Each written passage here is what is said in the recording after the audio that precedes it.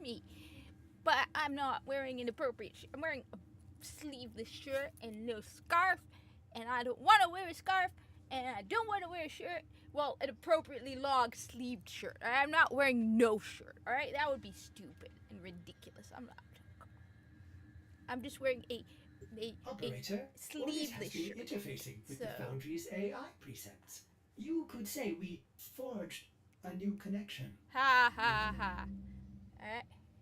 So, I'm like, alright. I thought people would come into the Discord. I'm like, alright, no one's coming, so I'm just gonna do some live streaming of some random Warframe stuff. I was gonna live stream some Destiny stuff, then I'm like, yeah, whatever. I'm just gonna do it for a little bit, because honestly, I'm trying to get things organized around here. Why? Because I don't know what I'm planning on doing.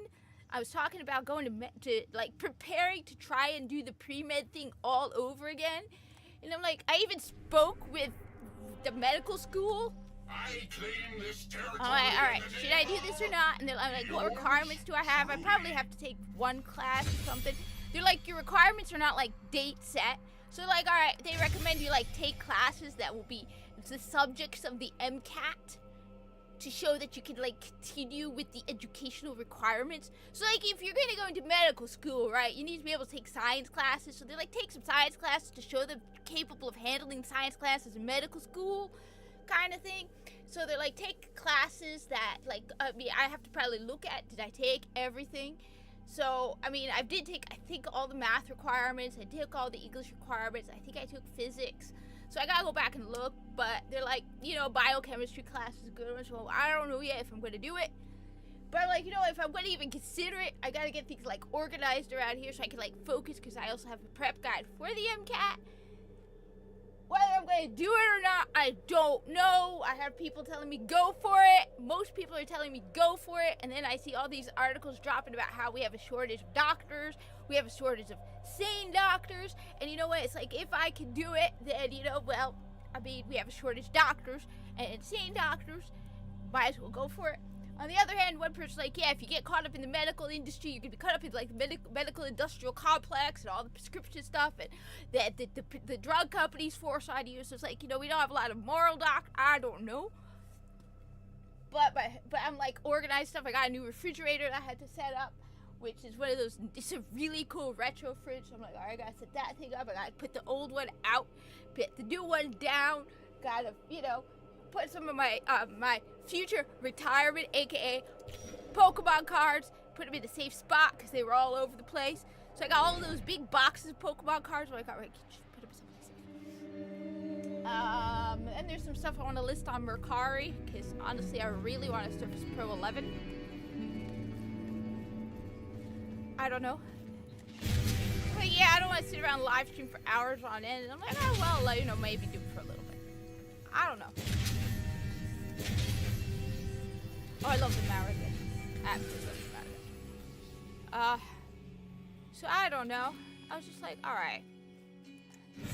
I just want to get everything organized and neat and like cleaned and like, you know, kind of easier to find stuff. So if I do decide to go down that route, Creatures who knows? Void are assaulting the Undercroft, tearing rents in its fabric.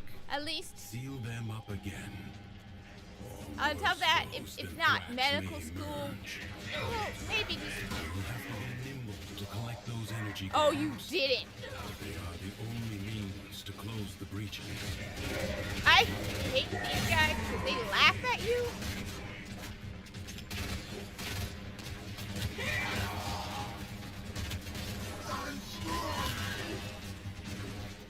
So, plus I want to work more. I want to focus more on AI art.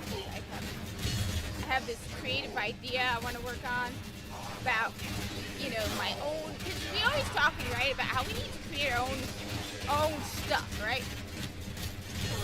So I'm focusing on my own idea, which is medicine combined with folklore kind of fantasy elements, but instead, like, what if vampires and stuff were real? How would it affect the medical field?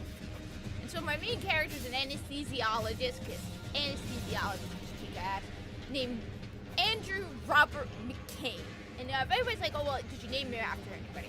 Do I know a million billion people named Andrew? Oh my god, I think I know like 500 people named Andrew. Alright? Or Andre. Both of those, so. But no. Andrew Robert McCain is not named after anybody. I also know one or two Roberts. No, Andrew Robert McCain is not named after anybody. It's a joke. The name came from Drew Bob, which was a joke to a friend of mine. Alright, so Andrew Robert McCain is not named after anybody. So all the Andrews out there, no, he's not named after. Sorry. He's named after a joke. That includes actual Andrews I know. So sorry, Andrew. Nope, you're not named after anybody. It's just this joke where it's like Drew Bob would be a hilarious name. And so Drew Bob is obviously Andrew Roberts. His name is Andrew Robert McCain, and his first name is Andrew Robert. When you create stuff, you always, so like, my family has a history of like putting names wrong on birth certificates. Like, not my whole family. Like me, for me, it's my middle name is a man's name. And so my dad was like, I didn't know you were supposed to give a girl in America a girl's name. So I have a man's name for my middle name because it's my father's name, right?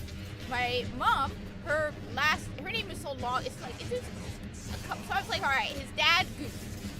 His name was supposed to be Andrew, first name Andrew, middle name Robert, last name McCain. But his father mistakenly put him down as first name Andrew Robert. So that's why his father's name is Andrew, his uncle's name is Robert, and he was named after his father and his uncle. And so they call him Drew Bob, or DB for short, except his uncle who calls him Junior. So, Your reserves of healing energy are full. and then I put a poll. Now, honestly, he was originally meant to be the secondary main character, but now it's more looking like Patrick Elliott, his buddy, who's actually based on the surgeon whistleblower, Italian Time, who is a... Hey, Mr. Dystopia, I'm just babbling like an idiot. His buddy Patrick Elliott is based on the surgeon whistleblower, Italian, I can't pronounce it, E-T-I-A-N, Italian Time, who's a general surgeon and trauma surgeon. So Drew Bob's best friend is Patrick Elliott, who's based on him. Who's a trauma surgeon and a general surgeon. Patrick Elliott is named after a character from a book called The Way Things Used to Be. The main character in that character, the character he's named after is actually named Peter Elliott. It's like Patrick Elliott. Originally I went the secondary main character to be a plastic surgeon because of a poll I held on X where everyone was like, the least likely to be a vampire slayer is a plastic surgeon. So I was like, I wanted somebody who, when they look at him and go, you're a plastic surgeon, why are you fighting vampires? It meant to be a joke, where it's like his parents are well-known, like, vampire hunters, werewolves, involved in lycanthropy, and so they look at it, they're like, you're the son of James and, like, Melissa Hansen. How are you a plastic surgeon? And he's like, because I wanted to escape that life. And they're like, your parents must be so proud. He's like, the amount of jokes I get, because I'm a plastic surgeon, are obscene. He's like, my parents are not proud of me for being a plastic surgeon. They're embarrassed. So he's like, I tried to get away from this life, and he ended up getting dragged into it. He's like the young kid who gets hired because they can't get anybody to get the plastic surgeon role because the plastic surgeon position is Warframe! It's Warframe because I just want to play a little bit of games before I go back to organizing things. Because I'm trying to get things organized because I don't know what I'm doing. I'm like, alright. So I'm just babbling like an idiot. So, but yeah. So the plastic surgeon position at the Bungie I don't think Bungie's getting shut down. Honestly, I don't know what's going on with Bungie, honestly, because the thing is, one of the first things is, I don't trust the internet, alright? Now that's it depends on where it's coming from. For example, I will listen to multiple doctors when it comes to medical related stuff. So, for example, during the coup, I was the one listening to Dr. Robert Malone and Dr. Simone Gold and stuff like that. So with all this stuff going on, I'll listen to doctors on things, right? But when it comes to video game stuff, it's hard to tell. Because, like, for example, they're like, I mean, Pete Parsons. Everybody's pissed at Pete Parsons. And I got into trouble about this last week because I was like, okay, look, if the guy was spending his own money to buy those cars, I mean, if that salary was given to him by Sony and he bought a bunch of cars, it's his salary. It's like you go into a, I don't know, and it's like, okay, that's why I'm like, I don't really, when it comes to gaming in particular, it's like people want to hype things up, right?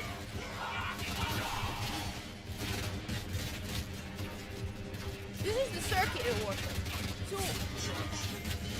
for example, I do think the wokeness was a huge problem with Bungie.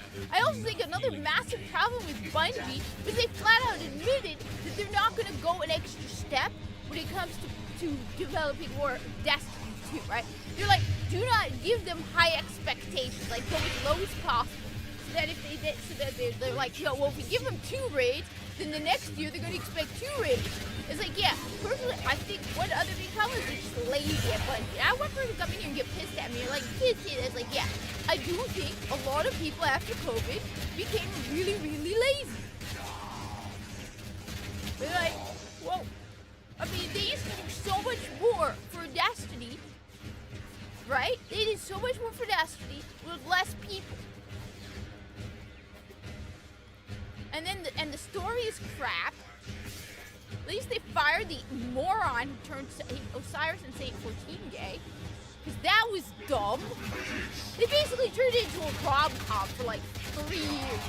Oh, aren't they so sweet together? Nobody gives a damn about Osiris and Saint 14 and the stupid love story except a bunch of people on the internet.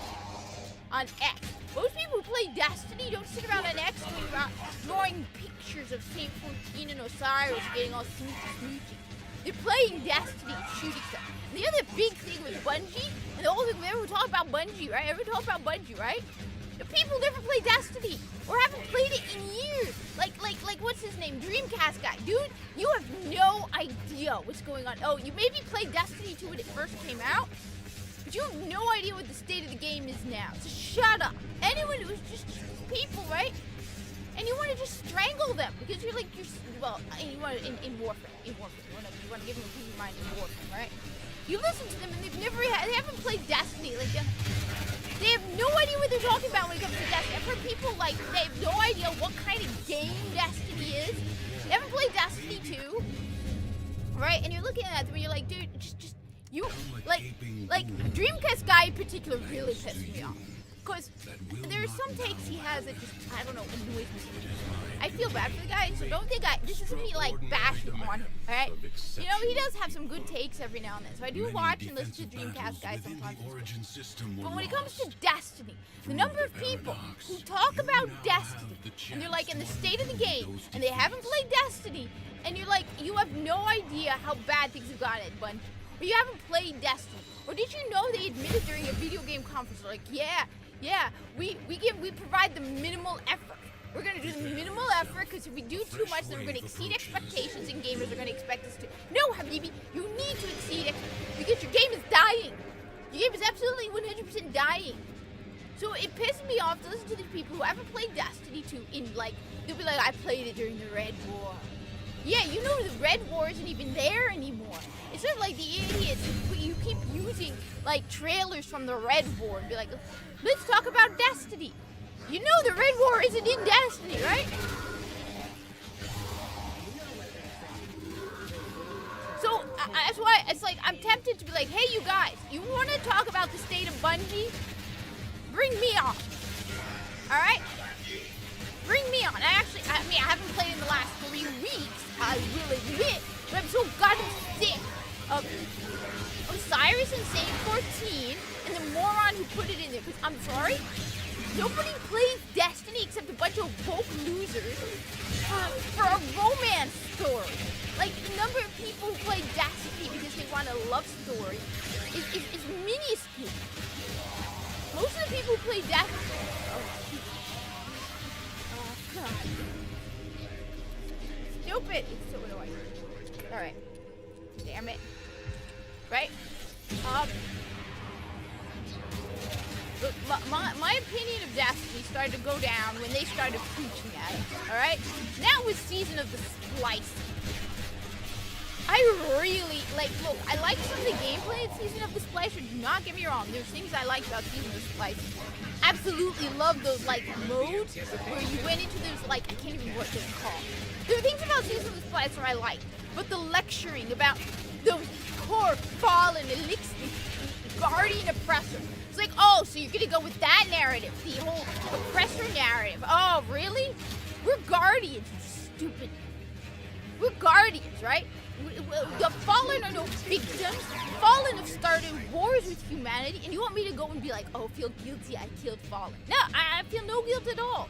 But that was my first sign that they were going in the woke direction, where they're turning guardians into oppressors. You've turned guardians into oppressors, right?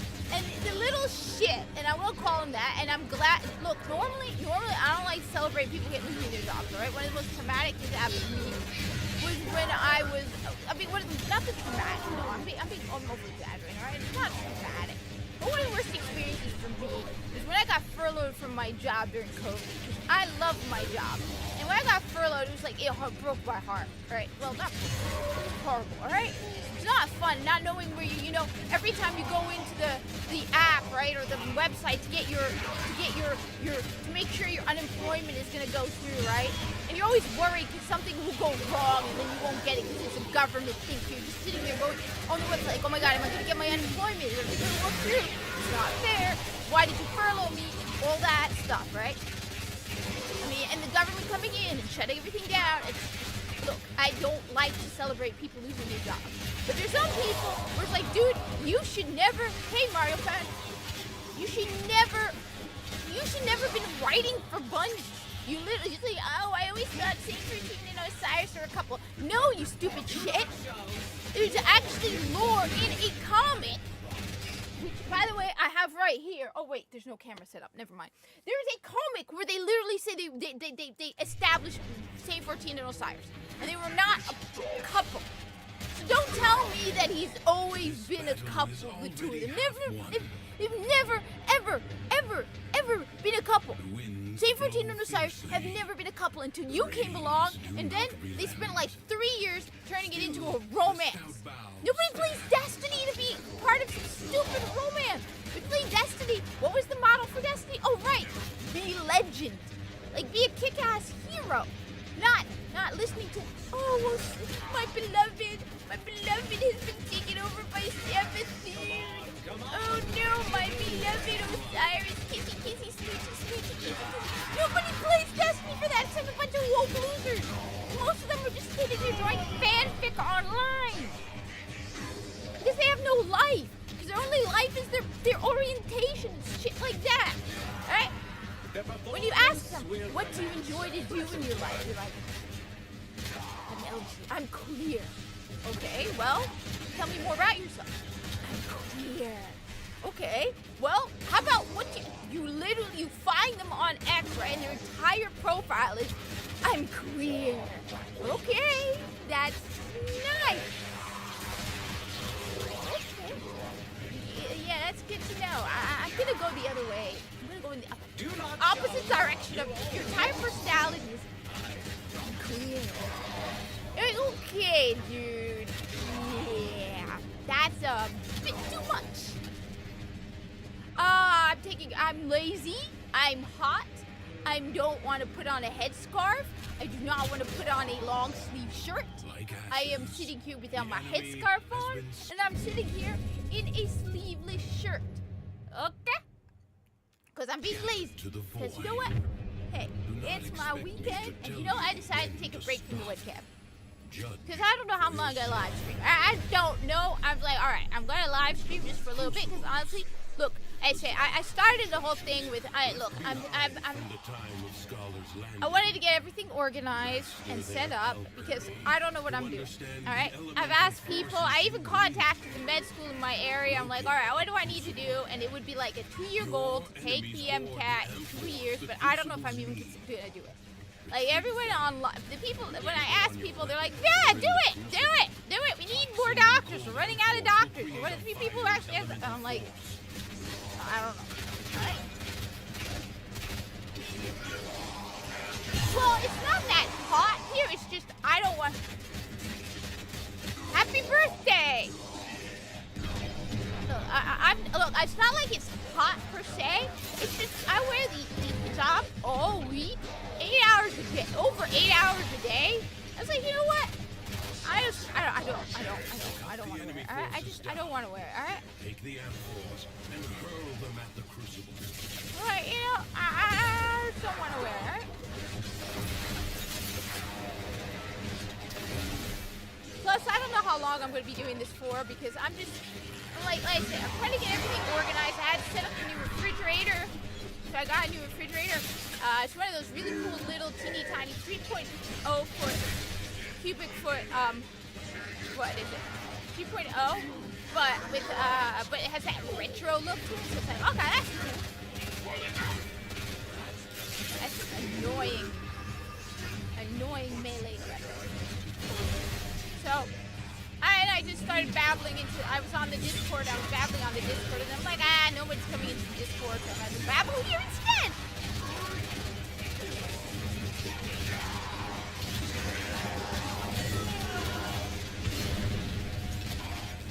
Why not? Why not babble here instead? So, and you know,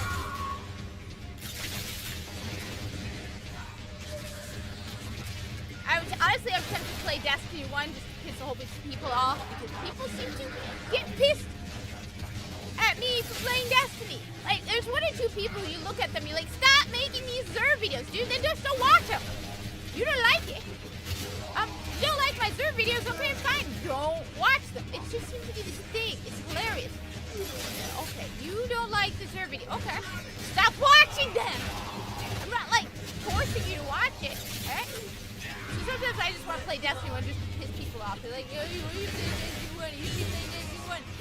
What? Like, somehow me not playing Destiny 1 is affecting the abysmal game stats for Destiny 2. Like, me, look, when I play a video game, right? Look, I'm the class A. I keep saying, I acknowledge my lack of typical femaleness, alright? Alright? I don't want a love story. I don't want an emotional melodrama. I want to kick ass, take names, and possibly, after the fact, I mean, a little bit of emotional, some love story is fine. But when the main focus is the love story, like with Osiris and Saint 14, that sucks, alright? That just sucks, alright?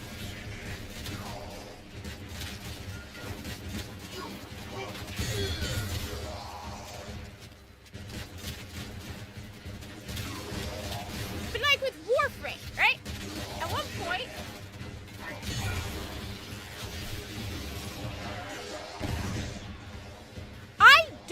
the thing is, I don't want Destiny to die. I just wanted to go back to what it used to be, right? I don't want, people keep thinking I want Destiny to die. The truth of the matter is, no, I don't. Do I want Destiny to die? No. I wanted to go back to when it was all about being legend in the dark and the light, and we're kicking ass and taking names and being heroic guardians. I wanted to go back to before the Rogue era when we're oppressing horrible people who oppress the fallen. And don't get me started about the you know, I'm sorry, but Micah 10 is an idiotic character too. It's just flat out. Micah 10 is a self-insert. And I'm tired of that shit. I'm tired of these horrible characters. Alright? I'm tired of this woke nonsense. I'm tired of the agenda being shoved into it. I do think at this point we need a Destiny 3 and we need to get rid of all the woke. Literally, Bungie, your first step to fixing Destiny, go through everyone's Twitter profile and remove anybody with pronouns in their bio. On top of that, if anybody tells you that they identify as queer, boot their ass. Period. Anybody who tells you, because their entire personality is queer. Seriously, there's this one person they mentioned that this person on like And I looked at their Twitter profile. It's like their entire personality. And you're like, do you post anything else? No, I'm queer. And today I had a queer lunch. And this is so queer. And I did this and it's so queer. And I'm so queer. And everything is so queer. And then I went to a queer doctor who was so queer. And I bought clothing that made me feel so queer. And check out my queer makeup and my queer this. Dude, do you do anything else? Like seriously, your entire personality is queer. Wow! Like this is pathetic. Like if you look at my Twitter, you'll see a million different things. I'll go on about gaming.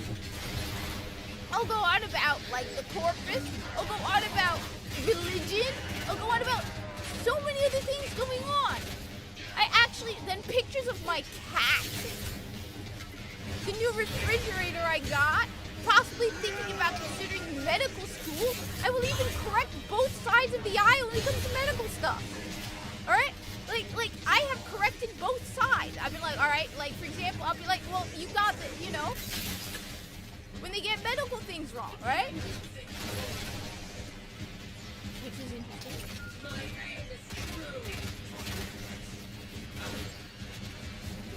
I mean, it's like, seriously, I follow some of these people. It's like, queer activism, I deserve queer jobs. My entire personality is queer. And then and when they're not talking about how they're queer, they're attacking people because they think they're being attacked for being queer. Oh my God! Like, do you have anything else in your life? It's like they see everything through a lens of I'm queer. Fire them! Clearly, they don't work for your company. Flat out, they don't work. Nobody does, Bella. Nobody wants to play it. In fact, they recently revealed something, a study where they're like, gamers avoid gay characters. Because the majority of people on this planet aren't gay! You're like, oh, the horrific horror of the heteronormativity. That's because like 90% of the population is heterosexual. And you want it to be normal. No, but isn't just that they love playing the victim? It's, oh my God, I'm queer. Can you believe I'm queer? And today I did this and I'm queer. And then they go and they fight with people because you're not being, because I'm queer and I deserve this because I'm queer and I want this because I'm queer and more queer jobs and oh my God, can you believe my doctor got my pronouns wrong?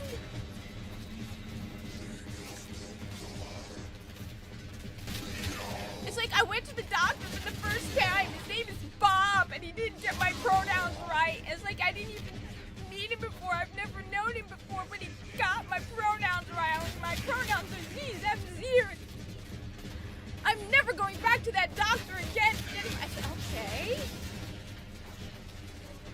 Okay. I mean, it's not even, it's like their entire, like I said, right? Look, you can go on my Twitter, right? You can follow, you can go to my X, right? You'll see it, or my Instagram, and you'll see I post about numerous random stuff. Like this week, I spent the whole week off from X. Honestly, I was too busy at work, a lot going on. I just didn't want it. I avoided it. I didn't want it. I was tired of the whole Olympic thing because it was depressing. All right. So I was like, all right. The only cool thing about the Olympics is finding out that the woman for Egypt was 7 months pregnant in the Turkish team. Like the woman fencing for Egypt is 7 months pregnant. The woman's a badass. All right. Okay. But these people, it's like their entire personality.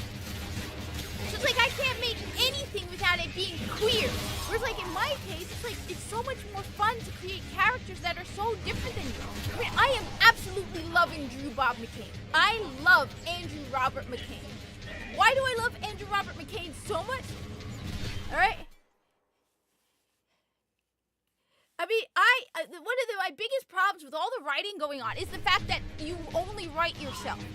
All right? It's like the only character you can write is a queer character just like you because you want to share your queer experiences because, ooh, queer, then you're boring as hell. I mean it, I love creating characters. I absolutely love creating characters. Like, I have more characters created because I just, like, the number of Corpus characters I've created is like a dozen different Corpus characters. As I said, my favorite right now, my absolute favorite character right now is Andrew Robert McCain. Alright? It's not normalized. It's not normal because if it's normalized, you won't have kids. The population will die out. I mean, it's moronic. Like, look, Andrew Robert McCain is very, very, very, very different than me. Andrew Robert McCain is a 48-year-old straight white man who's a widower whose wife and children were all killed by vampires. Alright? He's an anesthesiologist who's afraid of anesthesia, which actually isn't it's not impossible. They say that anesthesiologists are often afraid of anesthesia because they're used to being in control, and the lack of control while going under general anesthesia makes an anesthesiologist uncomfortable.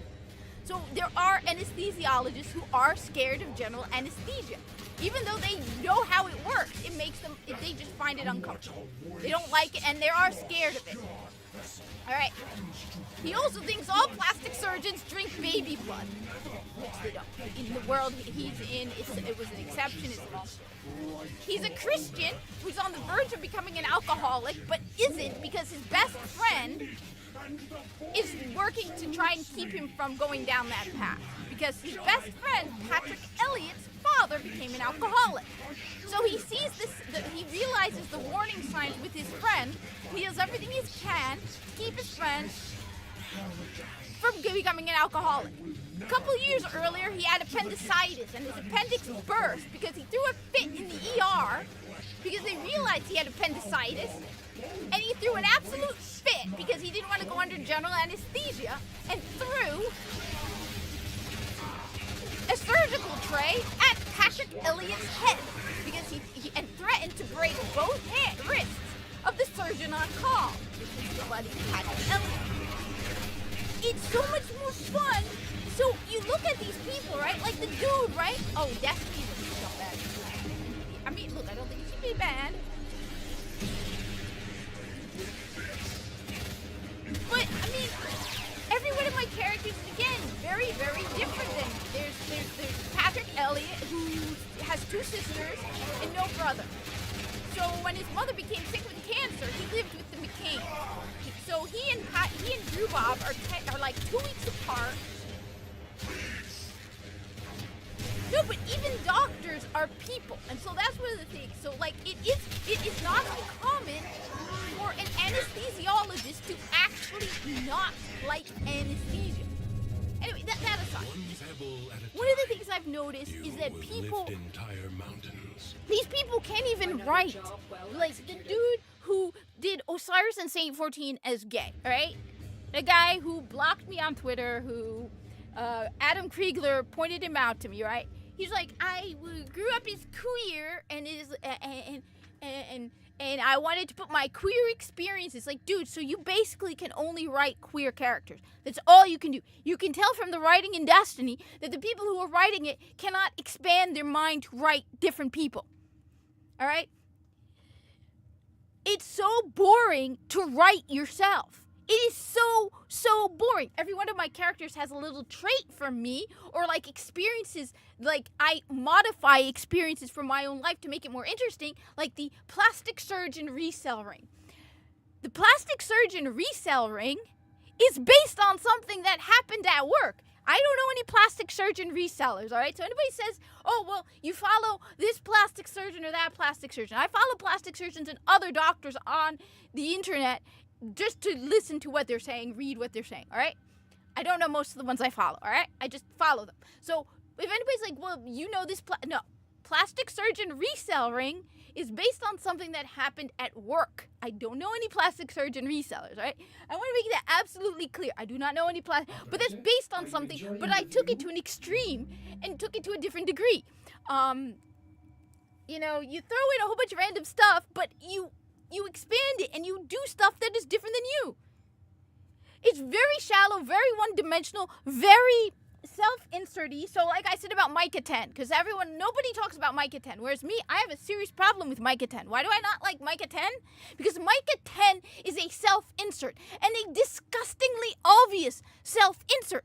It's like, well, he was born a boy, but then he transitioned, and he was best friends with Cade Six, who Cade Six helped him transition. Well, duh! Can you be more blatantly, obviously a self-insert than that?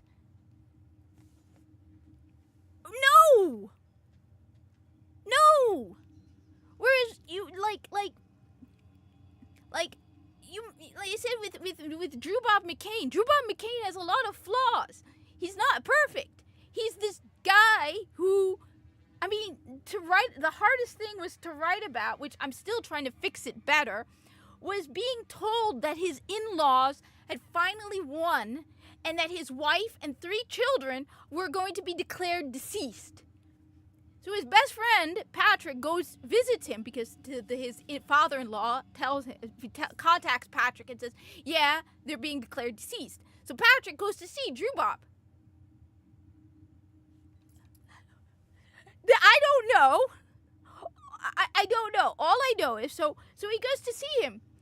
And he finds his best friend with like a bottle of bourbon, and he takes a shot, and it's like he suddenly like takes the alcohol from him. He's trying to comfort his friend, who has just been told 10 years later that his wife and 3 kids are being proclaimed deceased. And you have to go into that mindset of, can you imagine what it's like to be a father? And you find it, and your wife and 3 kids, and like I can just see this poor guy, right?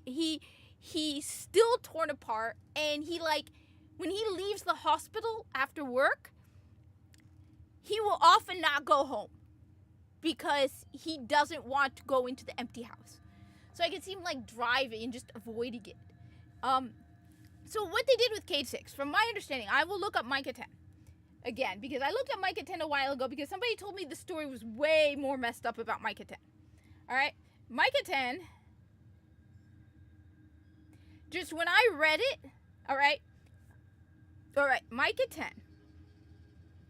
Micah 10 was born Micah Abram, is an exo-hunter who served the Vanguard as a den mother to packs of So anyway, listen, all right? Let me read this again. Let me start, all right?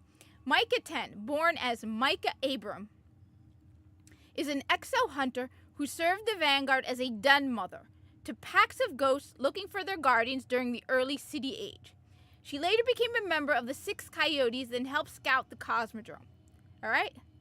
Micah moved to Eventide at the age of 10, where she attended school while her parents, Hector and Wesley Abram, worked at Bray Innovations. While living on Europa, she wrote letters to the Traveler and collected penguin plushies, all of which she named after important figures from Golden Age history. During her stay on Europa, Micah had some strange dreams about being an exo. In the dream, she was standing in the middle of a frozen lake.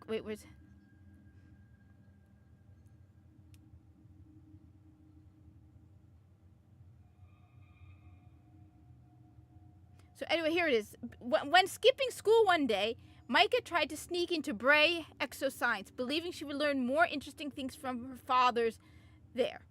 She was caught by... Wait a minute, her fathers? That means she's... so of course, her parents... Of course, so her parents are Hector and Wesley. I didn't even notice that. They're a gay couple, all right? So she has fathers. When skipping school one day, Micah tried to sneak into Bray Exoscience, believing that she would learn more interesting things from her fathers there. She was caught by Cade 1 and Nox 4. Something Cade had flashbacks of even after... Okay. While at first excited about living on Europa, Micah became more and more distraught by her parents' constant arguments. She eventually decided to run away from home and leave Europa with Hector. But it is unlikely she succeeded, as both her fathers appeared later on as Exos during the Vex invasion. During this time period, Micah met Cade again, and they developed a friendship. All right, here it is. During this time period, Micah met Cade again, and they developed a friendship over cards that helped her process her emotions and ultimately her transgender identity. So yeah, basically, she became friends with Kate Six, who helped her transition. Wow, can we say self-insert? I have serious problems, like, Your little lich is coming up. all of the characters are so self-inserty or so one-dimensional. No, but the thing is, they can't write. That's the problem. They can't write. They can only write themselves. They can only write their life experiences. That means they're sucky writers.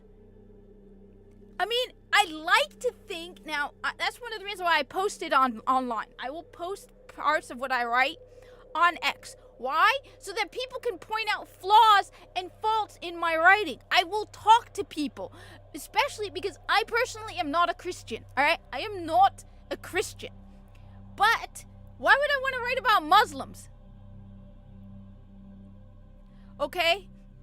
Why? It's boring. So, for example, I asked multiple people. I said Patrick Elliott and Drew Bob McCain are best friends, all right? They literally grew up together. They joke that they were going to school together before they were even born because their mothers were friends and they went to Lamaze class together. Patrick Elliott is 2 weeks older. Only 2 weeks older than Drew Bob. As I said, when Patrick's mother was dying of cancer, Patrick, he has 2 sisters, lived with the McCains. So he considers Drew Bob basically a brother. They were brothers together. They are best friends. After Drew Bob's family was taken by vampires, right? And they can't find them, and years pass by, because Patrick's own father dealt with alcoholism, Patrick can see the signs with his friend. And one of the things he does is they have an unspoken rule. Every Sunday, if he's not on call, Drew Bob is to be in church. Because he cares about his friend. And he realizes that if Drew Bob has to be in church on Sunday, sober and well-dressed, he's not going to spend the weekend drinking. So it's his way of, so I went over, I asked several people, and I went over, I'm like, would a friend like Patrick be willing to do things on the side to help his friend? Not always out in the open, like subtly. Like when they declared his family deceased, the head of the CEO of the hospital went to Patrick and said we should give him time off to grieve. And Patrick tells him no. He says that Drew Bob keeps himself going. Work is what keeps him going. The reason he doesn't get drunk or drink is because Drew Bob is a very work-centric. He's a doctor. He takes seriously his responsibility. So he doesn't drink the night before because he wants to be able to be available on call as an anesthesiologist. So when he tells him, he's like, his work is what motivates him. So the woman says, the woman, the CEO of the hospital tells him, he's like, trust me, I will watch it. So I talk to people. I'm like, does it make sense that they're both Christian, they both go to church? Would it make sense for Patrick to have this, like, basically every time, like, right before the weekend, if they have the weekend off, he'd be like, I'll see you in church on Sunday because I'm not a Christian. And everyone has said, yes, it makes sense. On top of that, church builds community. Drew Bob is known to love to cook. He's an amazing chef. His wife used to collect recipes for him. She would write recipes up. They have whole books that she collected full of. She would look for recipes just to challenge him. So every Sunday that he goes to church, he brings food for the potluck. So I'm asking people, I'm like, does that make sense? Because to write something different than you need to, like, expand. It just, these people are so interested in it's the difference between good fan fiction and bad fan fiction, right? There is good fan fiction out there. Good fan fiction looks at the characters that you want to write about and understands them and stays within that characteristic, those characters. Bad fan fiction is when you modify the characters to fit what you want. For example, Spock and Kirk, all right? One of the things that always pissed me off with fan fiction is Kirk was like, I can't leave Spock. Like, if Spock is ever injured, right? Kirk is sitting at his bedside. excuse me, that actually doesn't make sense. Why? Because if you watch at the episode when Spock is seriously injured, a private little war, right? Spock gets shot in the back. He might not make it. And what does Kirk do? Go back to the planet. He doesn't sit at Spock's bedside worried about him, all right? You modified Kirk and Spock to fit your agenda. Instead of creating and writing about Kirk and Spock as Kirk and Spock. A good writer, that's what made me really realize that these are really lousy writers at Bungie is when they couldn't write Failsafe. Failsafe isn't a very difficult character to write. Now, I will not personally write Failsafe because I haven't listened to enough of her dialogue. Okay? I haven't listened to enough, but if you listen to enough of her dialogue, you will catch on that Failsafe has two distinct personalities. You do not need to hear the voice change to know the two different personalities and to be able, but they couldn't write Failsafe. Why? Because they absolutely suck as writers. They absolutely suck as writers. And all they do is they insert themselves into the story instead of writing a good story.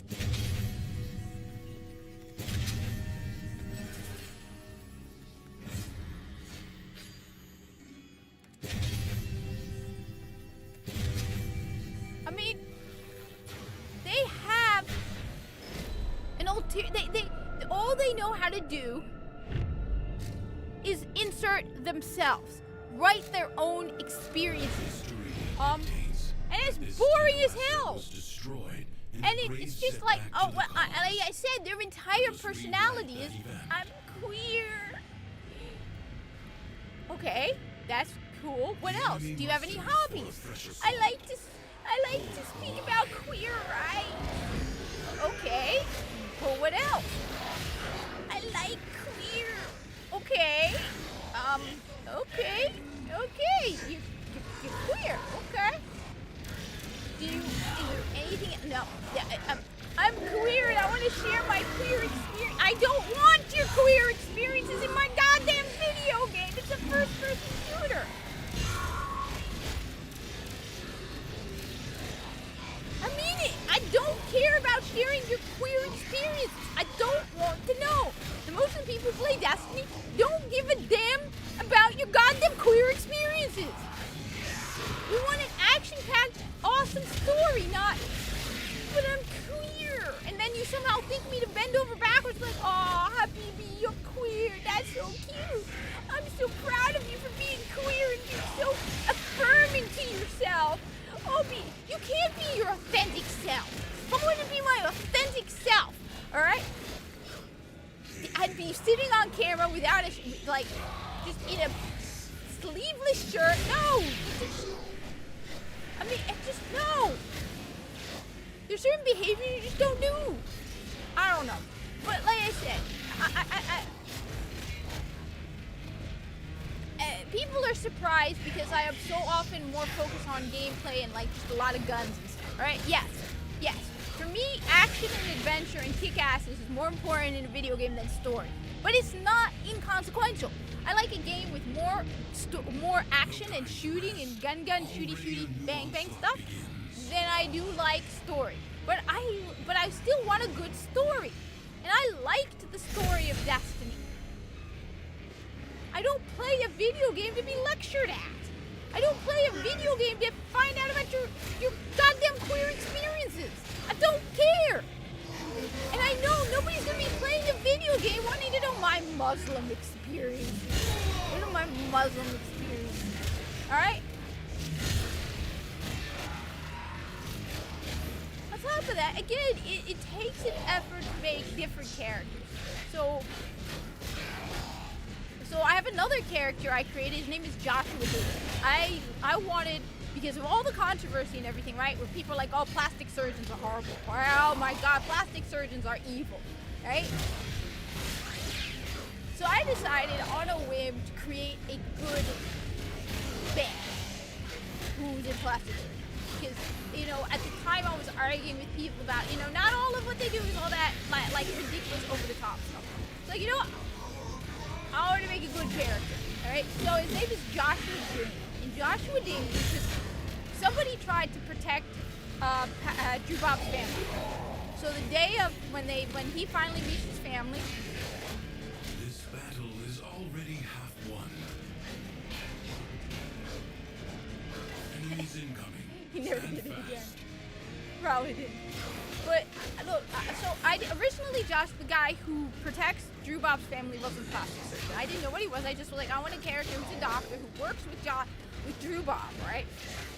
Who was willing to risk his own life to protect Drew Bob's family. And they found him on the driveway, like he'd been beaten, barely conscious by the vampire. And I'm like, you know what?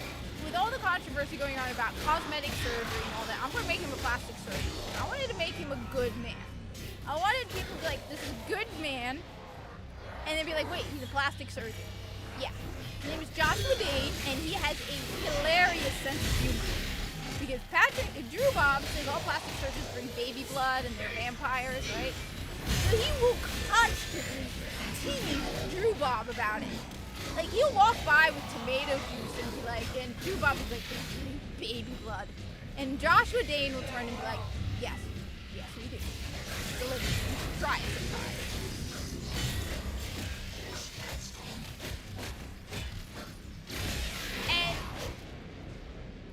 And it's just, you have fun with it. I don't know. I mean, the more I look at Destiny, the more I'm like, you had the potential to make something. I don't know anymore. I mean, Do not expect me to I tell think you what happened to when Bungie and stop. Destiny Judge is a combination of a whole bunch of things. creatures of the deep void Okay. are I think one of the big problems with undercroft, Destiny tearing rents in its fabric. Is they hired Seal morons. them up again. Or worse foes All right. than Thrax may emerge. They hired The ruptures activist can be closed, morons. I but think that only they were if you so collect busy enough ambient void energy. Seize trying the to globes that float nearby. diversify their team, so they hired a whole bunch of women who can't write for shit, or queer people because they're queer. Instead of, hey, can you write? No, they went, oh my god, this person is queer. We should hire them because they're queer.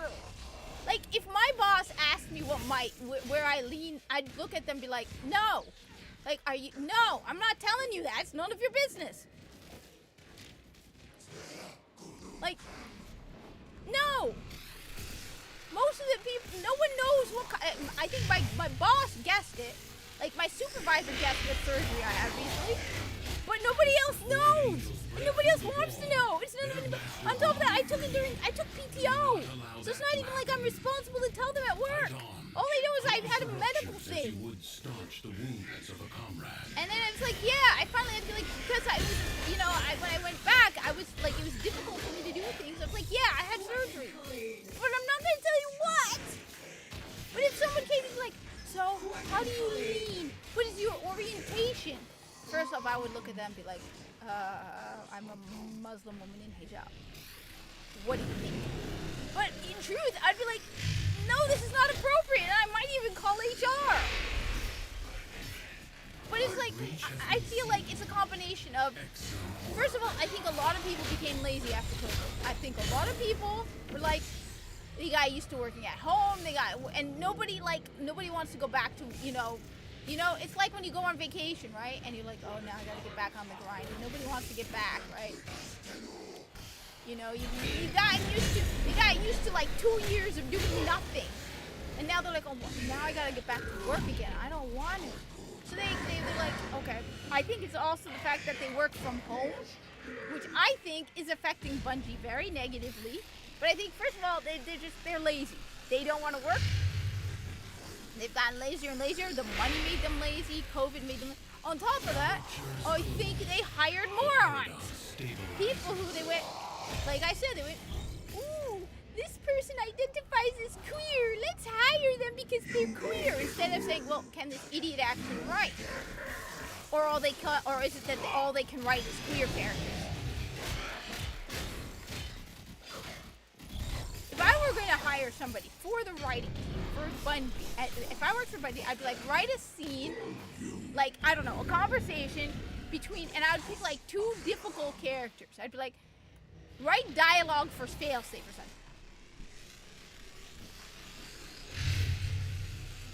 Oh, everybody does it. I don't know about movies. The Void There Angels probably are. I know my parents have taken pictures of like Christian Science, all that is keeping them at bay. Hold but fast. I'm not really good. I don't know. That would be cool. No, but like I said, I think they hire. I think it's a combination of moronic hiring practices, laziness, and you know what? I'm just gonna say this. We don't know enough about. Everyone is screaming at Pete Parsons. All right, I don't know what's going on with him. I'm just gonna say this. All right, because everyone is, like I said. I mean, what's his name? Got pissed. Yeah, well, everyone is complaining about Pete Parsons. Okay, I don't know the dude. All right, everyone's like he bought 25 cars. Oh my God! Look, if he set his salary right, and everyone's like, okay. If he set his salary, if he knew, that's different. But if that was his money, not the company money, his money, and he decided to buy that with his money, I can't say anything against the dude. I mean, that would be like, I don't know. Like, if I were hiring somebody, right? To write for Bungie. First off, I'd be like, so how long have you played Destiny 2? Did you play Destiny? What did you think of it? Okay, you didn't play Destiny? Alright, and why are you freaking applying for a job at Bungie? Breach in the wall. Maybe. Like, if somebody were to be coming to Bungie for a job, right? If I was hiring them, right? I'd be like, alright, so how long have you been playing Destiny? Have you played original Destiny? Have you played Destiny 2? Oh, you haven't played either? And you're applying for a job at Bungie. Yeah. Before you apply for a job at Bungie, maybe play some Destiny 2. Play Destiny. Impress us. Play the original game. How about that?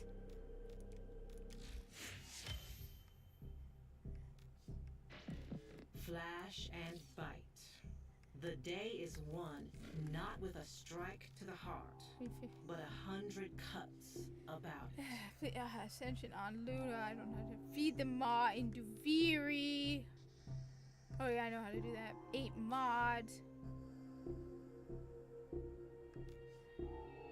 Hack consoles, alright.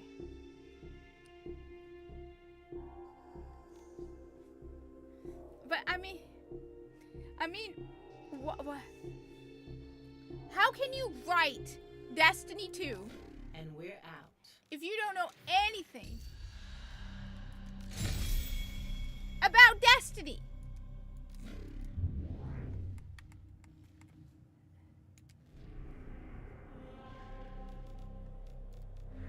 Alright, what am I gonna do today? Let's see. I need to do more Dog Days missions, but... Oh, Barraketeer is here. Ooh, do I have any ducats at all? I mean, it's just... I think it's a combination of things. And I think it's stupidity. I think it's, you know, overindulgence.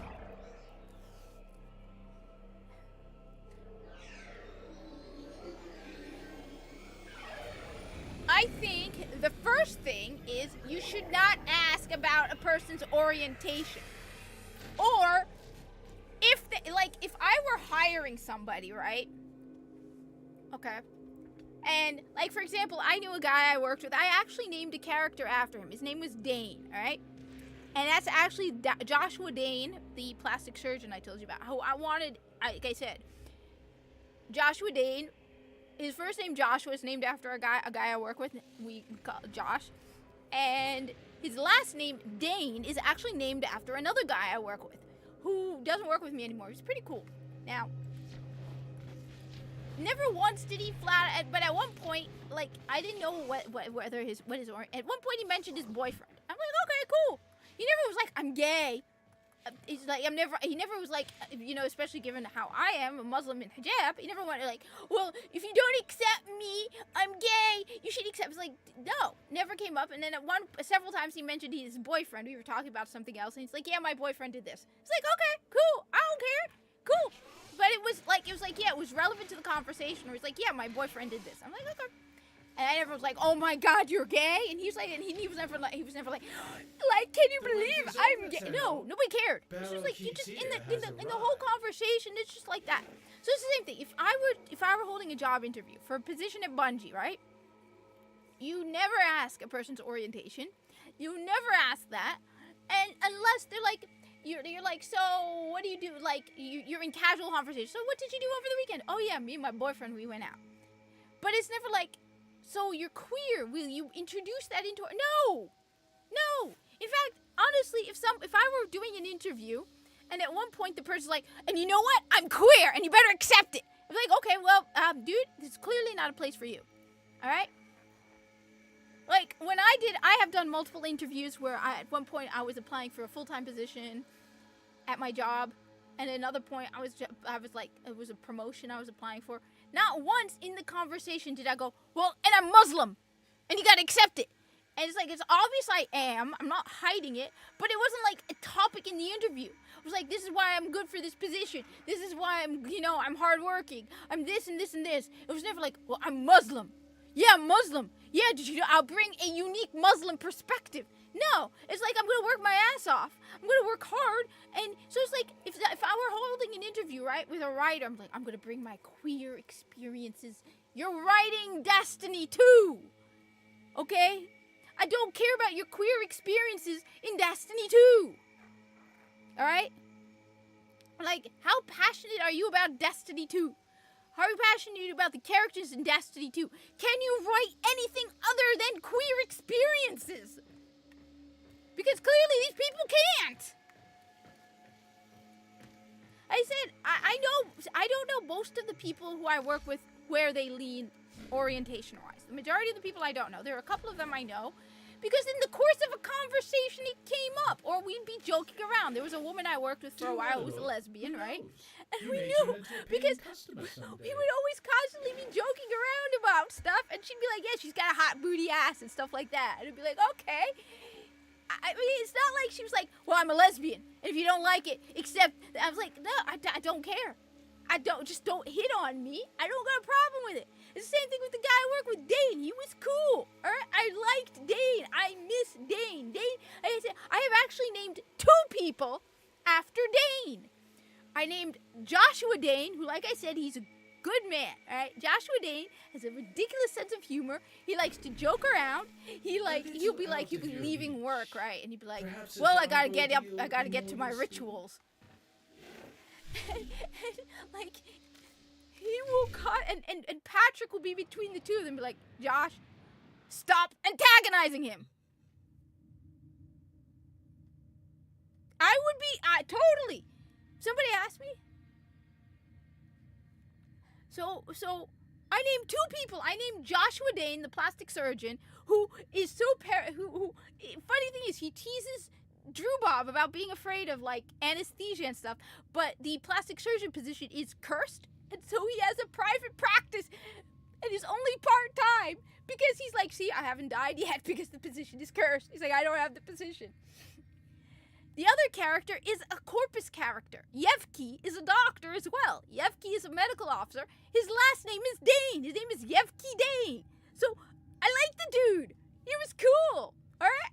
He never once was like, hey, well, if you don't like I'm gay. No, he mentioned, only reason I knew was because we were talking about something totally unrelated. He's like, yeah, my boyfriend would do this. I was like, dude, cool. I like you. You work hard. You're a nice guy. Don't matter to me. It's the same thing with Bungie. It's not like, so can you tell us about your queer experiences and insert them into Destiny 2? No, you're writing a first-person shooter, space, sci-fi opera, alright? It's all like the space and the aliens and the shooting and the aliens and the shooting and the aliens and the shooting. It's not about your queer experiences. I don't want to know about you. No, who actually plays Destiny 2 wants to know about your queer experiences? No!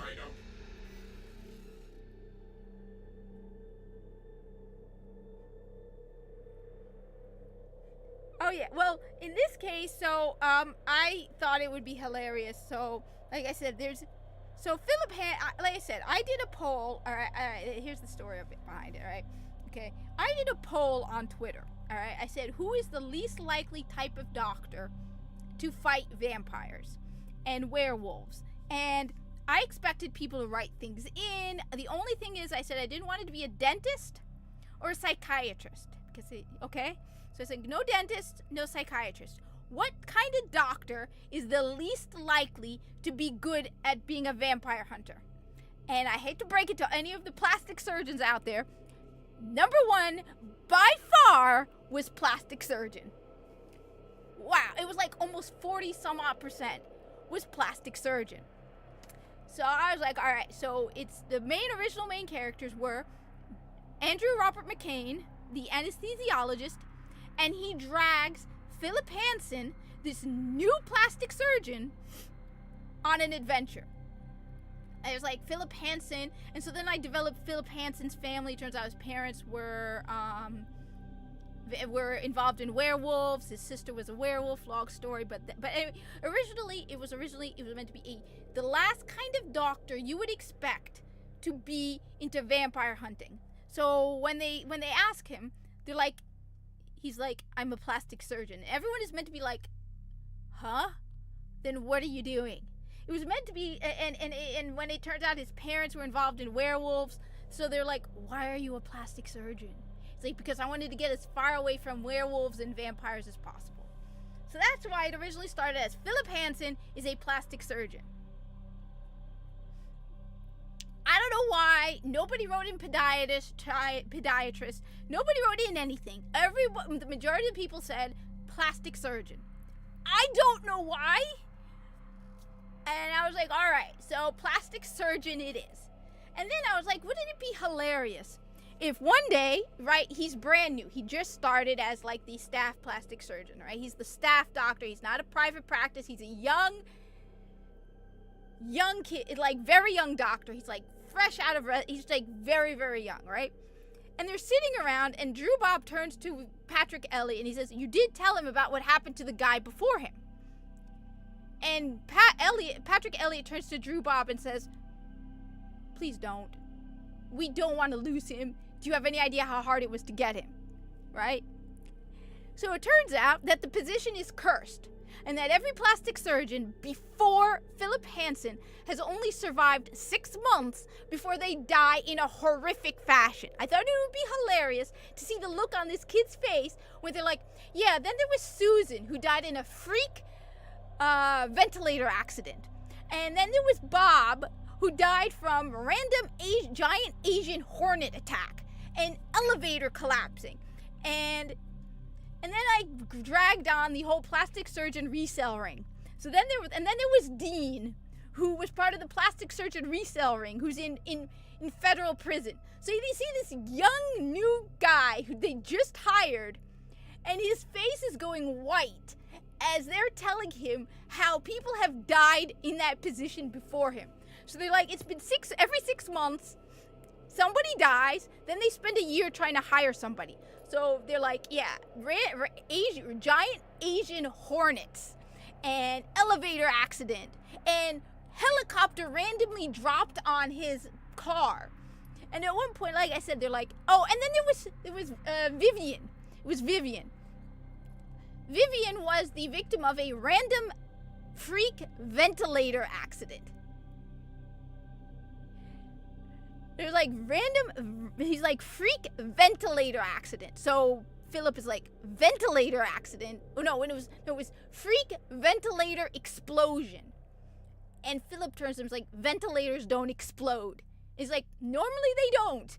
We can't explain it. She walked into the room, the ventilator wasn't even turned on, it suddenly exploded, and the shrapnel decapitated her and sent her head 200 feet down the hallway. It's like, we don't understand how every 6 months a plastic surgeon dies.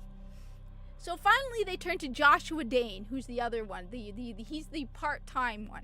And they're like, well, because he's like their emergency fill-in, because they cannot keep a plastic surgeon. Like, well, Joshua, how have you managed to survive this long? He's like, I opened a private practice. He's like, I'm only here part-time. I have a private practice. So they tell him, wait a minute, so you're telling me that you opened a private practice because you think this position is cursed? And he's like, yes, I'm still alive, aren't I? So they're like, damn it. So finally, a vending machine accident is a great one. I'm going to use that now. Siege, I'm going to use vending machine accident. Falling through the floor on top of one of the plastic surgeons. So finally, he feels bad for Philip Hansen. He's like, all right, Philip, kiddo, this is what I'm going to do. He's like, I'm going to put you on roster as part of my staff. The hospital will pay me to pay you. You will be full-time at the hospital. But on paper, you are not the staff plastic surgeon. He's like, why? Because we don't want you to die horrifically. He's like, you will die horrifically. The position is cursed. And I'm trying to decide why. Because I'm thinking it's haunted. And some dude died, and they thought it was an accident, and he was murdered. And so now every time they hire a new staff plastic surgeon, he kills them. It all started with a poll on Twitter. The whole thing of the cursed plastic surgeon position and the poor guy it started with a poll on Twitter where I said, who is the doctor who would not be a vampire hunter? And everyone said plastic surgeon. So I don't know what to tell you. That's how it started, okay? Yeah.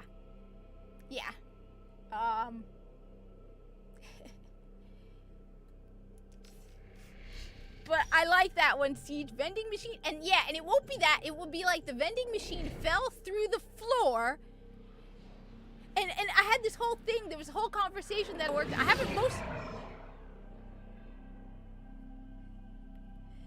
haven't posted most of the conversations I have written up and the whole ideas I have, but at one point they say it's OR2. An infestation. Extermination is the only option. And Patrick Elliott, who's the chief of surgery, turns and says, we are not having a seance in OR2.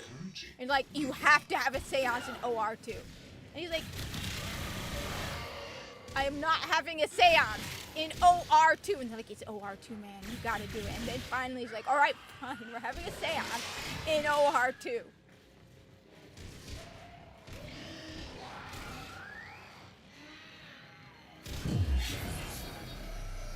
But it was meant to, like I said, the whole thing started with who is the doctor who would be the worst vampire hunter? And I was like, all right, apparently. Now, it would have been even more funny if it had been podiatrist, because it'd be like, but then how many, I also went over the percentage of staff. So it's like, yeah, it wouldn't be, I don't think podiatrist would actually work, because I went over I was going through AI and stuff and trying to find out how many doctors would be in a hospital, what positions they would have, and podiatrist was not among them. But, yes. And it just happened to give out that exact moment when he was standing, but it was meant to be like these horrific deaths that no one can explain. Like, my favorite by far is the freak ventilator explosion, where they're like, but ventilators don't explode. I'm like, no, they don't. We can't explain it. On top of that, it wasn't even just a freak ventilator explosion. It wasn't even like freak ventilator explosion. It was like the ventilator exploded. They don't know why it exploded. Not only did the ventilator explode, it decapitated her and sent her head rolling 200 feet down the hallway. So everyone's like, how did that happen? Or like I said, freak, giant Asian hornet attack. And they're like, we're in Montana. Where are there Asian hornets in Montana? Because they're in I don't know, I went with Montana. I don't know enough about Montana, but I wanted it to be one of those, one of those states in the flyover states. Why? Because I like flyover America. Alright? I like flyover America. I don't know much about it. I just knew I did not want it to be on the East Coast. I knew that Drew Bob would go to the East Coast at one point. but I did not want it to be on the East Coast. I did not want it to be on the West Coast. I wanted it to be flyover America. And so, yeah. So nobody can understand why people, but like I said, the whole thing started with a poll that I put on Twitter where I was like, all right, who would be the worst vampire hunter? And the vast majority said plastic surgeon. So plastic surgeons, it's not my fault. You gotta blame the poll. All right? Not my fault. Everyone thinks you suck as vampire hunters. All right? That was not me. Okay?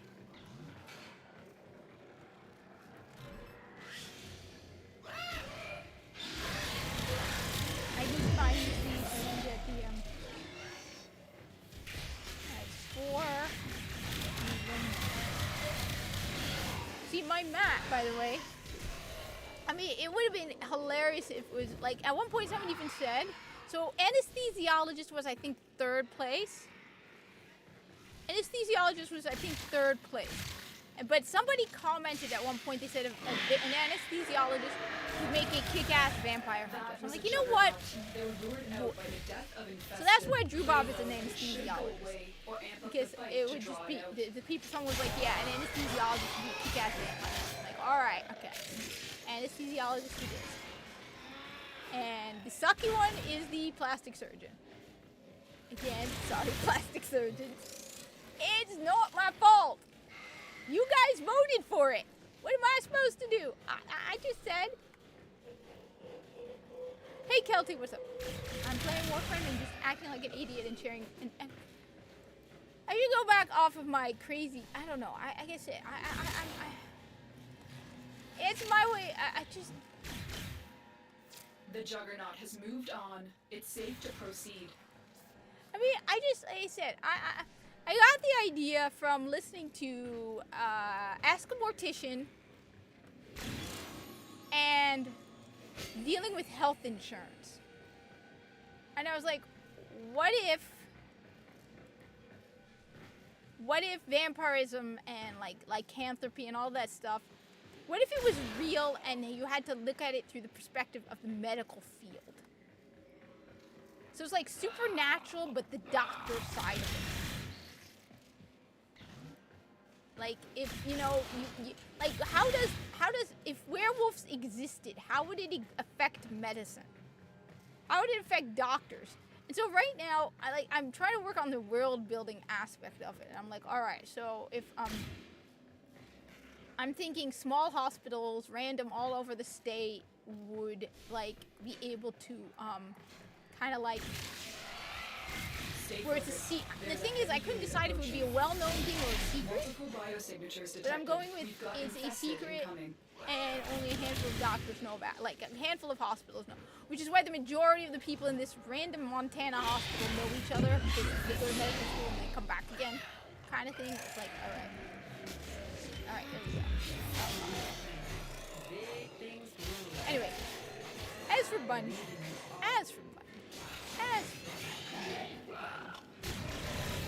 So, as I said,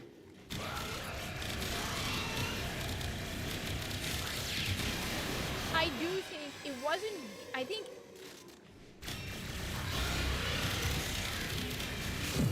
one thing Bungie also needs is somebody on their ass, making them work.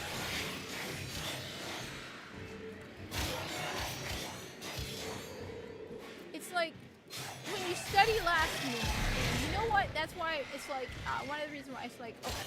So as I said, I'm like I'm reading a book about the MCAT, and they're like maybe you set a schedule, you like set a goal for each week, reading a chapter or something, right? And it's like I feel like it's not that they bit off more than they can chew. It's they.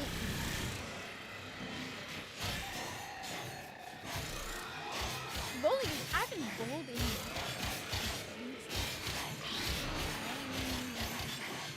That's cool.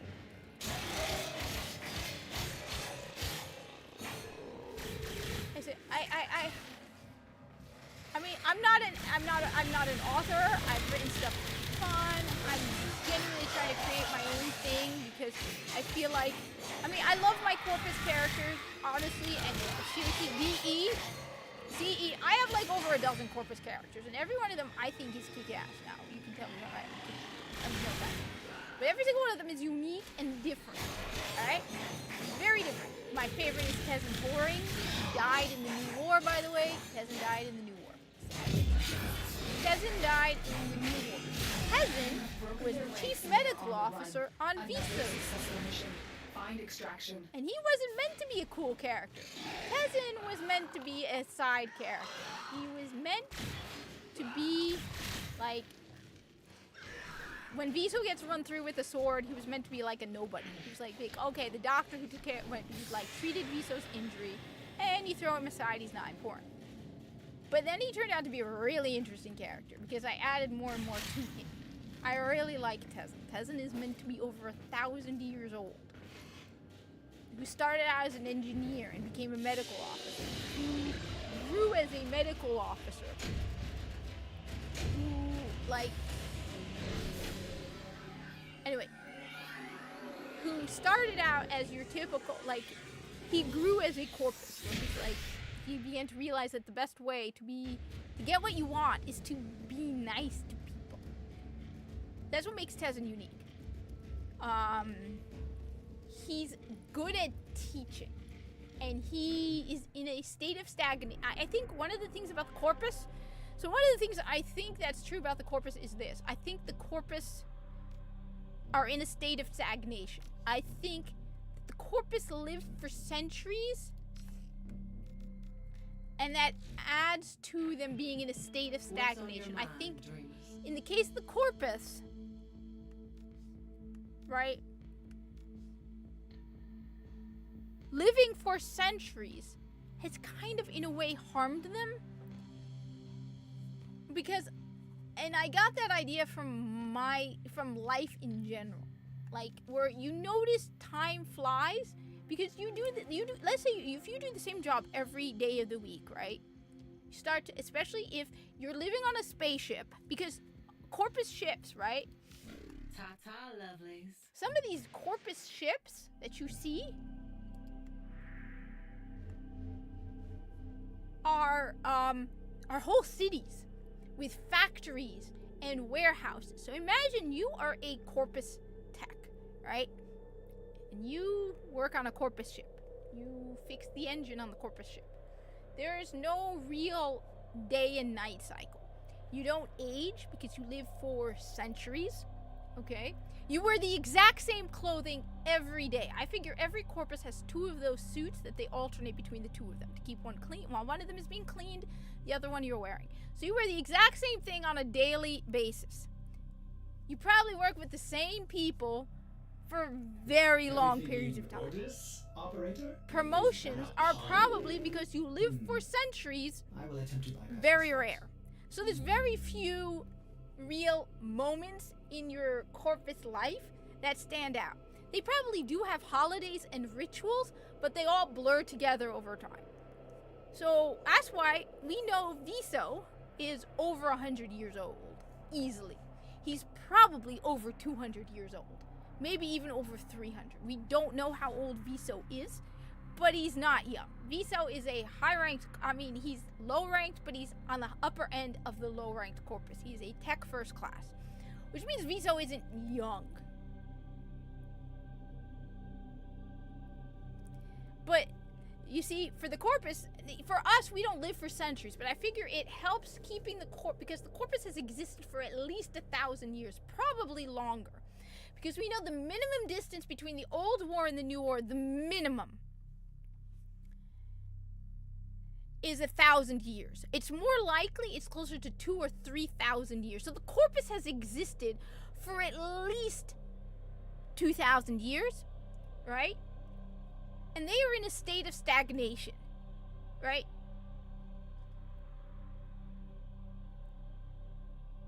But that's why I figured if you have them, they are less likely to want change or to rebel or anything when everything just keeps droning on, and every day you do the same thing and you get caught in that cycle and that same cycle and every single day, and there's no chance of promotion because it just doesn't occur. So I think that the Corpus are in a state of stagnation, and the fact that they live for centuries adds to that state of absolute stagnation. It probably is very common, especially if you do the same job over and over every day. And the thing is also, if you add in the fact that the Corpus do not have children, my theory is that the Corpus, because we know that they have genetic programs, right? The Corpus have eugenic programs and purpose breeding. So they breed various Corpus for certain jobs. So you don't have any family. You don't have any children. Marine stationed here. Leave Okay. no one standing. You're born basically property of the corporation. You wear the same thing every day. You do the same job. You have no space, like...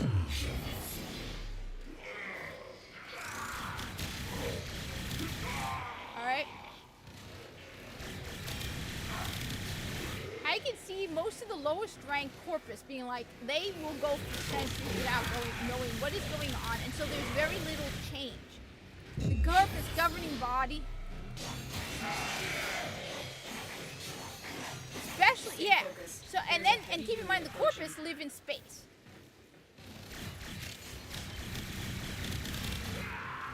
And I think that's a way that the Corpus control especially if you're living for centuries and you get into that state where you have no reason to want to fight for change. There's no... So can you imagine if you're like vetoed after all? And they don't have any weather changes or anything.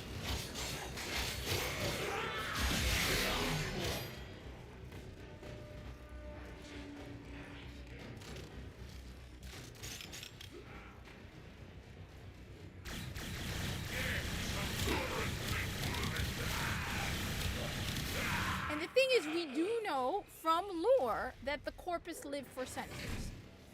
Because Darvo is over 100 years old, and he is considered an adolescent, a late adolescent. Which is why Viso is probably, I put him at 242, simply because 42 is the answer to life, the universe, and everything, so I went, he's over 200, let's go with 242.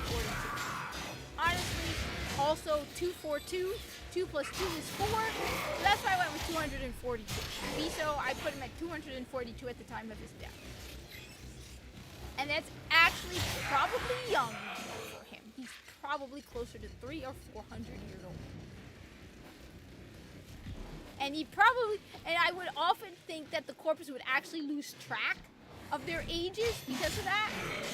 Because they're like, they do the same thing over and over again. They lose track of time.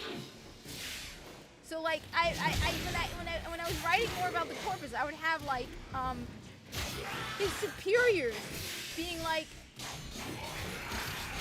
he'll make comments about something and be like, yeah, that happened 200 years ago. Oh, right. Like Tesla is meant to be over 1,000 and he doesn't know how old he forgets constantly. And he's like, yeah, I'm over 1,000, but he forgets.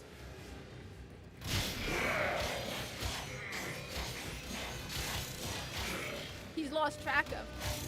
So I think that adds to the state of the Corpus and the state, because think about it, the universe in Warframe has not, when you really think about it, alright, the conflict between the Corpus and the Grineer has been going on for centuries. You would think eventually one or the other would be like, what the hell are we doing? That they would eventually somehow, no, they literally, the state of the origin system has been the same for over 1,000 years. The Orcish Empire fell like a minimum of over 1,000 years ago. Probably, and that's the minimum. It's more more likely it was longer.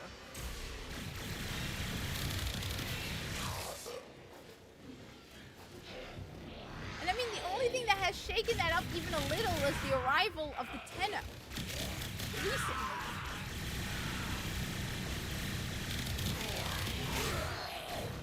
So like I said, I can just see, like, so on top of that, you know, the Corpus probably have apprenticeships.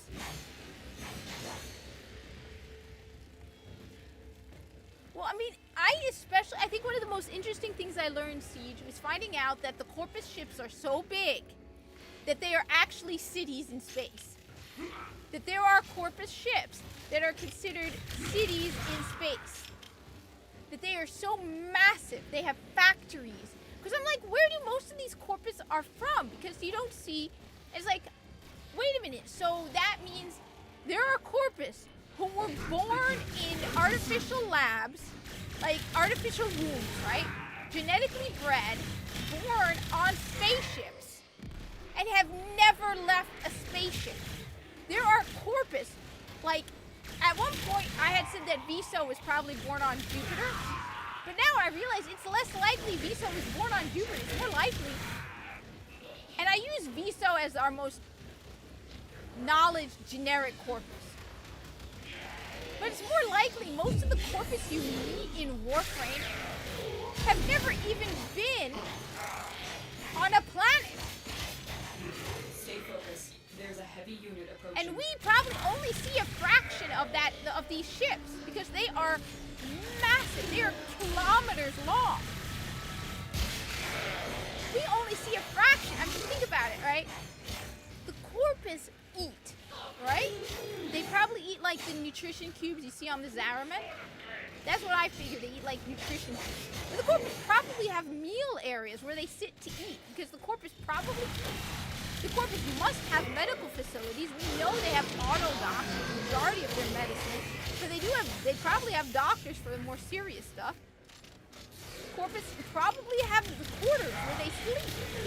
I like the idea of like those cubicle kind of like capsules. But there's large sections of Corpus ships we don't see. They have factories, and you know,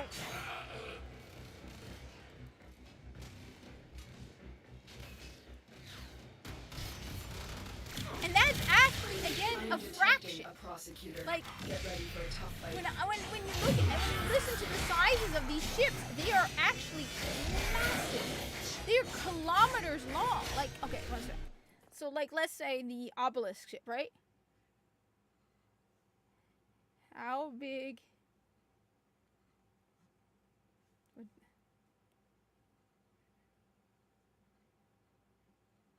All right. How big is Corpus Obelisk? All right. So the obelisk, okay, is 6 kilometers long, and that's not the biggest.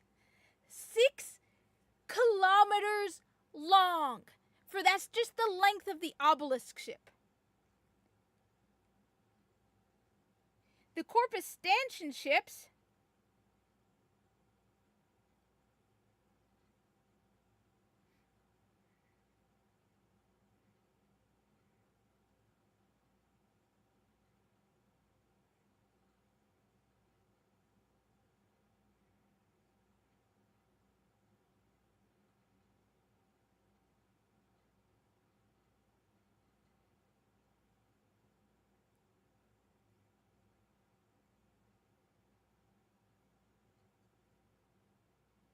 So here it says, all right, I think this is yeah.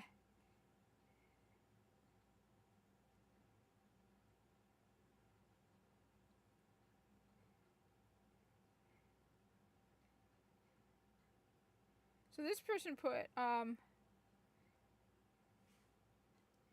me see. The stanchion, right, is some of the greatest, of course, technology.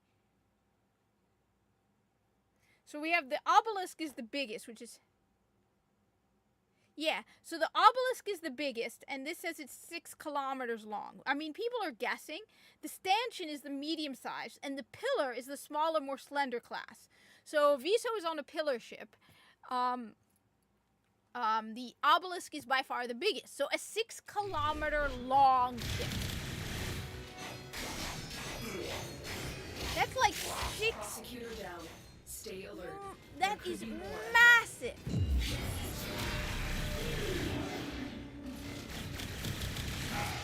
So it's fascinating when you really actually think about it. The Corpus are really fascinating. Most of them were probably born on spaceships, purpose-bred to serve on spaceships, born and bred by various companies. So, as I said, I always just use Viso as like the default form. She was probably born and bred to be an engineer by Alan V's company. Alright? You have broken their ranks and they are on the run. Another successful mission. Find extraction. He was probably born in space. Viso has maybe set foot on a planet. We don't know. Maybe, like, I actually have a whole story where he sets foot on Mars for a read because I was writing Tiket's backstory and I wanted to include Tezin. And you ever write a character and you find they grow on their own? So Tezin Toring was meant to be good friends with the ship's chief of engineering, whose name was Zisco, right? Jatok Zisco. He was meant to be friends with him, but there was something about the interactions I had between him and Viso, and the two of them worked really well together. So I started working on this whole mission that took place about 7 years before the New War, where it's meant to cover the backstory of one of my other characters, and it was meant to be about Tezin. And Viso gets dragged along for the ride because Tezin works really well with Viso. Just the low-rank corpus tech and the chief medical officer worked really, really well.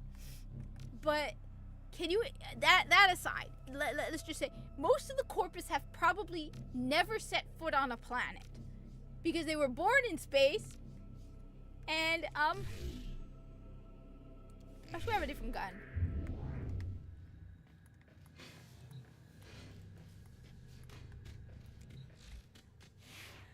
But I mean, it's really, really, This reminds the really operator fascinating to take time for themselves. Pressure creates diamonds, to yes, really think but about it. Also creates rubble.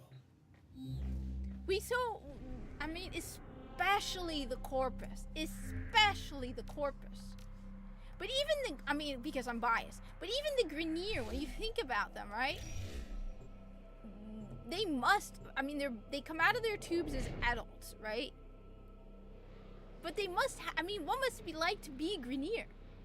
They must have their own, like, existence to them, and what they do when they're not fighting, and, the low-rank Grineer probably There is a are... large platoon I mean, of it's Grineer just- Marines stationed here. Leave no one standing.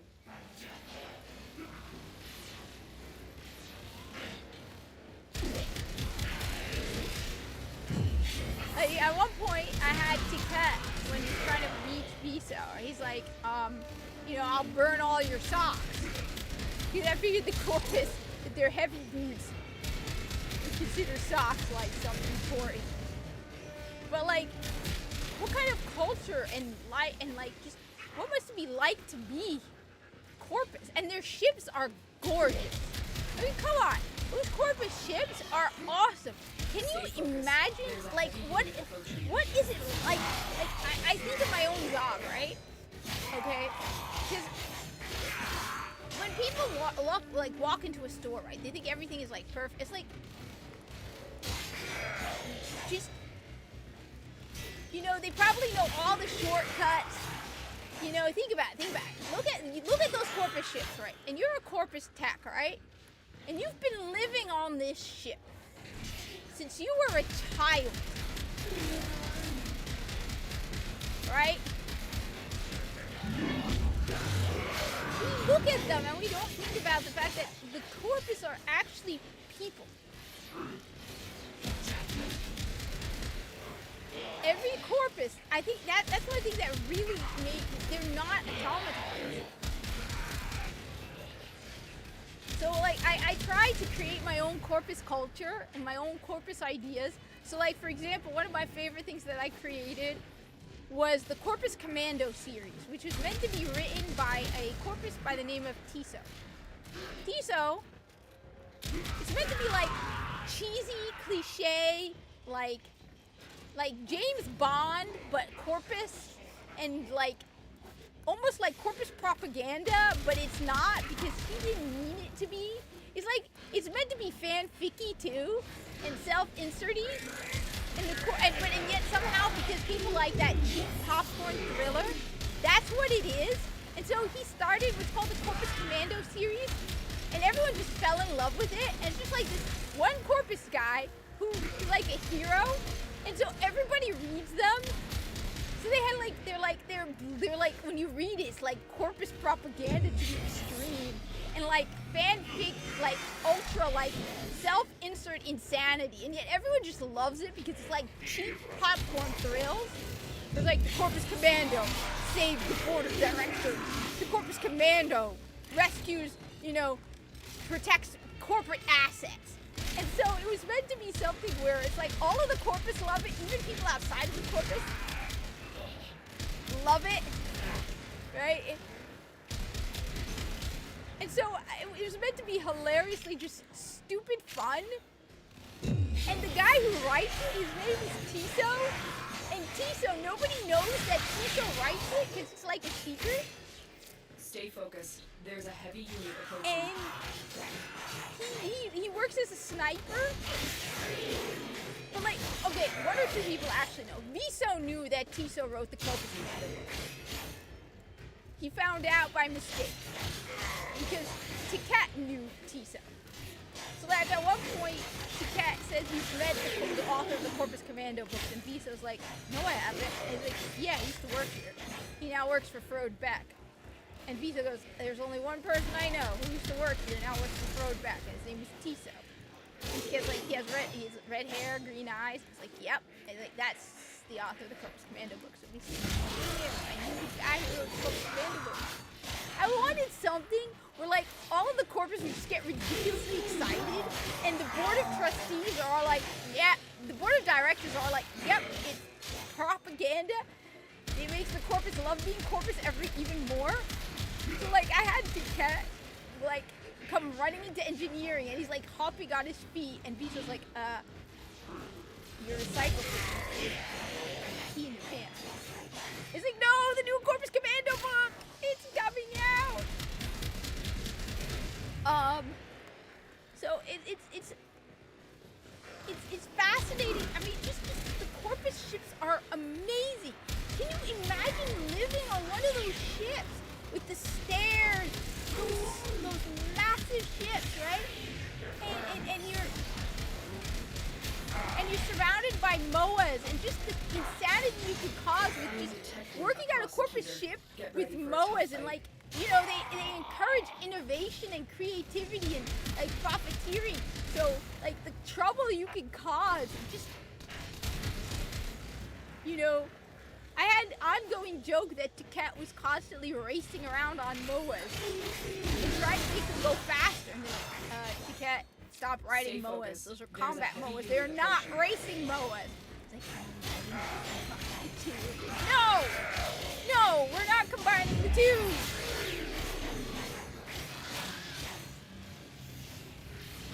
I mean, just to imagine living in the world of the corpus is just, once you start imagining it, you don't want to, it's cool.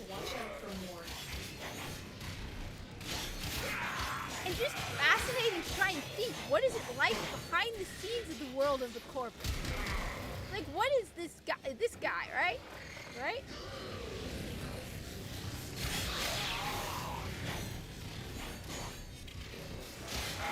It's like, alright, boss. Like, or they have contests about who kills the most Grineer.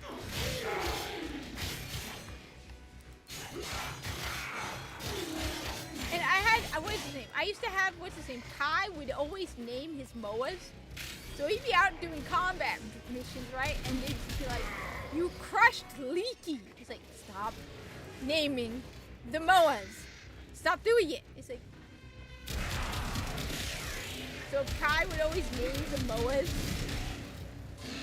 It's also just fascinating to imagine what, for example, right? I was trying to figure out what medicine is like in the world, because I always like looking at sci-fi medicine. Like, what is medicine like in the world of the corpus? Like, I figure they treat your physicality, your physical body is kind of an asset to the corpus, right? So, like, for example, you know, it's like you have no say in your medical treatment, right? You get shot, right? They ain't gonna ask you questions. They ain't gonna tell you, oh, well, you know, no. They're gonna be like, all right, we're gonna treat your injury whether you want it or not, whether you like it or not. Your physical self is an asset of the corpus. So it's like, that's one of the reasons why I'd be a terrible corpus, because it'd be like, all right, and this is time for your annual injection of this, your daily injection of this. Your suit probably has everything built into it. And it's like when Viso got run through with a sword, it wasn't like, well, we're gonna keep you here for 2 days. And he's like, I don't know. It's, you're here for 2 days, whether you want it or not. And, you know, that's just how it is. When Kai injures his back, he's just sedated. It's like, yeah, he could be a pain in the butt, so we're just gonna keep him under. All set. Service your weapons myself. So, I don't know. I that's why it's like, it's so fascinating, because it's such a weird world. And nobody ever really thinks about it. What is it like to be Corpus? To live on those spaceships? To, you know, probably work 3 or 4 days straight. To be like...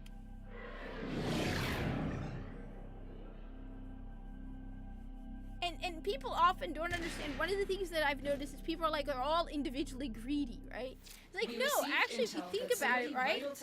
They were raised to be loyal to the corporation, right? They were raised to be loyal to the company. So I can see the corpus being like, I made this much profit today for Aladdin. And just, like, because I see it in my own day, where it's like, let's bring in, it's like, you don't even benefit. But there's these competitions to see who could get the most. Like, we don't even have commissions, right?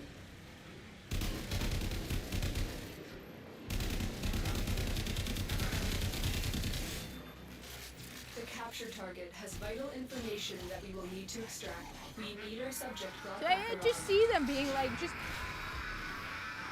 trying to be the, you know, taking pride in, you know, Becco making millions more profit, and be like, yeah, we can contribute towards that. Well Because done. we are amazing. And like, our profit, our stocks went up this much. And just being so blindly loyal. Because if you were, I mean, can you imagine it? You have to keep that in mind about the corpus. It's, first off, one of the things I've noticed that people forget that the corpus is a religion. A lot of people think about it, and you have to combine, you know, like, capitalism with religion. 'Cause to the corpus, it is like a religion, and that's important. But, like, imagine if you were born working.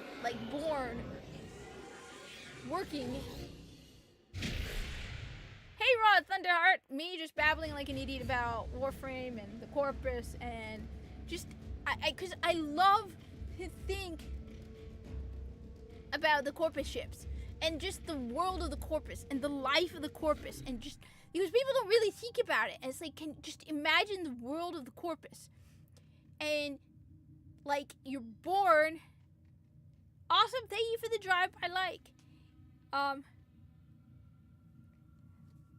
you know what?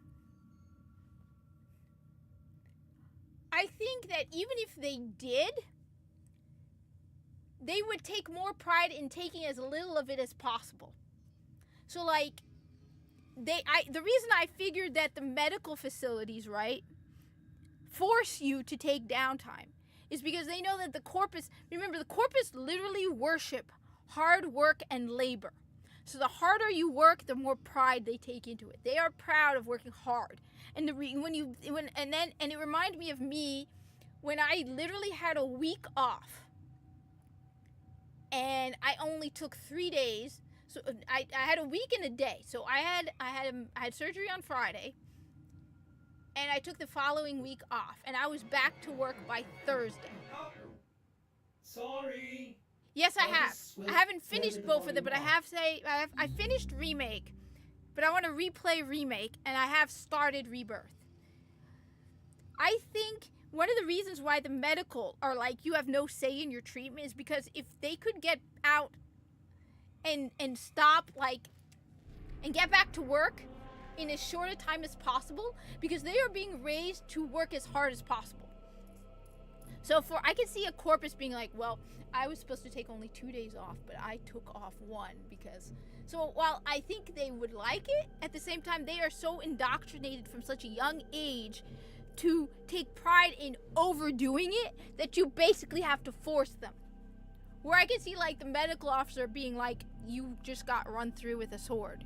You're spending 2 days in medical. And the medical officer being like, if you disobey my order, I will dock your pay. Because I could just see them sneaking out and be like, let me get back to work and show them I can just see the corpus being like so. Because you have to keep in mind that the corpus were born and raised. It's like you were raised by Barnes and Noble.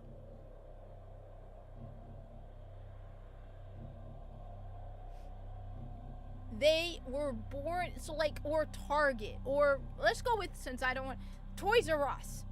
Imagine you were born and raised by Toys R Us, and your religion is literally about bringing in more profit for Toys R Us. And you're being told that the harder you work, the more pious you are. And you have rituals surrounding you working harder and harder. Which is why I think, like I said, the medical department is one of, your physicalness is an asset to the company. So like if you don't rest and recover from your injury, you're taking away from the company. Like they're devoted to being as hard workable as possible.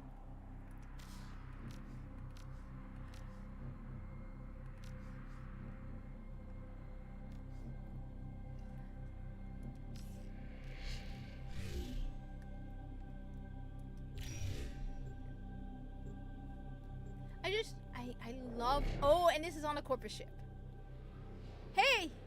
Revenge in the Netherrealm! Alex! Revenge! What's up? I don't know how long I was sticking around. I've been trying to organize things. The cat is around here somewhere. I don't know where she's at. She's causing trouble all over the place. Can you just... Okay, Your just come sense on. of Can you duty imagine compels you to help the living Corvus on today. this? Destroy Like- all Grineer forces to help maintain the balance. Can you imagine this being your home?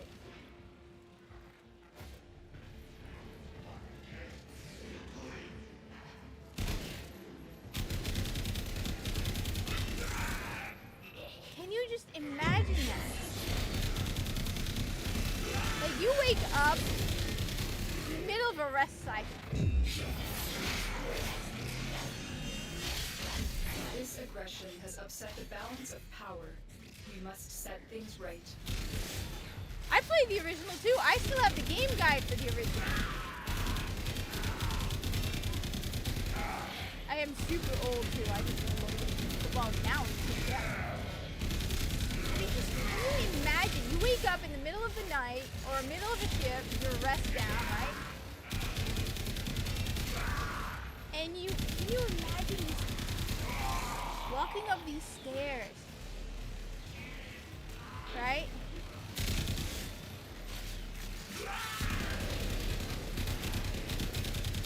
And you live your time in, like, this is your home. And you've lived here for centuries. And, like, you pass this every day, and it's a reminder to work hard because, for Parvus Granum. your great leader and founder, right?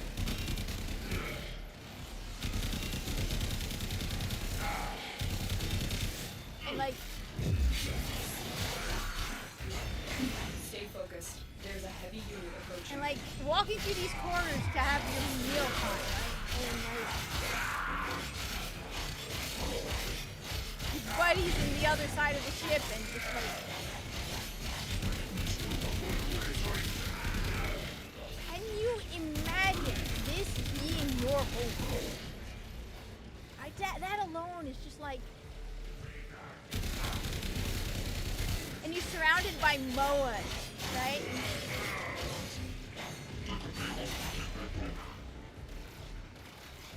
And you probably have your favorite MOA, right?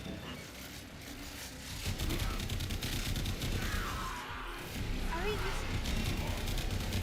think about it. This ship is home to hundreds of corpses. They live here. This is their, I mean, just, that is just,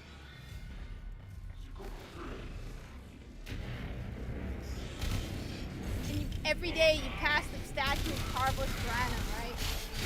I used to joke that Taro would take bets on if he could climb to the top of the Carlos Granum statue, right? And Tezano would be like, stuff in there. And like, but they said they would give me 1,000 credits. They would constantly be like, can you believe I pulled that kid off of the statue of Carlos Granum again?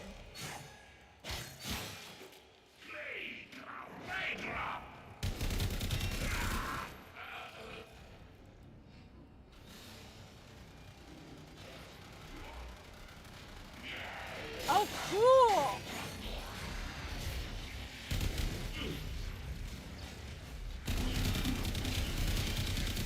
And you pass the hand every day, right? The hand of Carlos Granum. Every time you like start to be tired, you know, you just.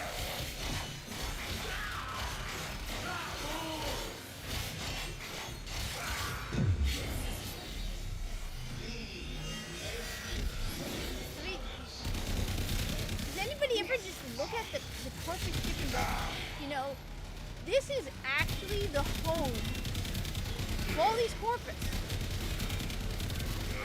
You know how you learn all, like, for example, you know, you have all those little secrets at your job, those little, like, tricks, you know, where you hide the, right? So I should just picture, like, these corporates being like, yeah, this is the shortcut, how to get to here, you know, climbing through the vents, because they know, because if you lived here for centuries, right, you know all the shortcuts. Stay focused. There's a heavy unit approaching. Can you imagine, like, living here for centuries and memorizing all the shortcuts and then, like, sharing all the tricks that they have with each other, like, this is how you get past the medical sensors on your phone. I don't remember any of that. It's been a while. So I am going to just nod and say yes. So, well, I imagine, like, I mean,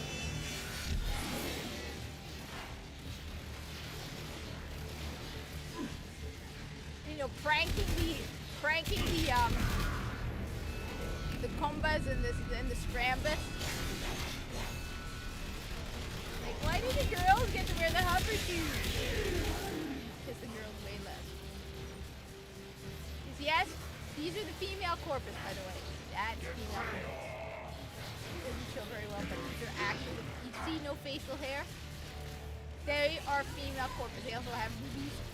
They have, it doesn't show very well because something tells me large is not exactly, they don't bleed for large, but yeah, that's female corpus. See, her face is actually, that's a female corpus. The Combas and the Scrambus are female corpus. So that's a female corpus. See, That's a girl. That's a girl corpus. See? That is girl corpus. They exist. But I think what they do notice is that there's more female Grineer than female corpus. I think it's because most female corpus raise the corpus kids. Because yes, the corpus have children. They breed them.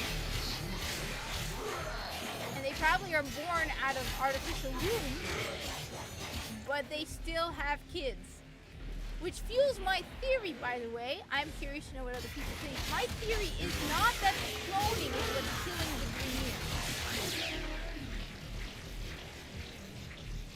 Grineer. Okay, I did not know. Thank you.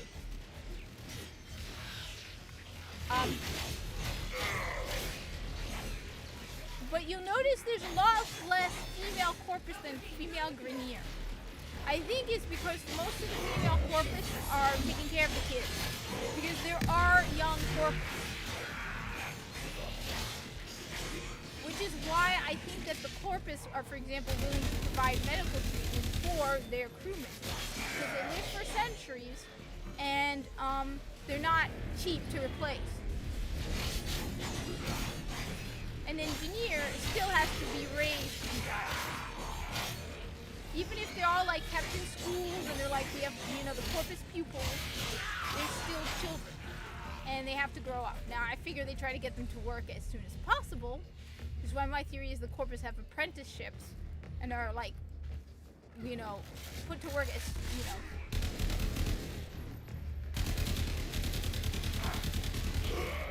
But, Stay focused. There's a heavy unit approaching. See, this is corpus male. Come on. Come on, buddy. Show it. That is corpus male. Corpus female.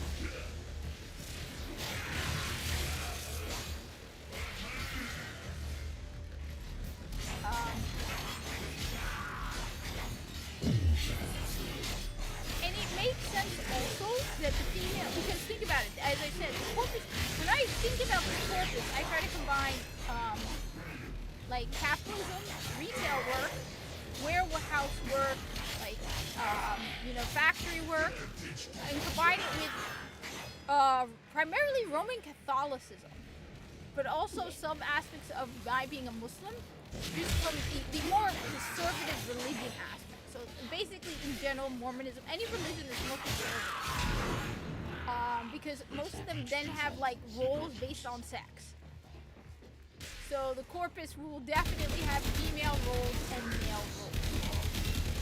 It makes sense that they will keep, because it's a religion. And that's important to remind you, the corpus is a religion, a very strict religion.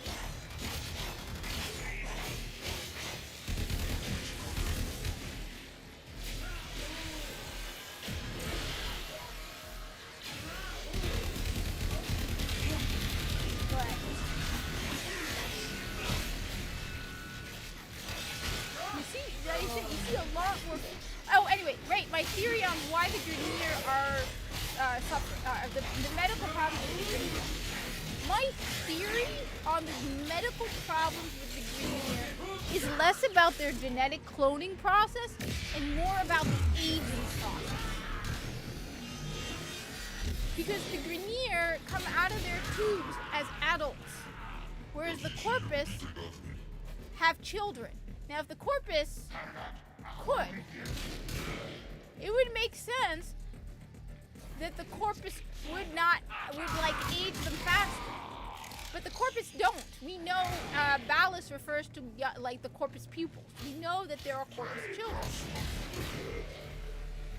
So that tells me that there's something wrong with the process that allows the Grineer to age them older faster. So while I'm sure they have genetic defects from the cloning process falling apart, I also think that another problem they have is the aging process they use, so that when you leave the tube, they're full-grown adults. Otherwise, would it not make sense that the corpus would advance it and use it themselves? And then they come to realize that rushing the aging process doesn't work.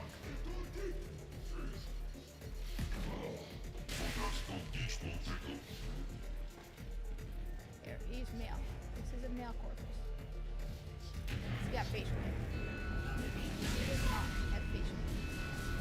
And her face is more, yeah, she's got mommy milkers. So that's my theory. I think a part of one of the problems that the Corpus of Grineer has is while they manage to slow the aging, they also point out that compared to the Corpus, the Grineer live Broken their ranks and they are for on the decades. run. Another successful mission. But the Find Corpus lives extraction. for much longer. So the Corpus slow the aging process. The Grineer rush it. And unfortunately, it probably causes problems. The rushing of the aging process. That's my theory. I'm curious to know. Of course, you kind of... Some butthurt little pride baby got pissed at me for pointing out.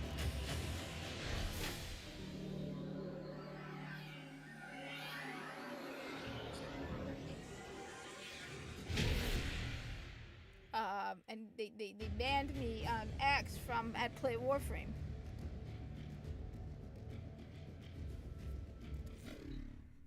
So that's my theory. But again, it's just, can you just being on a Corpus ship and I said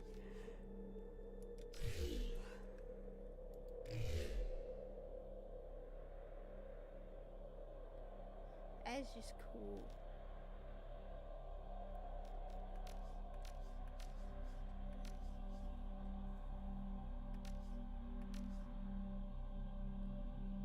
I am that much of a loyalist to the Corpus that I...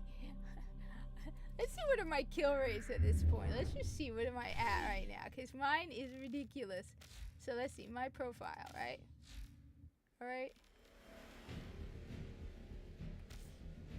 Stats, alright, so... I've played 1,714 hours of Warframe, okay? On Xbox, right? 290,000 Grineer kills versus Obviously, the system needs you. 52,000 Corpus kills. All right, so yeah, 0 Grineer battles. Anyone who doubts my loyalty to the Corpus, right? Okay, anybody who doubts it, right? You can see for yourself right over here, right over here, okay, right here. So it says Grineer battles completed. Now, keep in mind, so if anybody's like, okay, you like the Corpus because of the new war. No. I started playing. That is cool though, UA. Okay. 0 Grineer battles completed. Alright. And 1,384 Corpus battles completed. Okay? I've been siding with the Corpus since I remember way back when, before the new update, and feeling like some of them didn't make much sense. Where you're like, Lotus, why am I hacking a Corpus console? And I'm on the side of the Corpus. Alright? It's like, maybe modify it a little.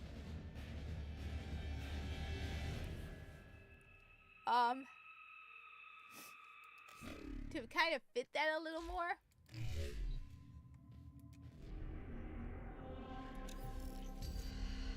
So what Warframe? Oh right, what am I collecting? Oh, another Trinity.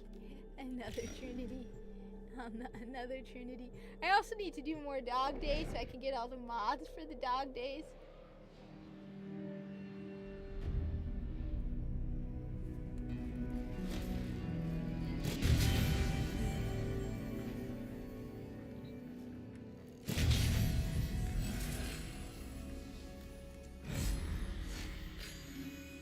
But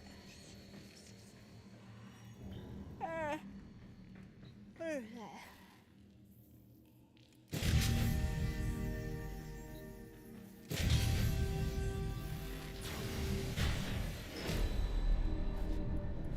I gotta finish Rebirth because I want to finish it because I really liked Remake. I really liked Remake. Endurance is defiance. Prove you can endure the Undercroft at its most oppressive.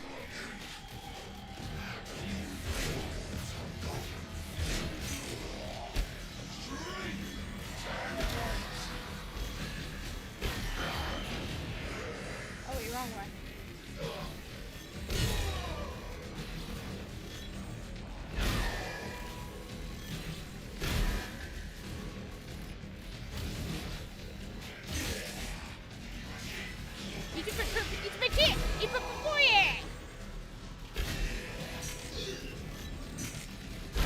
So, has anybody seen an influx of Destiny people coming to Warframe?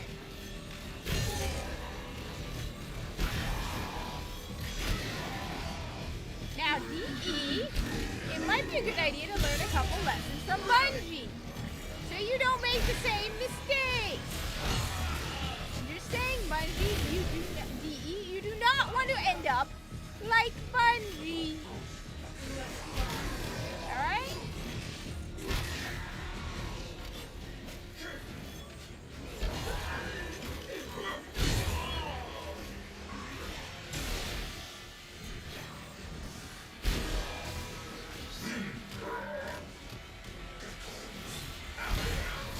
I'm just saying, it might be a good idea to not end up like Bungie. Do not go for the low kick.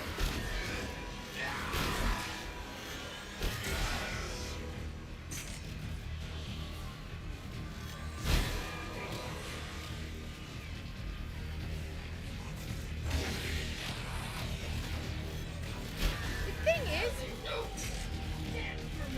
I'm not a big. Look, let me end this. First Descendant is okay.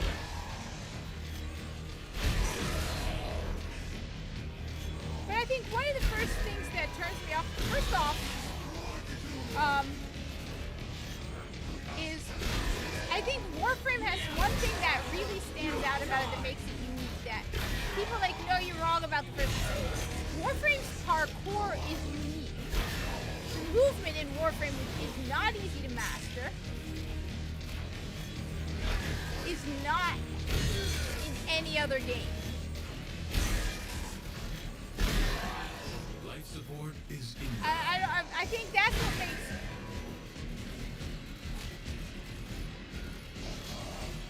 So I think honestly, I like the parkour in Warframe. I want to get even better at it. I know I need still a lot to get better at it. For the Warframe parkour.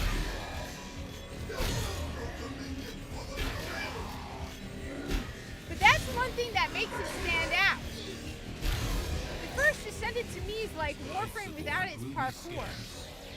Do not waste it. On top of that, I don't want to start over again.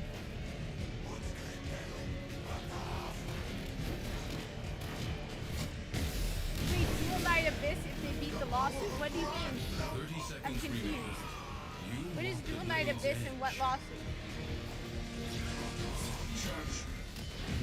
So, I mean, one of the things that makes Warframe unique is Life support has been activated.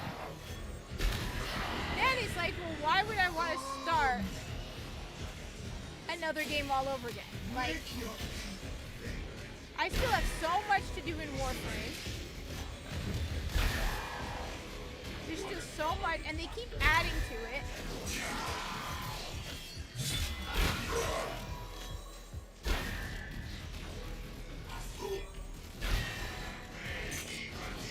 Ooh, thank you for that.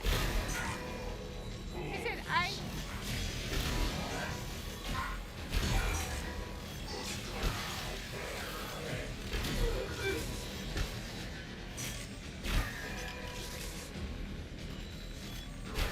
So why start all over again at the bottom with a game that I feel like is inferior to Warframe?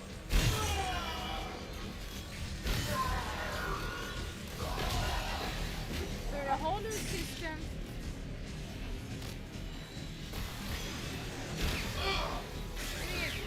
I don't even want to play that. I have in 30 seconds.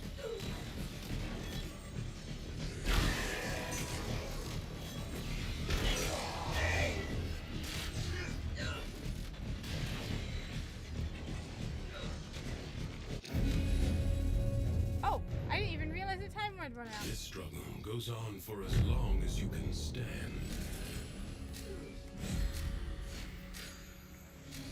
Creatures of the deep void are assaulting the Undercroft, tearing rents in its fabric.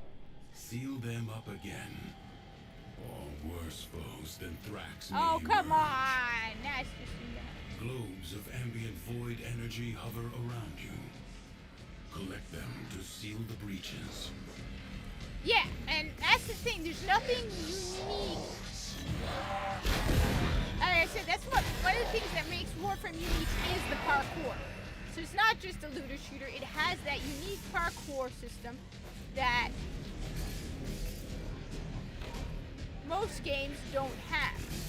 So Warframe has something about it that makes it unique, and that feature is the parkour.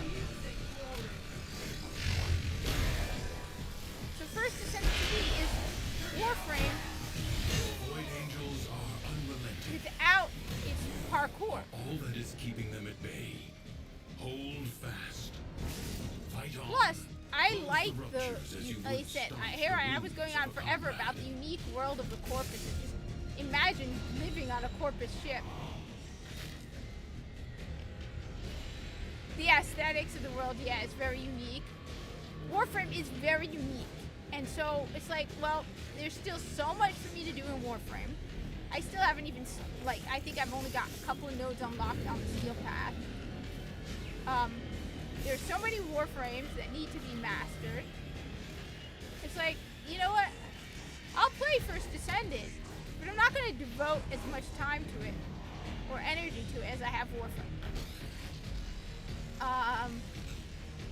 Warframe has, it's basically, it's its own unique.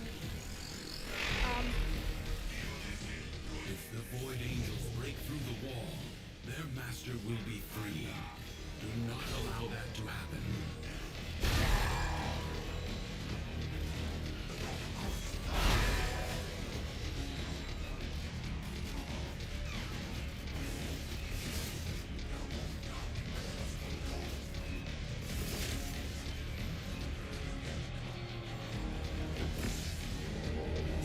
So, I mean, I like the First Descendant, it's okay.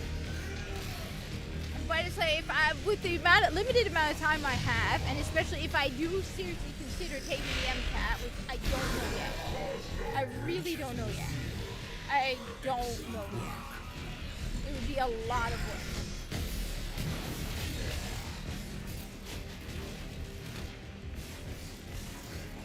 It's like, I have very little time as it is to play video games. Alright? And why am I gonna go back?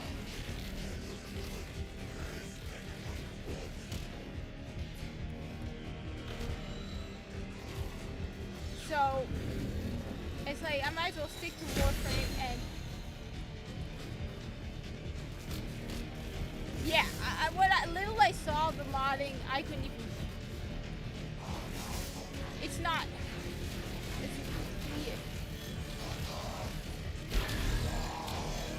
And I mean, I get it, compared to Warframe, you know, First Descendant is still new. Warframe has so much more. Like, I keep yelling at Lone Hawk. I'm like, don't buy anything. I'm like, you don't understand just how much cosmetic stuff is available in Warframe.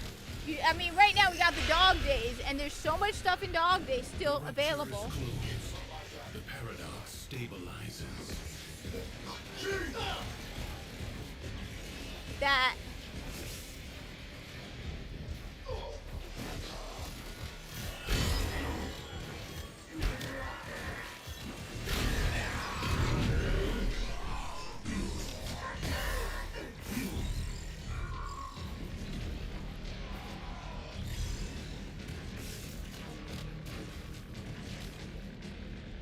yes. That's why I'm like, basically First Descendant is Warframe, but not as creative as Warframe. So I'm like, I might as well just play Warframe. I will play it sometimes.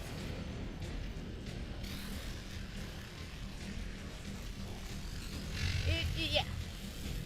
It feels like Warframe. It's just not as well done as Warframe. Duviri's defenses are weakest here. Like, you might as well just play You Warframe. have done well to reinforce them. Leave now or later. But leave you must, for the Undercroft is inexhaustible.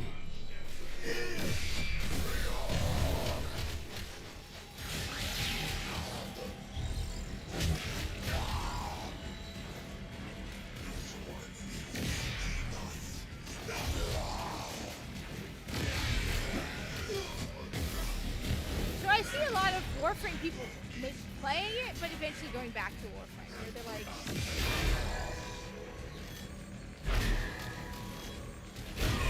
and maybe.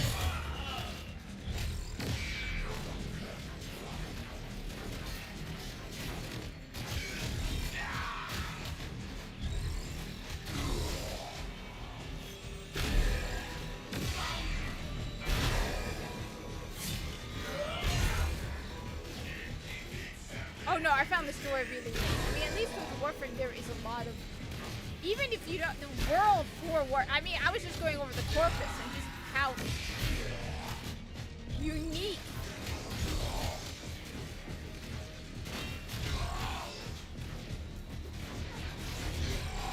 And the funny thing is, our world is becoming more dystopian than the goddamn corpus.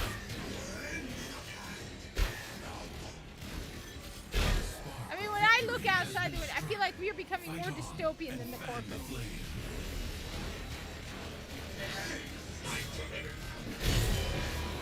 But then I have a very...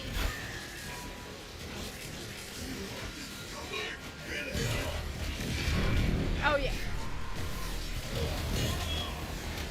Well, the old story from Destiny. I feel like the latest stuff, as I was just pointing out, Micah 10 is a self-insert. A really bad self-insert. I was just ranting about the writers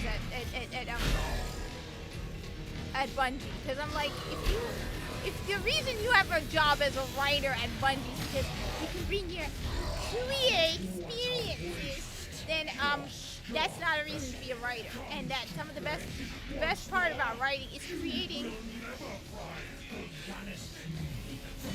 characters that are so different than you.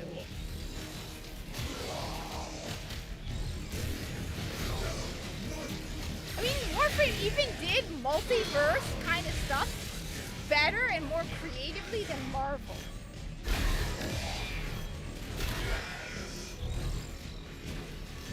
Little by little, the madness of the Undercroft is curbed. Will you lay your sword aside? I think one of the reasons though I like the Destiny story. One of the reasons why I like the Destiny story was just it was simple. So Warframe is dystopian. Warframe is very dystopian. I mean, very dark, very dystopian world. I mean, you got between the wage slaves born and bred by the corporation and the clone army that were used to be slaves, and the teenagers fighting in weird not mech suits, but you can say that. Yeah, Warframe is very dystopian. And there's a lot of shades of gray in Warframe. We're like, well, I mean, when it comes down to it, the best technologies in the hands of the corpus. Are they the most nicest people in the world? Probably not. But you know what? I think I would rather, if I couldn't be a Tenno, be a corpus, because at least, you know. But Destiny was always about, at least for me, good versus evil. The light versus the dark. You know, I mean, the whole motto for Destiny was, really like you were being used.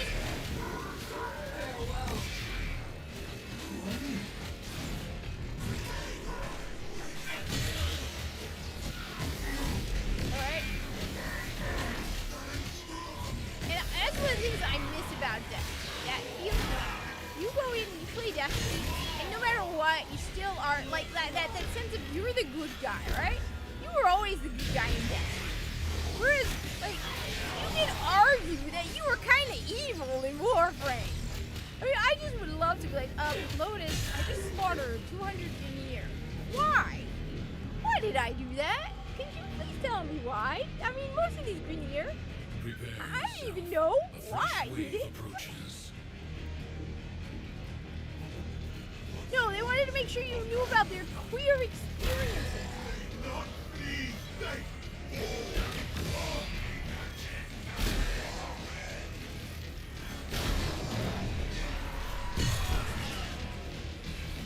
I mean, they didn't want to. The thing is, I was just saying earlier, what really broke Destiny for me, which at least story-wise, it started with Season of the Splice. Alright?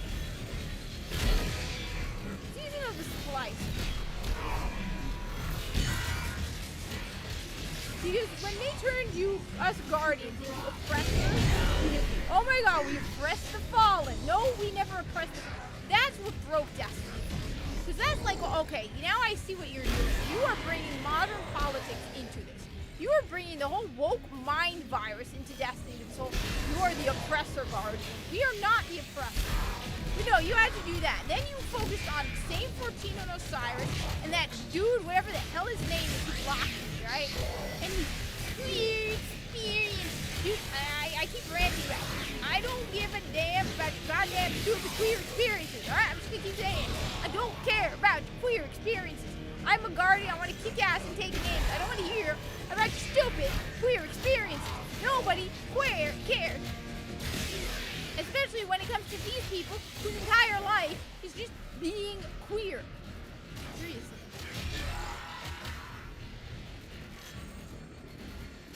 It really went downhill with Season of the Splicer. That's when they really started to go down that angle. That whole thing was like, Already a new onslaught you begins. are the oppressed. We are not, Guardians are not, there's a difference. In Warframe, like I said, there's a lot of shades of gray with Warframe. I mean, you could argue that you pretty are a nasty kid in Warframe. I mean, no matter what, there's no real good guy or bad guy in Warframe. Alright? At the very least, you can say at least the Corpus have the most advanced technology, the most,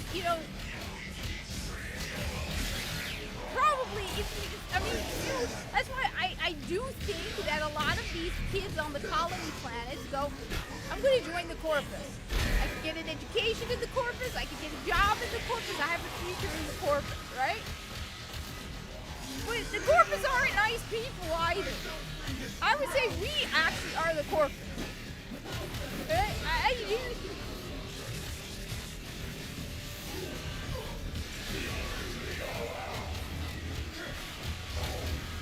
And the thing is also, you can't even like really blame the Tenno either.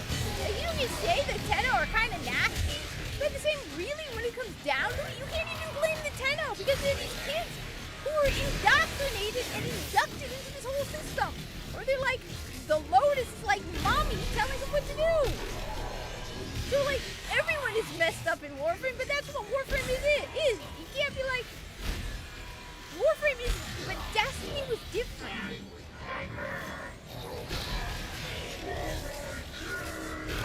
Like I said, what really broke me with Destiny was the whole Season of the Splicer. That was when I was like, okay, now they're getting all this woke nonsense into it. And then they bring in the whole Osiris and Saint 14, which was just dumb.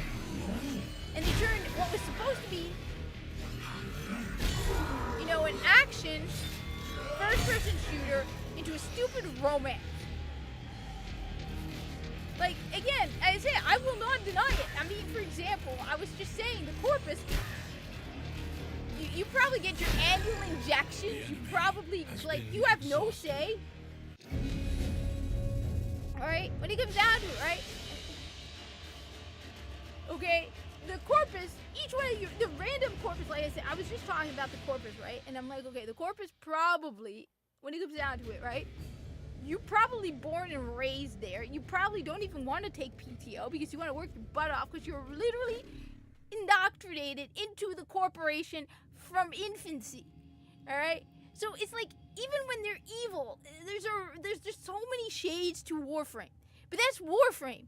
You expect that in Warframe. You expect to look at Viso and go, wait a minute, I never thought about the Corpus as being people. And so then you look at Viso and you're like, actually, they're all individuals. I mean, this is the thing. It's like, Viso isn't like a clone. And even the Grineer, all of them are, even when they're clones are not identical. Right? They can be clones, but each one of them, their experiences and their life changes them as people. So each one of the Grineer are individuals. Like, Call is different than every other one of his clone group, right?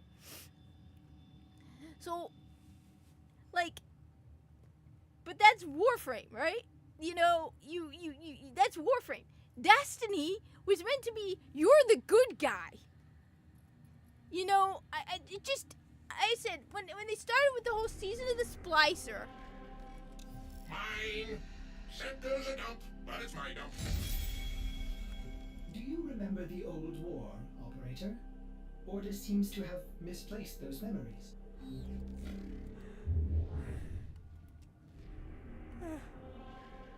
Seriously, like I said, the season of the Splicer was when I was like, okay, you gotta be kidding. And then they focused so much time and so much energy and so much effort into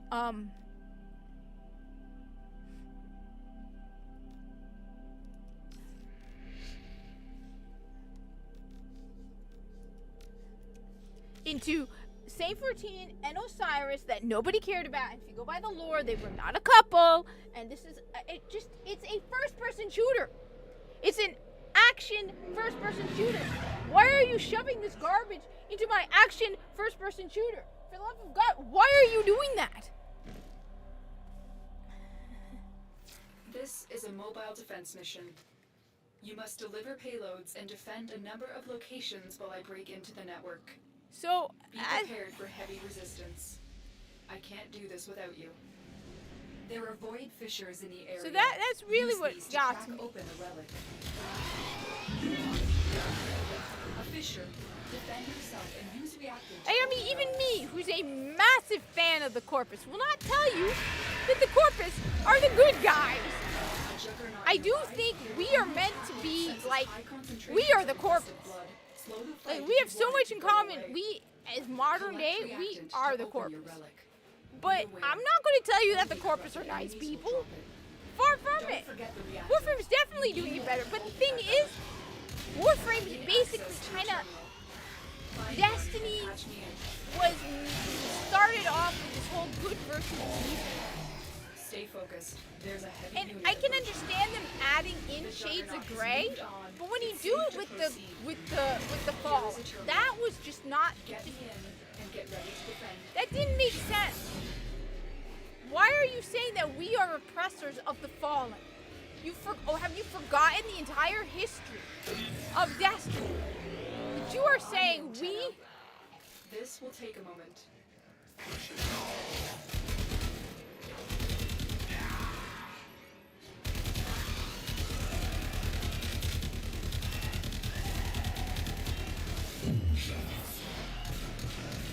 I mean, that really got me, right? I mean, Warframe definitely does it better. Where it's like, I mean, when you really like Clem, for example, when you find out that Darvo is the son of a Corpus board of directors, all right? It's like, yeah, Darvo is part of the Corpus, Continue to defend. technically. You see it in they're I mean, again with Visa, where you're like, you probably don't really think of the Corpus tech as being individual. And then you get introduced to Viso, and you're like, actually, he's got his own quirks. He's his own guy. He's just a Corpus tech doing his job. Destiny, that whole thing really, really got to me. That's when they first started doing the whole thing. That's when I was like, yeah, they are going down that rabbit hole of woke insanity. We are Like, finished you here. are an oppressor. Move on. And you are an oppressor.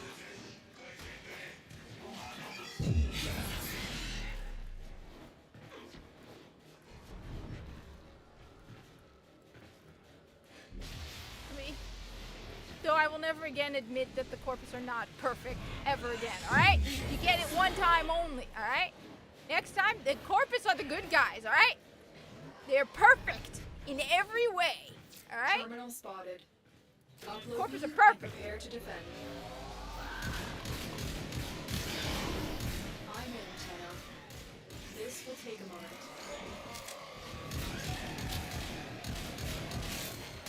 Stay focused. Like, There's a I heavy remember unit coming approaching. home from work, right? And just that amazing I'm a hero when you're playing Destiny, right? You've collected enough reactant to open the relic.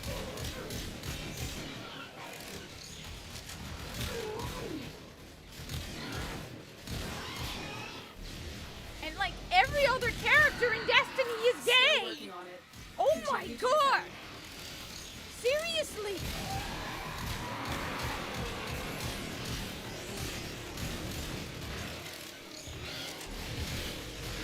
Is what everybody who writes for Destiny is gay?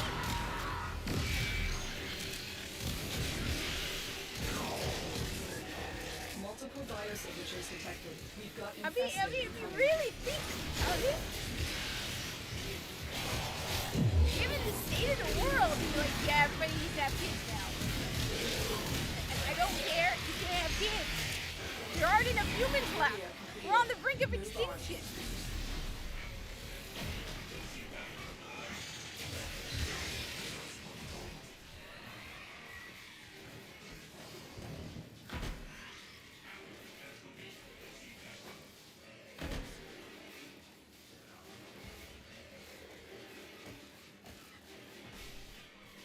But, look, like I said, I just, for me, at first it was Season of the Splicers. You know, you kind of overlook. But then it was the, seriously, the Osiris and Saint 14 really got annoying. My boyfriend is taking over basement of this game. Oh no, my boyfriend kiss Muji. Boyfriend kiss. And the writing is abysmal. AI can write it better. Location reached. Drop me in and defend And our honestly, AI is impressive. Like I've been messing around, like I said, I've been messing around with ChatGPT for a while now. And there are times when like I forget that there are things that I told it. So at one point I was having a conversation about Drew. Because at one point I said that only a while back, I said the only person who called Drew Bob Andrew was his wife before she was kidnapped. Or we don't, it turns out Stay she's probably focused. There's a heavy unit approaching. the only person who called Drew Bob is his wife. Everybody else calls him Drew Bob, DB, you know, Andrew Robert. They never call him Andrew. They never call him Andrew. His name is, because his first name is not Andrew. His first name is Andrew Still Robert. working on it.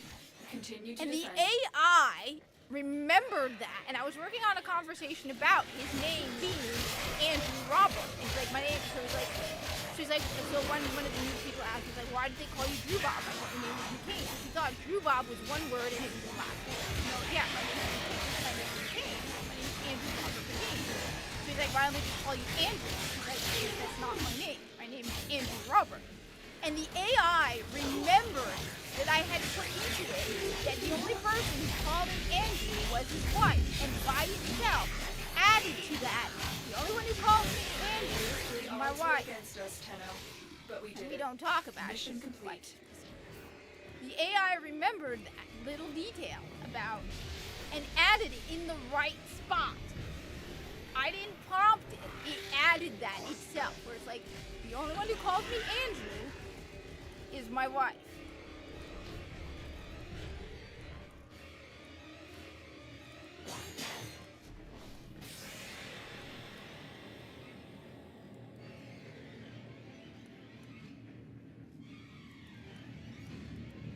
But the writing in Destiny, even like I've said this before, right? I said, okay, fine. You want to turn Osiris and Saint 14 into a couple. At least do it well. Do it well. No. They can't even do it well. It is so poorly written. It is embarrassingly bad. is just off writing.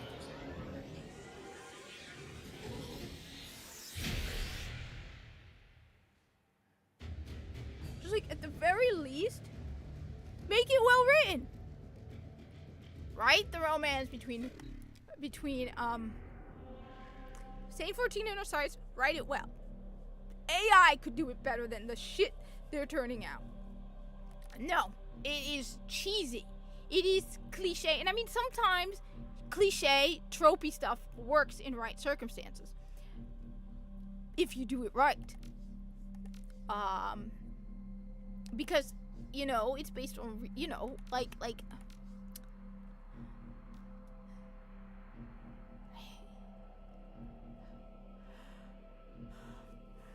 oh god, I'm trying to think what I have to eat, even though I just had ramen a couple hours ago.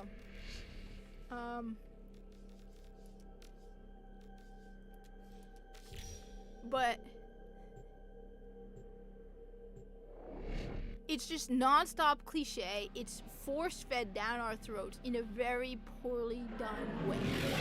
It is so thoroughly annoying. It's unrealistic. It's unbelievable. Nobody's like that. They I need talk. you to sabotage this ship's reactor. The reactor is a complex system. Start by removing the coolant cells. I mean, there's some There are tropey void stuff fissures in the Warframe. area. Use these to crack open a relic. My intel suggests there are rich enemy supply caches in the area, but I am unable to pinpoint their exact location. Search them out if you are willing to shoulder the added So, like I risk. said, I normally do not like to celebrate You somebody found the fissure. Look out for losing their reactors. job. I really don't. Defeat the corrupted, But and the use guy the who reactant wrote to open Saint a 14 relic. and Osiris, I was like, You are listen, going to need more they reactants wrote. to No, open that no, they haven't been.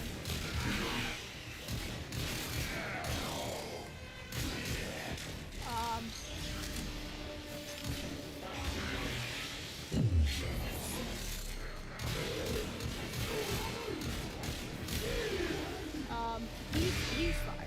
Good. Good riddance, you scumbag. You couldn't write.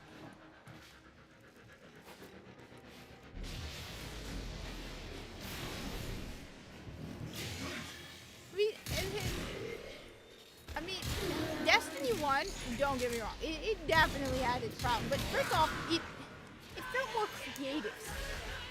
It still felt more, yeah, was it the best? I mean, nobody's forgotten. I don't have time to explain why I don't have time.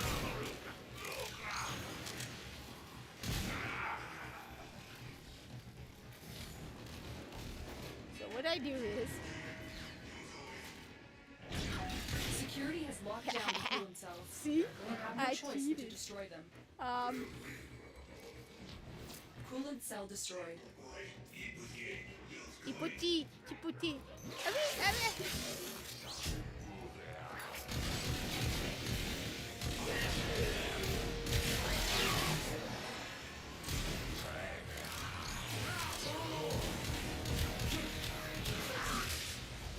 But the crazy thing is, I don't want Destiny to fail. I don't. I just want it to go back to its roots. I want it to go back to being good. I want it to. Basically, the Security first measures step have locked the Bungie needs to coolant do cells in place. Destroy is them. fire everybody with Reactors pronouns go into in their stasis. bio. Now is your chance to beat Everyone. the sabotage. Use whatever you can Next, to make sure it never Fire works again. everyone who says my pronouns are anything other than Coolant cell like, destroyed. like anyone who. Well, I mean, if your pronouns are used, it's probably in your bio. So, but yeah, even if you don't have them in your bio, and you're somebody who goes by they them, and you may not have them in your bio, but you tell everyone to call you they them, them zir, or any one of these stupid neo pronouns, fire them. Fire them, alright? Flat out. Fire them all, alright? To open the relic. Okay? Fire anybody whose entire personality is based on their identity. And if you're part of the writing team, have a writing contest, alright? Be like, alright, we're gonna fire half of you. Every single one of you needs to write a scene and then like pick two characters. Write a dialogue between, I don't know, just pick two characters from Destiny and write about the team, right? Okay? A blast door has blocked your evacuation route. And it Find has a to way be to accurate and well done. And creative. And maybe put it out for the audience, the gamers, to vote on. And fire everyone who, first of all, adds stupid romance. Okay? Anybody who writes about Osiris and Saint 14.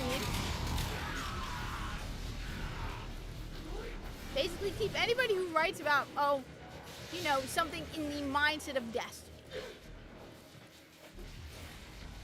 Next, require everybody to work in come back to the headquarters. No more remote work. You're like, all right, that's it. You're no longer doing the remote work. But nope. If you actually care, you're gonna come and you're gonna move, and we're gonna fix that. All right.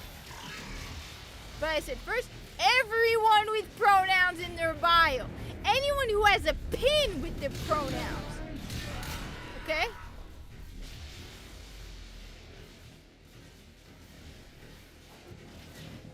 I mean, that's the thing.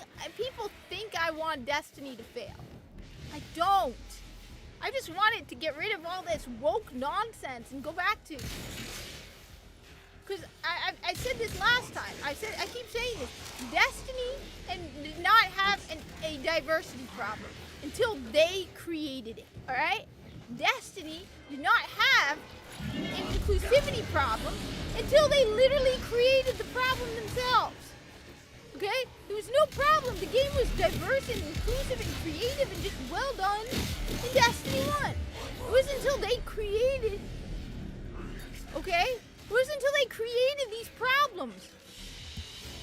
And I know they don't want to accept it, but the majority of the people out there who play your games are male, and the majority of them, I mean, yeah. The thing is, honestly, I want them to wake up to the insanity. I want them to wake up and be like, oh, maybe the majority of our player base, the majority, like I said, I am an exception to the rule, all right? The majority of our player base is straight males, all right? Straight men, okay? The majority of the people who play Destiny, you may not like it, are straight men, okay? And they even just came out with some study or something where they're like, yeah, nobody wants to play gay characters. Because the majority of the people who play the games are, what was that I just said? Straight men! And I'm with Shad on this one. I agree with Shad, alright? I'm not gonna play a lesbian. It makes me uncomfortable. I don't have a problem with lesbians. I think lesbians are among the most based people, alright? I think they're ridiculously cool. Most of the lesbians I know are ridiculously cool, alright? They tend to be the most based people because they're the ones getting a lot of shit right now, alright? I think I'm not myself a lesbian. And I will not play a lesbian character because it will make me uncomfortable. Operator, Ortiz has determined the secrets to happiness. A combination of. But again, when it comes down to it, Bungie, look at your player base, right? This may come as a shock. I'm sorry to break it to you. Most of your player base are straight guys. Alright? Keep in mind this game is played internationally. Alright? Straight guys. Not queer guys. Not women. Not non-binary land whales. Okay? Straight guys. They're not on Twitter. The majority of them are not on Twitter talking about it. You know what they're doing? They're not on Twitter because they're playing Destiny. Okay? Alright? Alright? So stop it. Keep that in mind. You also are also the creator of a first-person shooter. Alright? Not a rom-com, like not a dating sim, not an RPG. No. What are you? A first-person shooter, okay? So what are the lessons we learned from this experience, Bungie? Okay? Nobody cares about it. So, on the one hand, no, and I don't want it. to wake up before it fails. I want them to go, oh, maybe we should have dropped the Osiris Saint 14 crap 2 years ago.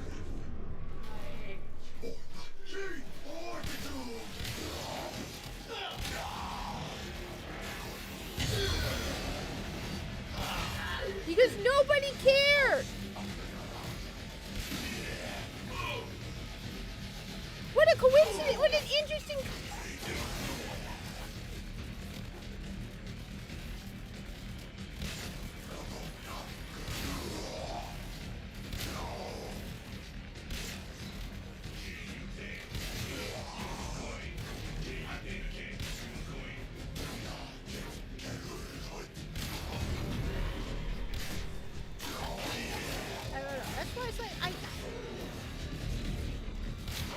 I'll go back to Destiny and be like, yeah, they need to press it. Well, Destiny 2. I'm like, what happened?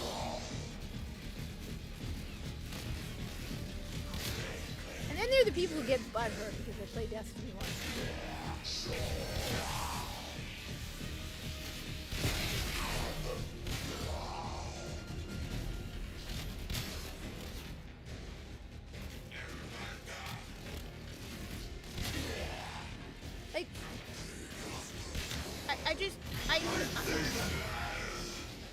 What made me realize about the sucky quality, what really made open my eyes to just is not being able to even write failsafe. Like, you destroyed failsafe. Failsafe isn't really, like I said, if I really wanted to, I would go back. This is what I would do. Because right now, I would tell you, like, when I wrote Viso, right? Which I haven't done in a while, I kind of want to go back and finish that. You know what I did to write Viso? I literally listened to his dialogue over and over and over until I could practically memorize it. Alright? So I can get an idea of what is in Viso's head. But what kind of style of speech, for example, he everything about Viso. So that if you're gonna write about Viso, he's not gonna say something like, damn, that was good. Or, like, it won't fit his speaking style and his vocabulary. That's not Viso. I'm learning as much as you can about the Corpus, so you know, like, how he views the world. The people who wrote Failsafe didn't do any of that. What a waste.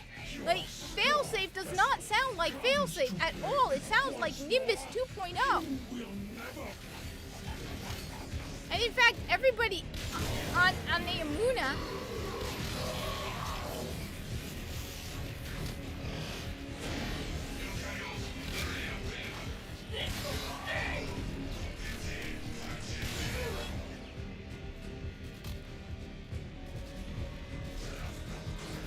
Failsafe shouldn't be that hard to write if you take the time to learn her. Failsafe is actually pretty not.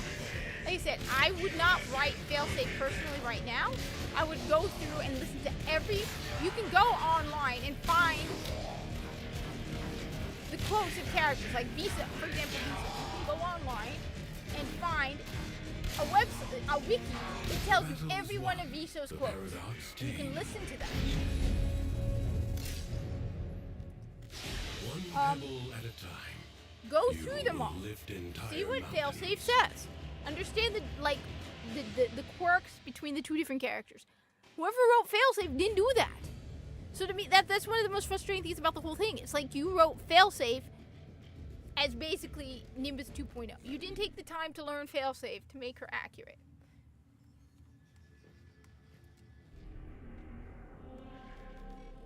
I claim this territory in the name of yours truly.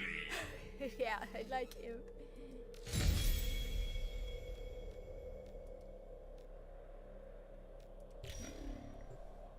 Where are you, Fuzzball? I mean, where is the cat?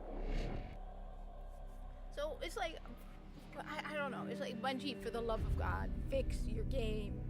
Fix your game. I don't want to see your game fail, Bungie. Please fix your game. I don't even know what else.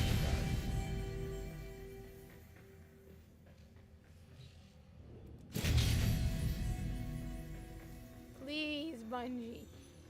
Fix your game. But they're not gonna do that. They're not.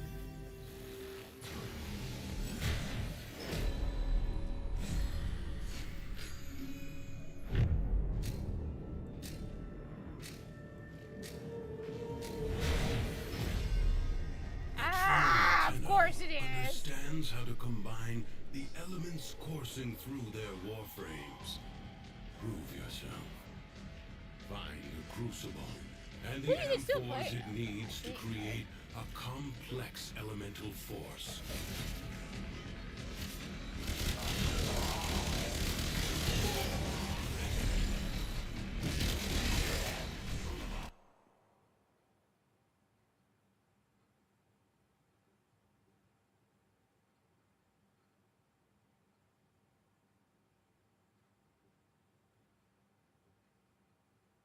Give me 1 sec. I'm gonna be right back. Alright.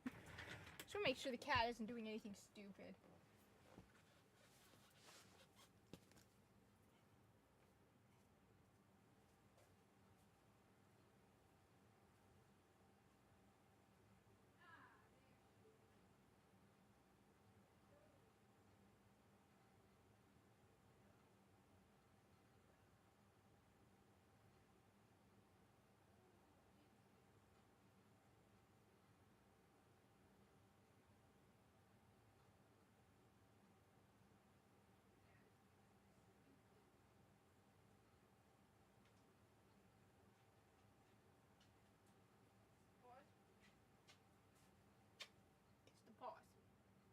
Kiss the paws.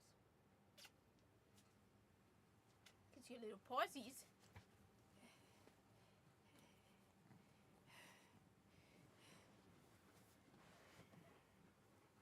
Oh, of course not. Well, as long as you behave. I know what you're doing. I now know what you're doing. You're sitting on that chair, enjoying the window. All right. I hope not. The thing is, it's Bungie. You know, they've been around forever. You don't want Bungie to die, right? At the same time, it's like, does Bungie want Bungie to die? I mean, when you think about it, right? Remember, DE was on the verge of collapse. Like, I was listening to something Your talking about enemies hoard the amphors, the the crucibles development of need. Warframe, right? Retrieve them. And they were like, yeah, they had like Gas crucible. Seek heat. a and year toxic left. amphors.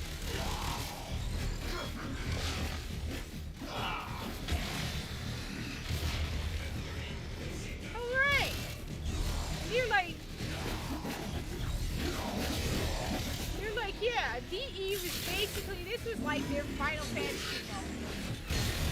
Now, do I think Marathon is gonna, no. I think Marathon is an idiotic idea. I think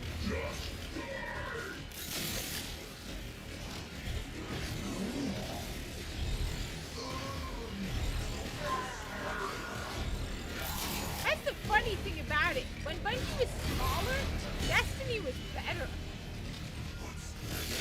Throw the needed amphors at the crucible.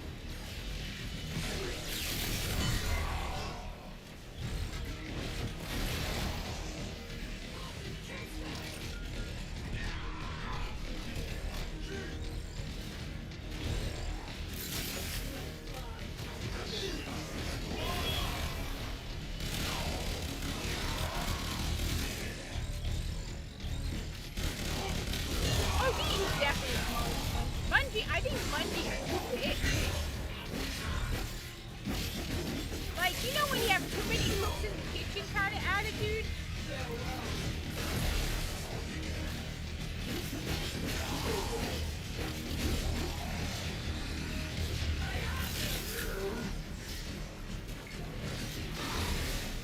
I think Bungie's got too big for their own sanity. It causes them a lot of problems. But they're like, and they've gotten lazy. They're like, the money keeps coming in, and so they're like, yeah, the money will always come in. We don't have to make an effort for the money to come in. And they are assuming that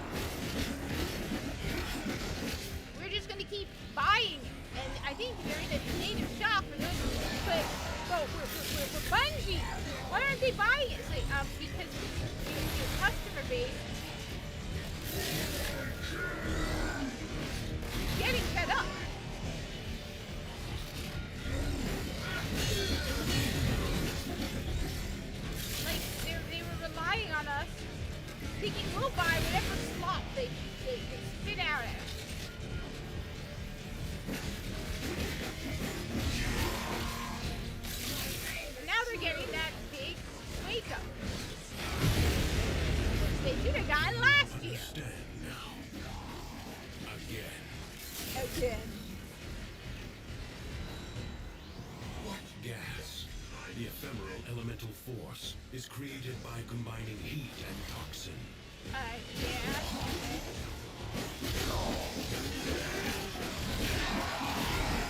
I like this.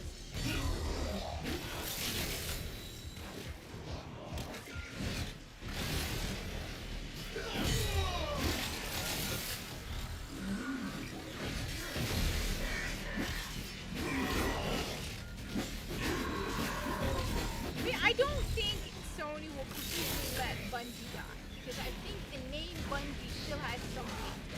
It's not like they...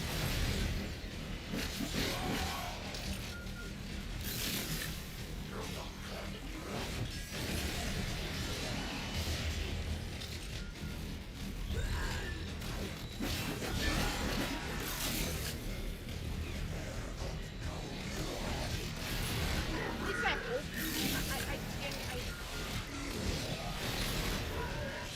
I swear, if I can watch another. Oh, but it was Cyrus and Neptune. I want them to kill the two of them off. You know, that'd be the most romantic thing. Kill them both off. You know? Let them both die together. Oh, they're forever, eternally trapped together in that deep abyss. The two corpses. Forever embraced. That would be perfect. Like, come on. It could be more romantic than that, right? Yeah.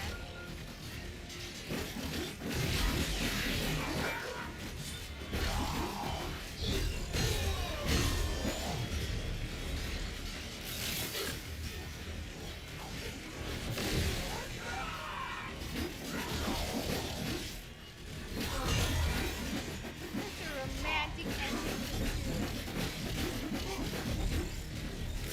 I mean, the developer behind Anthem is still around, right? I think.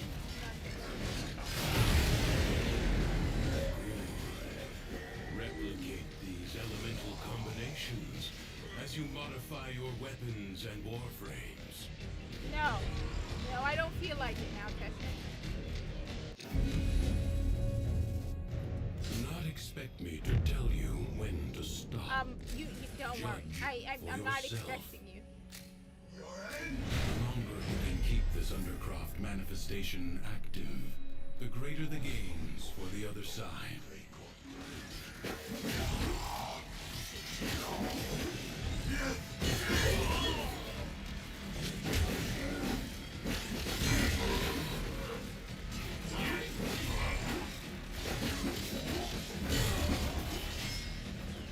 So yeah. I'm trying to decide. Okay, torture myself trying to take that. I never took the MCAT. I gave up before I even took it. Should I try? Prepare for it or not?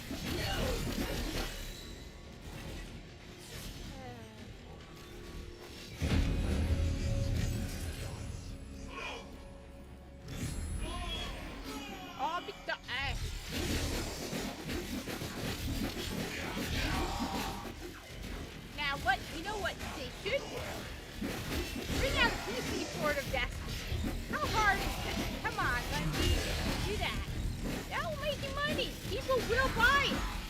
$60 for everything. 60 frames per second, PC, Destiny 1. I'm telling you, and then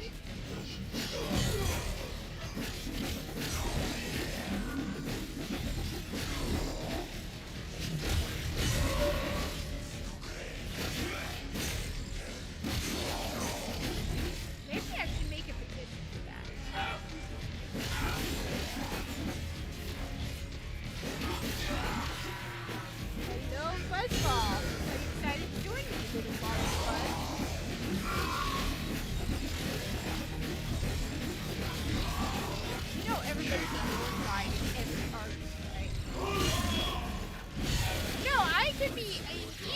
right now, but I am not in Egypt. You want to know why I'm not in Egypt right now? Because I have a small furry animal that needs somebody to feed her. Yes, that would be you.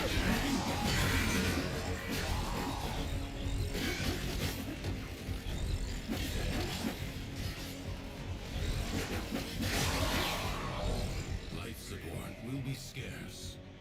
Do not waste it. Only 60 seconds remain. Okay. Life support replenished.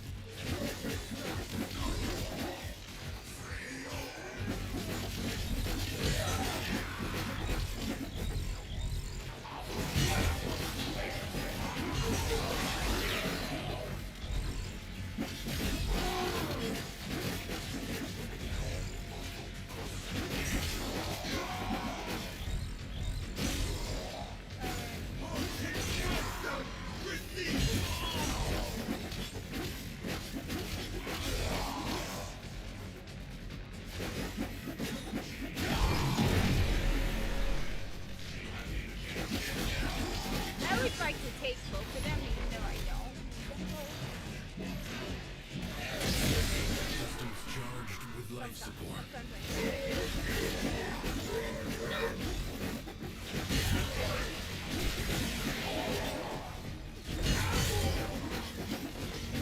What is Lotus?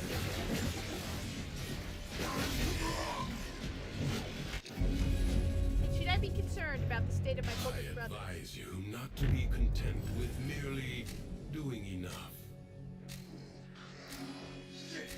History dictates that this Tenno asset was destroyed. What is it? What is it? That's the thing. I mean, seriously, DE, you're coming up with more.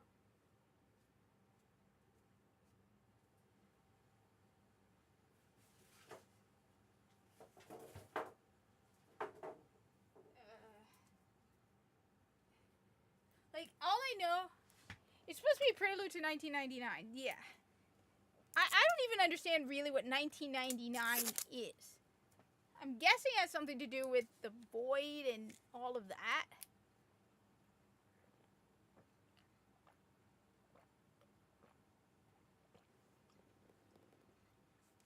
I'm like so confused about 1999. In a grave setback to the cause. I might be because Let us rewrite that event. I have a very one-track mind. Prepare yourself. A fresh Everything? wave approaches. Basically comes down to Corpus? No Corpus.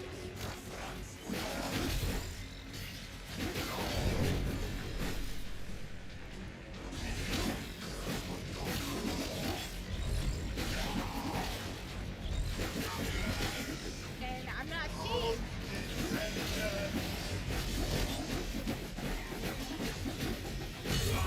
Ah. Wait, who is his daughter? I know I keep forgetting. It's his mother, right?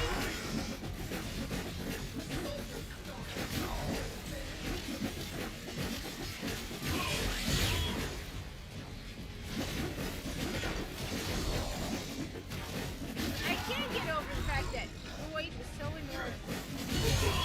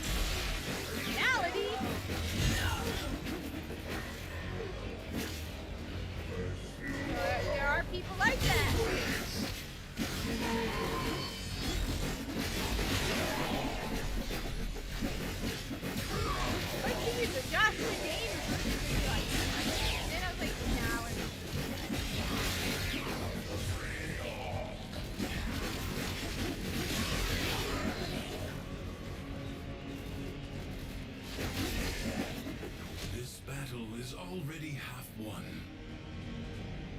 No, it's more than half one because No there are time 3 to waves rest. and I did 2. Already a new onslaught begins. It would have been half 1 if I was halfway through wave 2. How could we?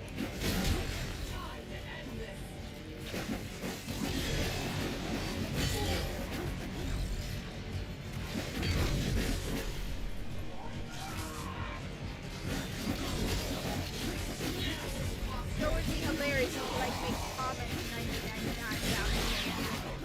So, corpus. It's a royal corpus. I take whatever corpus is inside of it, alright?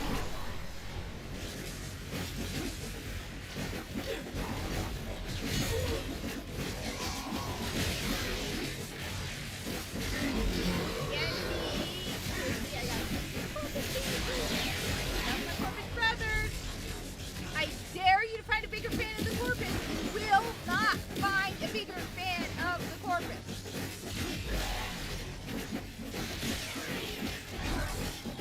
Go! I promise you that.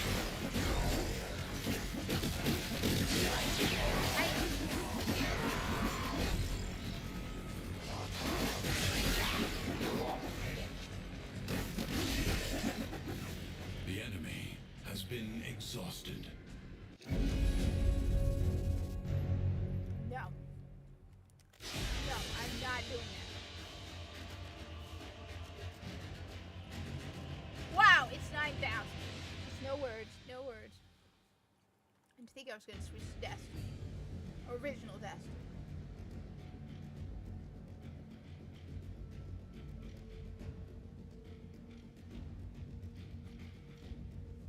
Okay, but you know, the sad thing is, when I first read that, I was going to say, I want to be in the vents.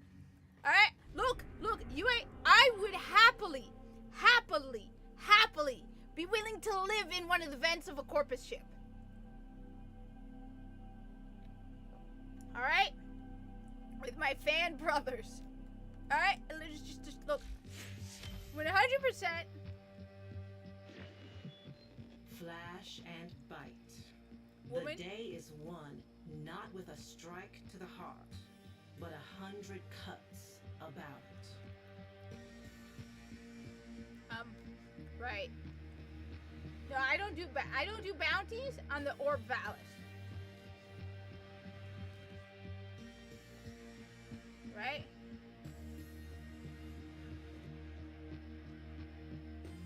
That they lived in the vents?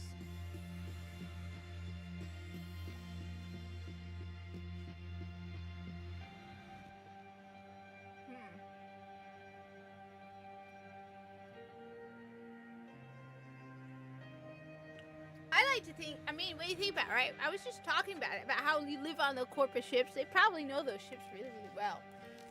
Let's get back to it. You know what?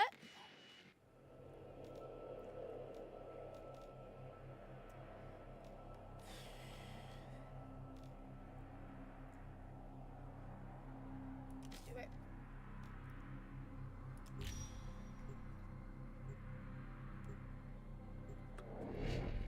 I'd live on a vent in a Corpus ship. I would fight for my Corpus brothers.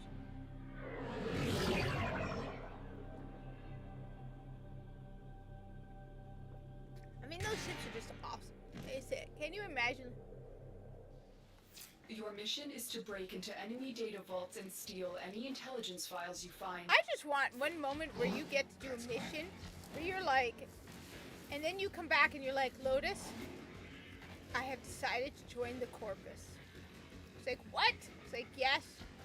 Or, Lotus, the Grineer are no longer my enemy, for I am one of them. She's like, can't join the Grineer. Why not, Mommy? I don't want to be working for you anymore. Tenno, be on the lookout for increased security measures.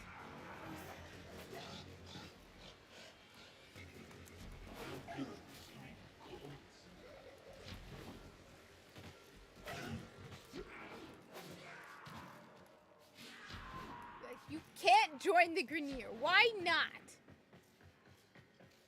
The target console console Okay, is that is nearby. being lazy. That is. If you trigger the alarms now, the enemy will start destroying data. Fine, woman. Fine.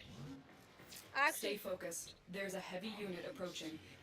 I hate this one. I never can get this one.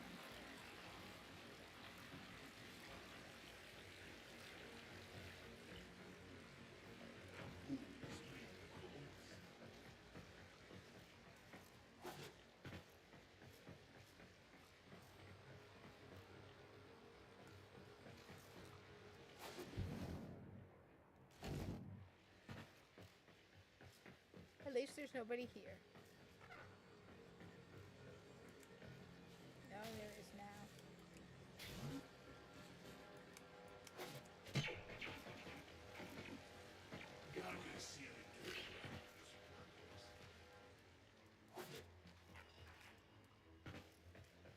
Just one mission I had to do this for. It drove me ab.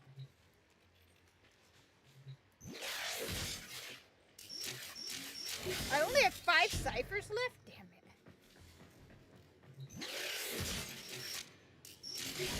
Excellent work. A clean extraction Yeah, with woman. no alarms. I mean, it makes sense that there are people living in the vents. The Corpus ships are massive. They are literally cities in space, which is awesome. I used to think Viso was born Keep on moving. Jupiter. None of the So scanners now I have think he was detected born in you. space, which is awesome. Oh, I built them in hundreds. I just forget. It's been a while. I built them in the hundreds. I just need to build them. Oh. It's been a while since I built them, so now I gotta build them. You're nearing My the dojo is console. almost completely Trigger unlocked. the alarms now, Yeah. and they will start My destroying the dojo? data. Is actually almost completely unlocked.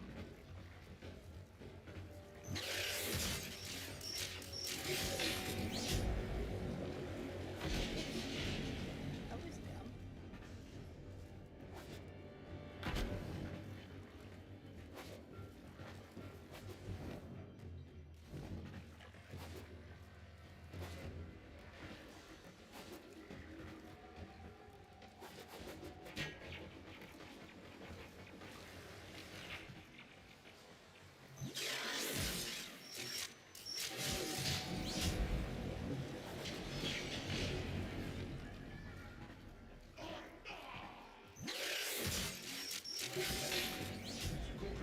Love folks who love what they do. Alarms have been triggered. You Oh need to no! retrieve that data Whatever before will the I unit destruction do, is Lotus? complete. Oh no! You got it. The Yeah. data is still intact. Are you impressed yet, woman? You don't pay me enough for this work. I'm telling you. This is why I'm joining the Corpus. That would be hilarious too, right? If you just get this mission where you could like choose to join the Corpus of the Grenier. You're like, Lotus, you don't pay me enough. I've joined the Corpus. It's like, you can't do that. How can you? I am your mummy. Now, I have a new space mummy. It's a Comba. She's my new space mummy, and she pays me. Tenno, you will not join the Corpus. Make me. I'm selling you to the Corpus. They're gonna give me credits, lots and lots of credits for you.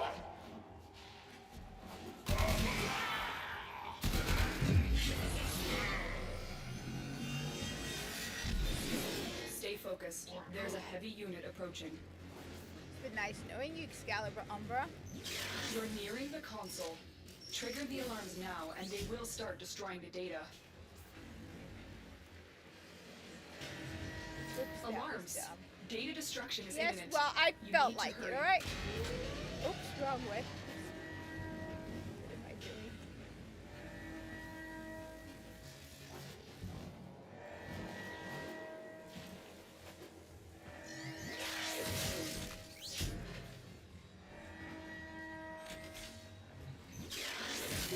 There. Data integrity verified. Oh, shut up. Retrieval was successful. Yeah, woman. We have Yeah. everything we came for. Shut Get up, to woman. extraction. That hat makes your head look fat. I just would love that moment. Just look at her and be like, Corpus are paying me more, woman. It's been nice knowing you. You can't do that. You can't join the Corpus. Why not? Eh? Why not, woman? They pay me better than you do. They give me guaranteed PTO. Which they won't give that crew, of course not. I think I have something of yours.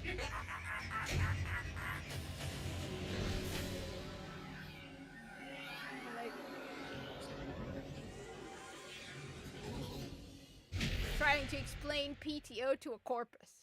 Like, alright, Viso, let me explain to you personal time off. What happens is, you get to not work. And they pay you for it. And he's just sitting there like, not working. You get paid to not work. Well, no, you must mean, no, Viso. It's, you get paid to not work. That doesn't make sense. You only get paid to work. Like, try to explain to a corpus PTO. So what do you do when you get paid not to work? Whatever you want. But I want to work. No, Viso, you don't work. No, but you said I can do what I want. That's not the point. You said you get paid.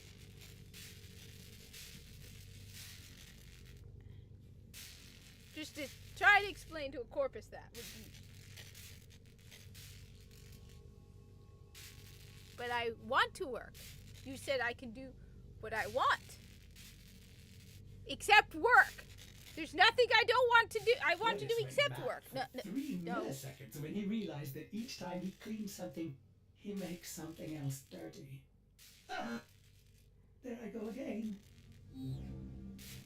I like Ordis more as the little floaty guy. Foundry items ready to claim, operator. Yay! Now I have over 100 again. Woohoo! Oh, thank you for the the $10. Whoa, $10. Okay, yeah, this is gonna be difficult. That wasn't very good because I haven't been drinking Red Bull. I haven't drunk Red Bull in a while. If I had been drinking down Red Bull, I would make a better burp. That's not good. Yes, trying to explain good and evil to Bungie. Viso, sit down. So we have something called PTO now. What is PTO? Personal time off.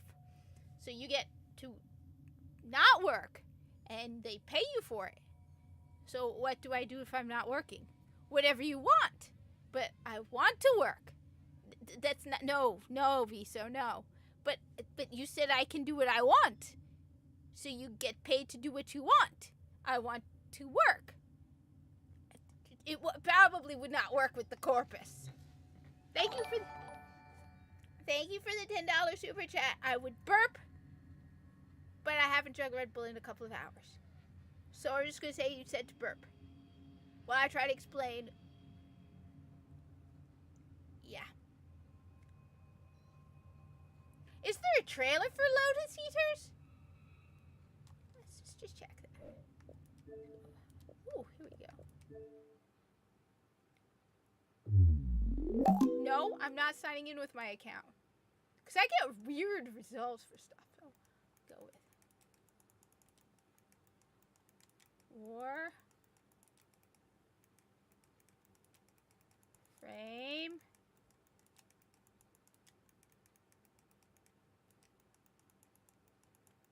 Low.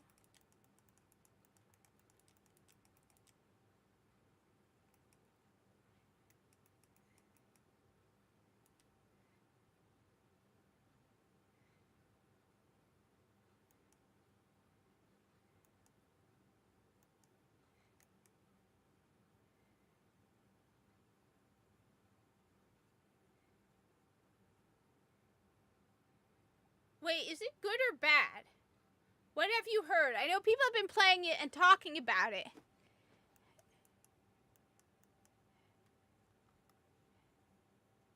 Hey everyone, Pupsker here, and it is a... Nah, he annoys me. Pupsker annoys me. Pupsker absolutely annoys me.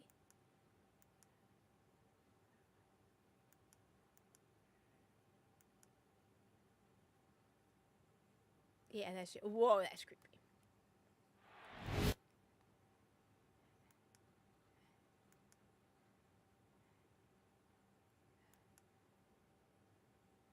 But be wary.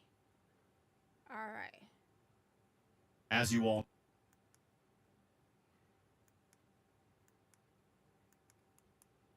Alright.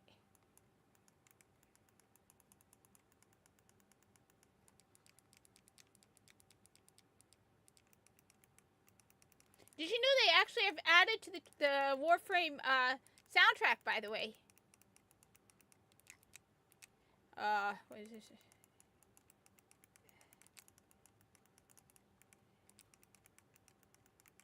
It's called...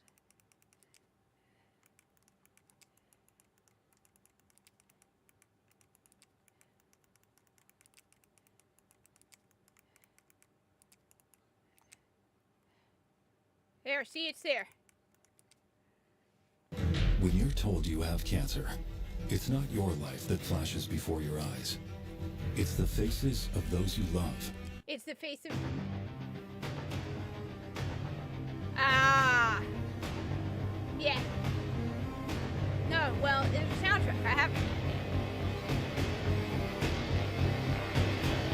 It's so gorgeous.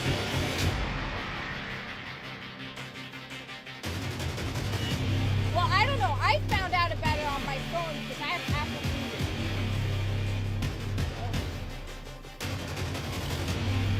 Oh.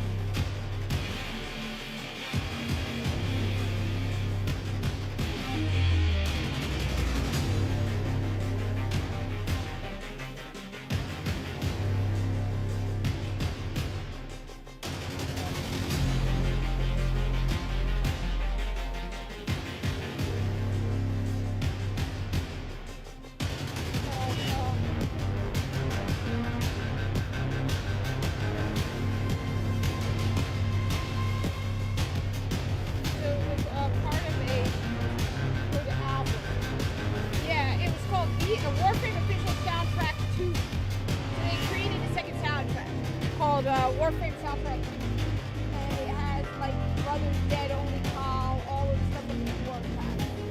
So it's so corpusy. It's so corpusy.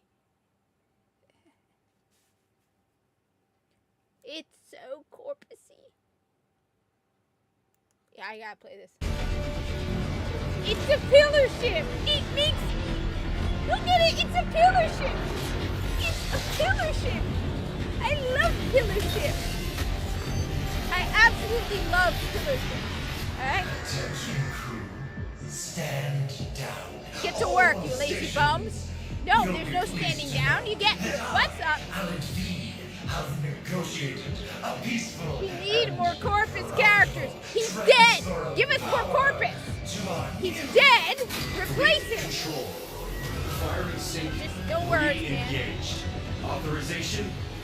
Corpus Tech First Class VSO dash R. Idiot, if you had done that like 2 seconds before. Okay, let's go with a minute. Before, you would not be dead. You're dead because you delayed less than a minute. Look at the Corpus ship. Look at the Corpus ship. That was awesome. Skeleton Crew? What the hell is Skeleton Crew? Alright, anyway. That's alright, go back to what I was doing. What was I doing? Why, game? Why?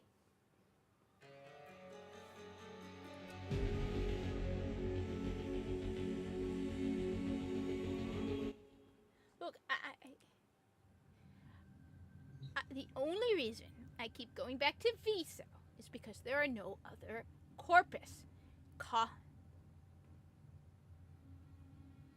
That's true too, if he hadn't been a complete... The thing is, honestly, I kind of don't blame him. at first I was like, okay, Viso, pause a moment and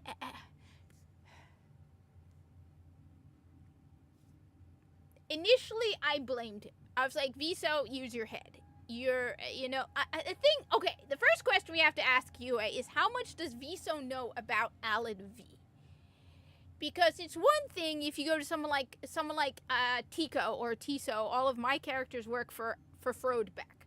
So they don't like Alan V. They don't trust Alan V. Anybody outside of Alan V's inner circle, like corporation, would be like if Alan V says do something, you do the exact opposite. So the question first that comes to mind is how much does Viso know about Alan V being a traitor? I mean, let's go with the fact that Viso is over 200 years old. All right, Viso must be at least 200. He's probably over 300. But let's just be generous to Viso and be like, okay, he's like 200. All right, I put him 242 because I like the numbers. Because 2 plus 2 is 4, so we go with 242. Viso is 242. All right, but he's 200 years old, right? The question you first got to ask yourself is he aware that Alan V has already betrayed the board of directors? I mean, you probably talk to someone who works for Amazon. They know a bit about Jeff Bezos. You talk to somebody who works for Walmart. They probably know a bit about their CEO. You talk to somebody at Best Buy. They probably know a bit about their CEO, at least a little about the CEO. We don't know.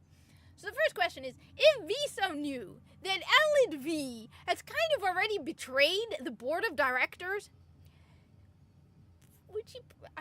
he also lives his entire life surrounded by the world of Alan V. So he's probably being told by Alan V and his employers why Alan V is the greatest thing on the planet. So thus, Viso has no reason to not believe Alan V. Let's also keep in mind that Viso, when it comes down to it, is probably like a manager in a store. Alright? So like an Amazon. Let's go with Amazon. Amazon's got their Amazon Fresh. Let's go with Viso is probably a supervisor to Amazon Fresh. He's not even a manager. He's probably a supervisor. I guessed his rank to be like Lieutenant Junior grade. At most a Lieutenant Junior grade. His equivalent rank is like a Lieutenant Junior grade. He's not a nobody, but he has some rank because he clearly says he has a rank. He's like Corpus Tech first class. It's like, yeah, I got some rank behind that, right? So let's go with a Lieutenant Junior grade. So let's put him as a supervisor in a Amazon Fresh. Now imagine you're a supervisor in an Amazon Fresh and you get a phone call and it's like, this is Jeff Bezos. I need you to do this and this and this and this. So that's the equivalent, and keep in mind for Viso, Alan V is kind of like a religious leader to him. So let's go with you are a priest in a low-ranked Roman Catholic church. Like a little dinky little Roman Catholic church in like New Jersey. Where most people don't, and you get a phone call and you recognize the voice of the Pope. And you know it's the Pope. And the Pope is like, all right, I need you to do this. So I'm going to go with Viso was in a complete and total state of shock. Where he's like, everyone is dying around me. I should probably be getting the hell off this ship right now. What the hell is going on? And all of a sudden he gets a communication from the CEO. So I can, to a degree, understand why Viso was like, okay, the literal Pope to him has just called me and is asking me to do something. And he doesn't know why, but he's like, he probably has a very good reason why he wants me to disable fire control to the fleet. Now, you notice, as you play as Viso, he starts to doubt things.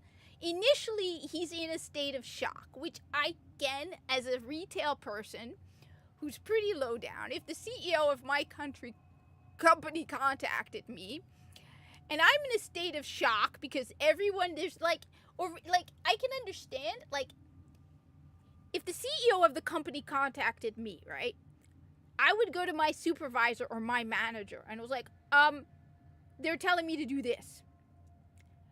But Viso is completely by himself. He's probably used to supervising other engineers. I figured, my guess is the Corpus Tech First Class is not really a promotion based on skill. It's not a promotion based on heroics. It's more a promotion based on skill.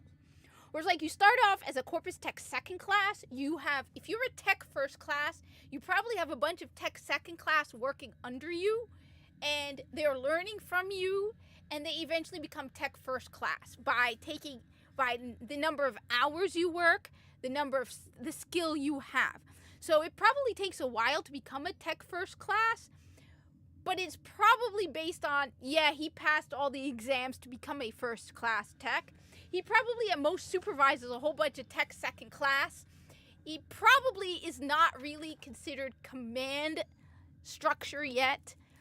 I can see his next promotion being in 2 or 3 centuries, where he becomes maybe a chief of engineering. But he's also on a pillar ship, so it's not like he's a big, high-class, muckety-muck engineer. He's probably, it's like, the pillar ships are the smaller of the ships. It's like, you're a pillar ship engineer. You're a Tech First Class. You oversee a bunch of tech. So it's not like he's used to making big-class, mega decisions on his own. So here he is by himself, and the CEO goes, Viso, I need you to do this.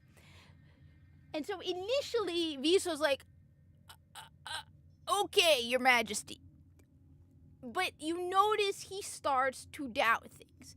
He makes a few comments where he's not flat out saying, yeah, I'm not going to. He's like, am I a traitor to the board? He's like, what's going on? And I think, initially, like I said, I was very much like, Viso, what are you doing? But the more I think about the circumstances that Viso is in, most people, and the thing is, even if it were like someone like me, right? And the CEO of my company came to me and told me to do something that is downright illegal, okay? Where he's like, all right, I want you to put this, and I want you to ship it to me, and it's like something downright where I know is 100% against company policy, right? I wouldn't do it, but that's because I wasn't raised by the company I work for. I wasn't raised to be undyingly loyal to the company I work for. If my company were to tell me to do something that I know is downright immoral, right? If they were to tell me, go, end this person, I would be like, absolutely not, because I was not raised by it. But when you think about it from Viso's point of view, Viso-R, the -R tells me he's probably part of a genetic group that was purposely bred to be an engineer. He was probably born out of an artificial womb. He was probably born in space as part of like a genetic program, part of Alad V's corporation. Or one other possibility is he was born as a generic like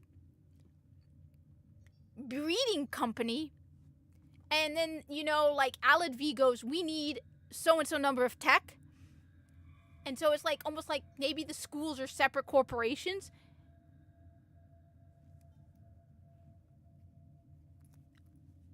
I hope.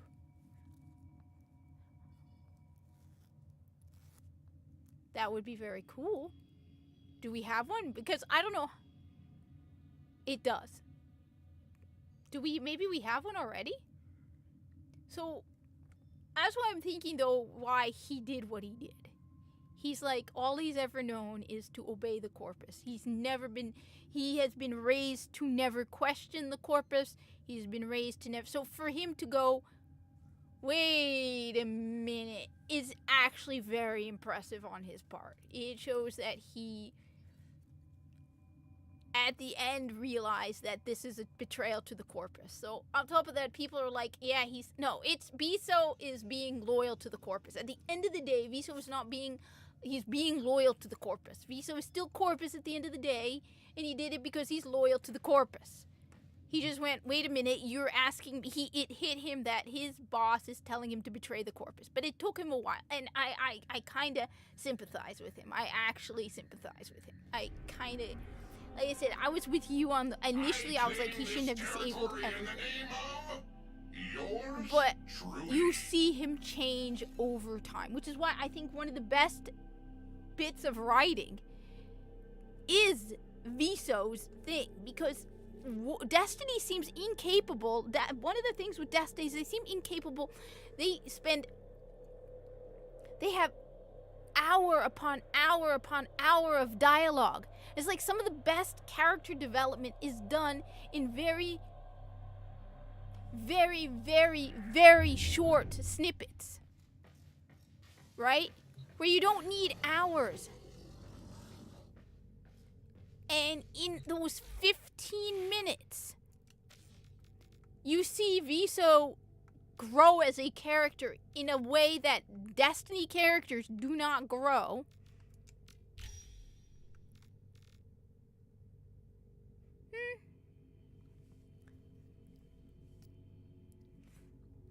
And so that's why at the end of the day, there's a lot of stuff done in the new war that I think is still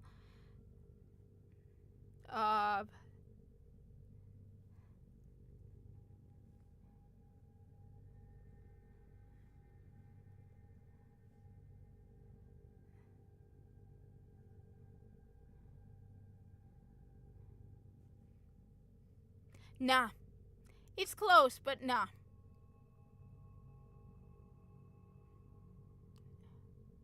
It's too generic. The problem is, nah. The problem is corpus designs are all, it fits the corpus design, but nah. I think they could do better. They could get it closer. I mean, it's close. But that's one of the reasons why I think there's bits and pieces. That's why while I do have problems with the new war, I think that there are some bits and pieces to it that just show really, really good creativity done very, very well. And the development, more Viso than Call. Call really doesn't change. I mean, he changes a little where he goes from For the Queens to For My Brothers. But that really isn't a big step for him. Whereas with Viso, he does a massive leap.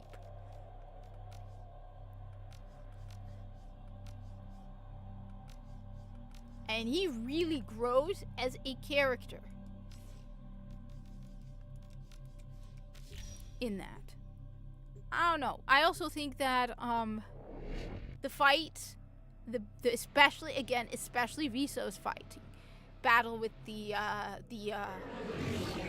Jackal is very creative because it takes into account the corpus combat and it fits it. And it's like, that's why I judge all boss fights, at least in Destiny. The Grineer want to poison the mighty forests of Earth to but make the more thing room is, for themselves. he You are really here to didn't do, stop like, them. he didn't, Find like, the tell toxin mixer.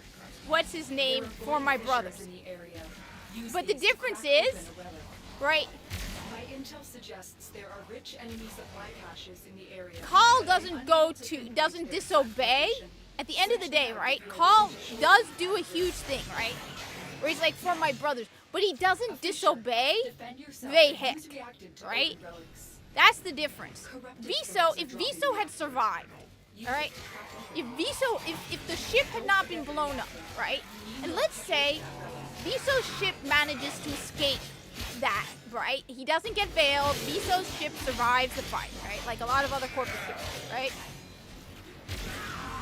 Viso's ship survives, right? He's in a lot of trouble. So like, Viso betrays them. He doesn't say, screw you, Vehek. Like, it's like, I'm doing this for my, the end result for Call was the same, right? He would have done the same exact thing for the Queens or for his brothers. Viso did the opposite. And that's why Viso grew a lot. It was a bigger deal. You have collected enough reactant to open your relic. For Viso,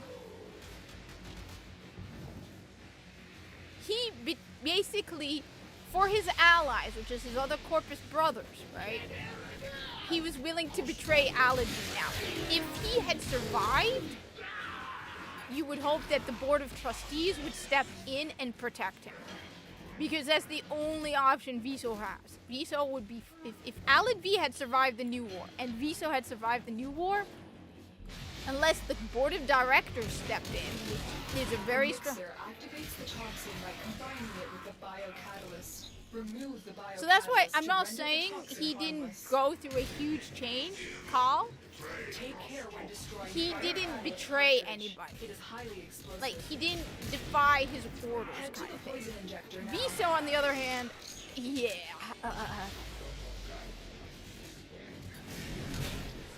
His actions probably led to the death of Aladvi. Oh yeah, no, but the thing is also, you know that Aladvi was tricked, right?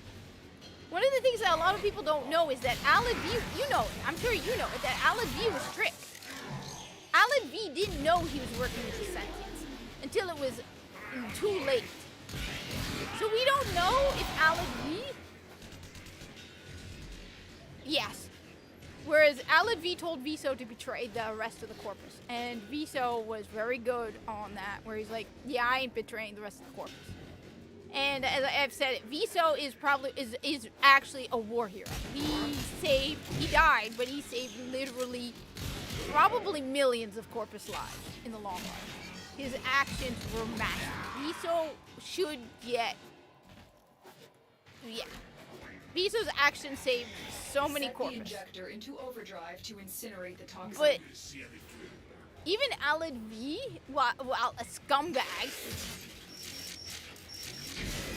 right? Going to destroy the injector by operating it at a dangerously high velocity. Did not realize he was working with the Sentients until it was too late.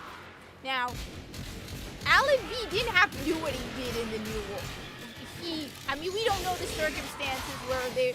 My guess is this is my guess on what happened in the New War. This is my guess. I think it makes the most sense. I think Viso wasn't supposed to be there. I don't think Viso was supposed to be there. I think when the decision came to decide who would be going to the Veil Proxima, Frode Beck, as chairman of the board, was like, yeah, we're not involving Aladvi. I don't think Viso was meant to be there. I think what happened was, part of the deal that Aladvi had with the Sentients was shut down the weapons for the Corpus. The Corpus was more than half that fleet. And so, to make it easier for the Sentients, shutting down the weapons for the Corpus would have made this fight so much easier for the Sentients. So my guess is Aladvi was on that ship. Viso probably didn't know Aladvi was on his ship. Get to extraction. Because he's not important enough. He might have heard rumor that Aladvi was on the ship, but he probably didn't know. And they probably suddenly turned, they were ordered there.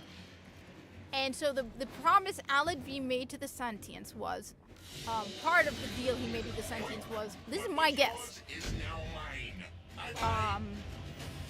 I will shut down the weapons of the Corpus.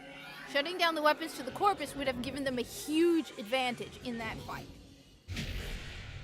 So we don't know if he was forced into it, where he's like, if it would have cost him his life, he should have, but... And so he did not expect Viso to do what he did. He probably didn't even expect to be in that position to have to rely on Viso. I think something either Aladvi realized, not Aladvi, Frode Beck realized what was going on and shut down Aladvi's controls, or something that was damaged and he lost control. And so he sent Viso. But my guess is his original plan was he didn't even need Viso. And he had control, and either Frodbeck realized what was going on, or one of Frodbeck's people realized what was going on and shut down Alad V's control of the weapons control, and so he called on Viso. But like Viso wasn't supposed to be there. Viso probably wasn't supposed to be involved. Start with the toxin mixer. Watch out. I'm detecting void fissures nearby. Do you have a That's my guess, but it seems to make the most sense there are because rich enemy supply caches in the area, but I am unable to pinpoint their Frodbeck exact location. is the chairman Search of them the out if you board, are willing to shoulder and the Frodbeck activists. does not like Alad V. You're near a fissure. The corrupted enemies are dropping reactant. Collect it to open Could your it? What do you mean? He got silent after his Reactant is Mutalis? working on your relic. Well, my understanding is he was booted from the board. Like, Alad V was on the board, and he was booted from the board. That was my understanding, and that Frodbeck doesn't trust him. And since Frodbeck is the chairman of the board, so I think they probably ignored him after the fact. But like he's not relevant to them anymore. They didn't think he was really that important. So they didn't really pay attention to what Alad, because it doesn't make sense that they didn't know what he was doing unless they weren't even paying attention. They thought he was no longer relevant. Which, if I were Frodbeck, I would be keeping my eye on Alad V. I'd be like, we booted him from the board. He's still Corpus. He still has assets. I would have been keeping my eye on Alad V. But it's possible Frodbeck was so caught up in everything else. Biocatalyst. Remove the biocatalyst to render the toxin harmless. Take care when destroying the biocatalyst cartridge. It is highly explosive. That's true. The Sentients were a bigger problem. So maybe he got caught up in the Sentients. But we do know Alad V did not mean to ally with the Sentients. Now, would he have allied with them anyway? Probably. It's Alad V. Which is, by the way, why all of my characters don't work for Alad V. They all work for Frodbeck, because I wanted characters who did not get along, who, if they met Viso, would consider him. But, like, my understanding is Alad V did not even realize he was working with the Sentients at first. Like, by the time he found out, it was kind of too late. Overdrive to incinerate the toxin. But I do think that, You have collected enough reactant to open your relic. I do think, Now in an unstable overdrive. Keep the Grineer away while it melts either down. he chose to disengage weapon control to get on the good side again of the Sentients, or that was part of the deal he had. Where it's like, 'cause, I mean, think about it. If the Corpus weapons are disabled, that's more than half the fleet. I flew around with my ship, my Railjack, during the New War, and there was at least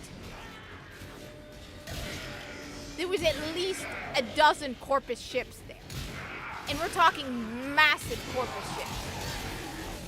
So you can imagine, yeah, well, I mean, when you really think about it, you're talking about these ridiculously wealthy Corpus who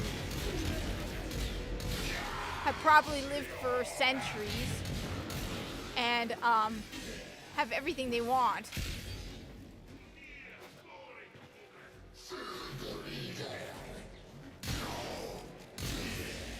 I said, the Corpus aren't, I won't deny it, the Corpus aren't nice people. I tend to be more on the side of people like, Viso and crew. You just destroyed a massive batch of Grineer toxin. Good work. But get to extraction.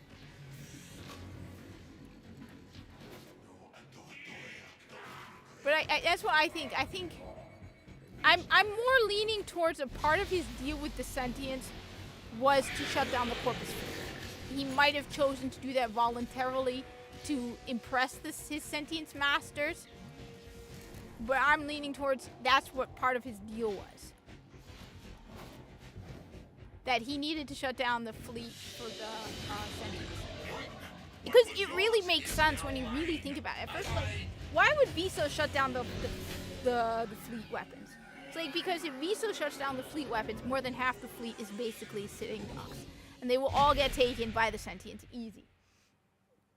So it makes sense that they have Viso do that to make them basically sitting ducks.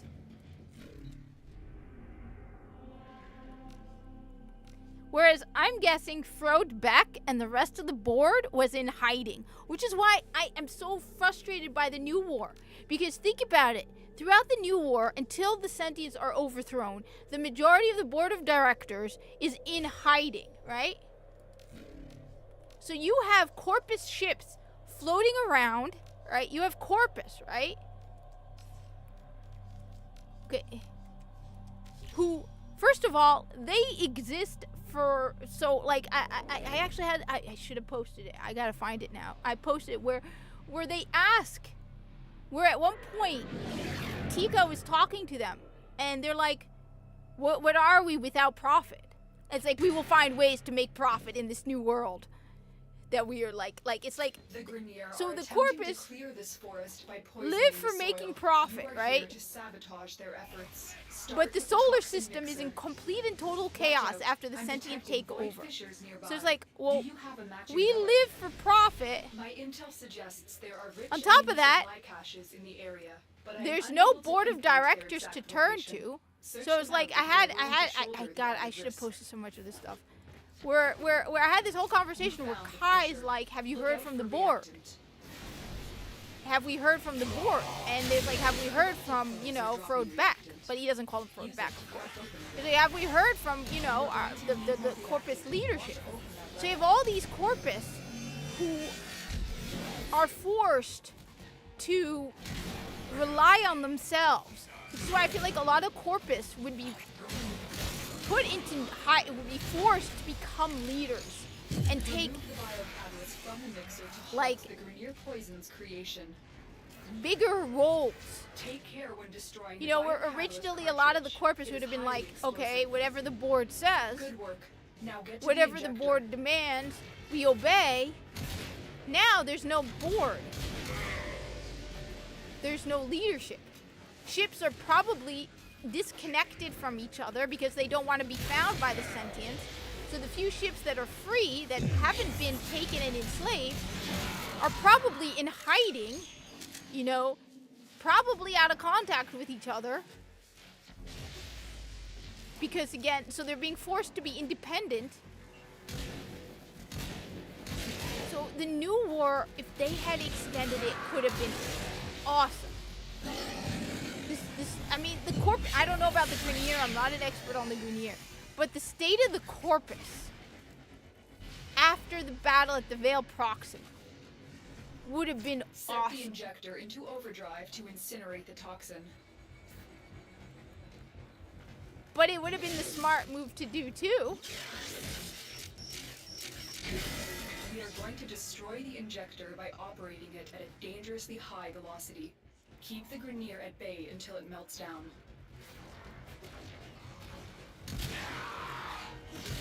Thing is, I don't even think, I think the Corpus, and that's the thing, they would have had to go back to that whole, you know, smaller merchants, you know, individual ships where the individual ships are having to rely on each other, That's it. where You like opened the relic. they Finish don't your want to mission and risk we'll being take a look found. outside. So it's like they don't know where to find each other. So they're being forced to rely independently. I can see some of them being like, well, we're going to take back what is ours. And others being like, we're going to hide. So some of the Corpus would be like, they took our profit. We will take it back from them. And other Corpus being like, we're going to, and other Corpus I can see being like, I'm not living like this, and turning themselves into the sentients. But it could have been so interesting to see these You just destroyed a Corpus massive batch who are of so Grineer used to toxin. being Good work. reliant Get to on extraction. their leadership now, being raised to be obedient, being raised to be a part of the corporation, now being forced because of circumstances to have to act on their own.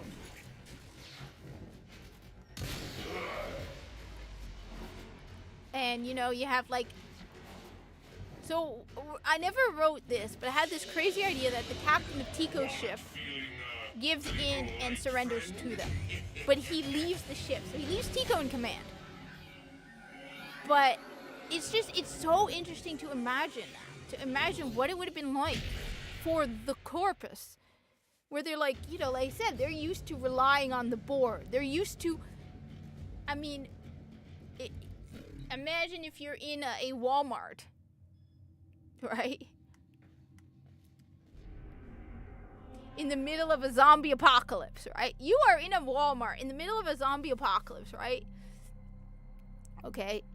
You're completely cut off. You're using what you have to survive. You need to find more to survive. So you're going from place to place in your ship, trying to find more supplies to survive. You're trying to avoid the enemy from every side. You cannot reach out to other Corpus because you don't want to be discovered by the sentients.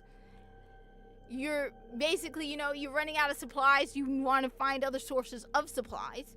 You might be like, well, we might need to do this, you know, can we take this back? You know? Can we do, you know, they're like, we need, like, I don't know, we need, like, coolant or something. And, like, the only place we can get it from. So it's like, they might have to work together with, you know, they might be lucky and come across another Corpus ship and be like, we need this supply.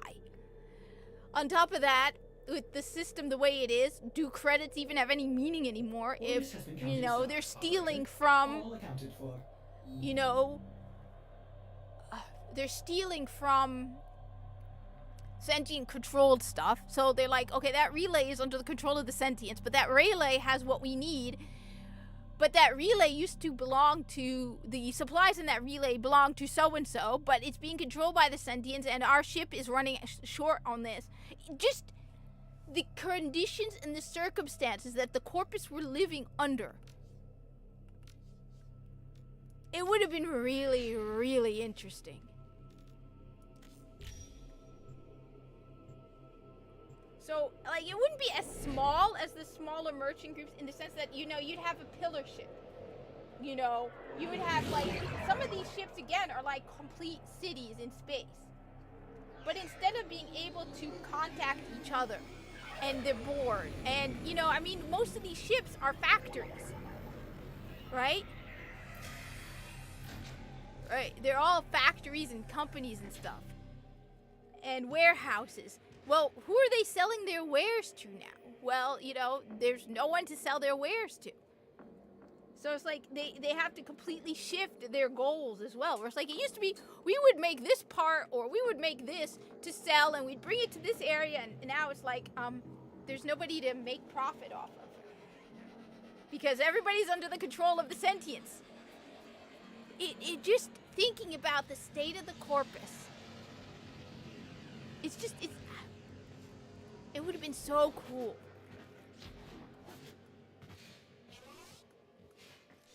And I mean, I don't even want to know what the Grineer were going through. And I do think, it's like, would the Corpus come across a Grineer thing and be like, okay, we need this supply and you need this, we can trade you this for this. The wait is over, Tenno. Where they're like, we're kind of, they're like, we found a ship. Right? And they're like, well, we need this, maybe, and then they're like, it's Grineer. And they're like, well, we don't have a choice. And the Grineer are like, we need this. And the Corpus like, well, we need that.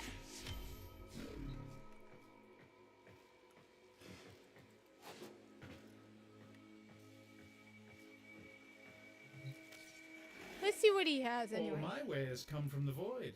Perhaps you'll get to visit sometime.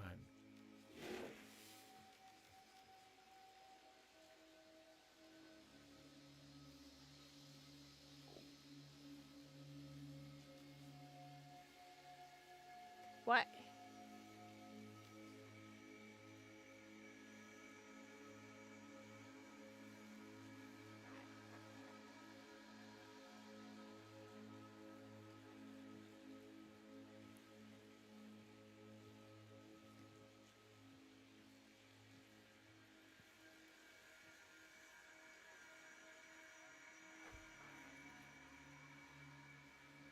But I mean, yeah, because it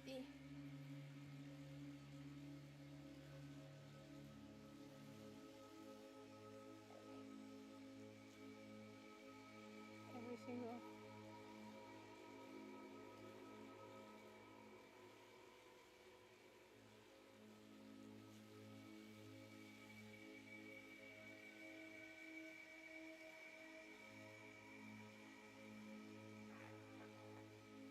Interesting. Interesting here. I don't even know. Anyway. But I don't know. A primed cleanse Orokin. But that's a Corpus. So I'm guessing primed cleanse Orokin is damage to Corpus? Because technically the Corpus are Orokin? I mean, that looks like a Corpus with their helmet falling off. Wait. Yeah, that looks Corpus. It absolutely looks like a Corpus helmet falling off of a Corpus. And the blue looks like Corpus.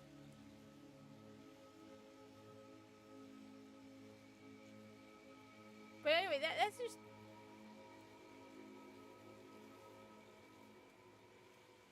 That's my... I don't know. That's why I said...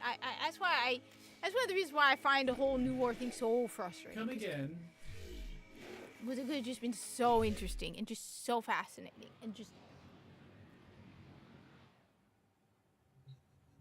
But I guess, I don't know, most people probably don't care what happened with the Corpus and the Grineer during the New War. I mean... Your little lich is coming up in the world, Tenno.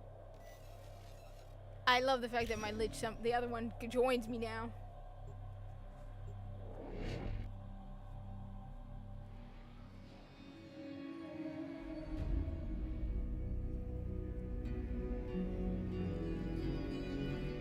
So, yeah.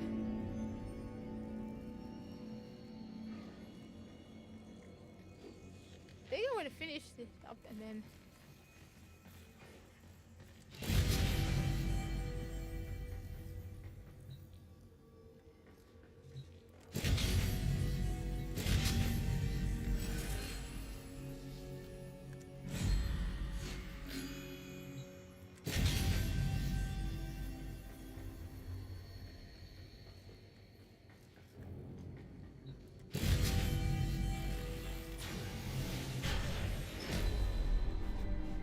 Then like I said, the problem is I probably think way too much about the Corpus, and most people probably aren't thinking, I wonder what the Corpus were doing during the New War, and they're probably like, screw the Corpus! What their claws have done, or Duviri may fall to something worse, even than Thrax. We will have to be nimble to collect those energy globes. But they are the only means to close the breaches. I also don't like the fact that what's-his-name gets Viso's name wrong. I think that it fits Alad V's personality to get Viso's name wrong because he doesn't care. But I don't think that's why I don't think... First off, I like the idea that Alvardi is probably high because he's no longer part of the Corpus. So I do think that Corpus probably get drug tested because they're dealing with, you know... They're not getting doped up on narcotics. But I think that Alvardi, once he joined up with that, was like, yeah, he don't care. On top of that, he probably wasn't at the Veil Proxima, because I don't think there's a single Corpus during who served in the Veil Proxima who would get Viso's name wrong. I think Alad V, it makes sense. He doesn't care about his low-ranked crew. So he's like so arrogant and so full of himself that no, he wouldn't get Viso's name right. But anyone else who served there and whose life was saved because of Viso's actions probably never forgets his name. I think most of the Corpus out there don't forget Viso's name, especially the ones who served at the Veil Proxima.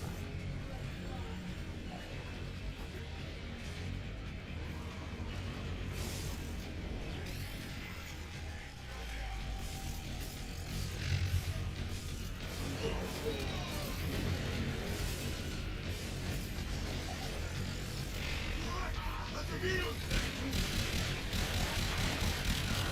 has been sealed.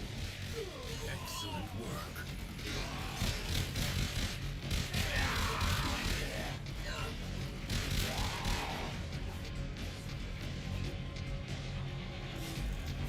Yeah, that's how you get me to babble like an idiot. You start talking about the corpus.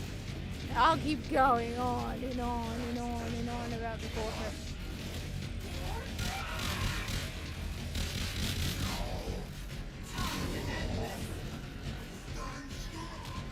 The simplicity of the corpus. Yeah, if you work hard and you do profit, you're good.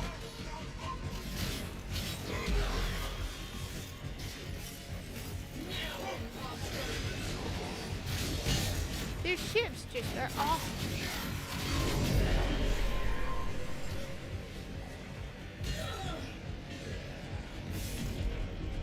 Trying to think, what do I need to do next? I've been at this for 4 hours, and I honestly want to be more mature about how long I live stream and how long I play video games.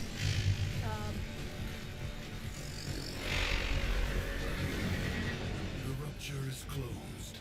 The paradox stabilizes.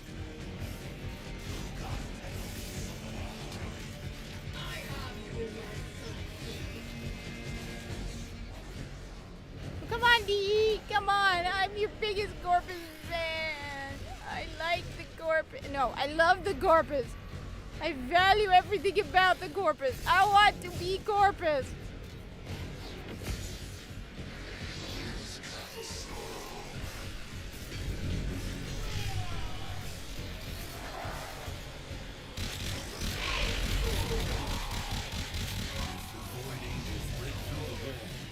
Master will be freed.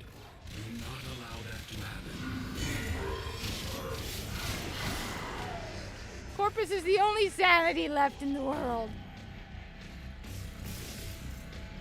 Everything else is just crazy.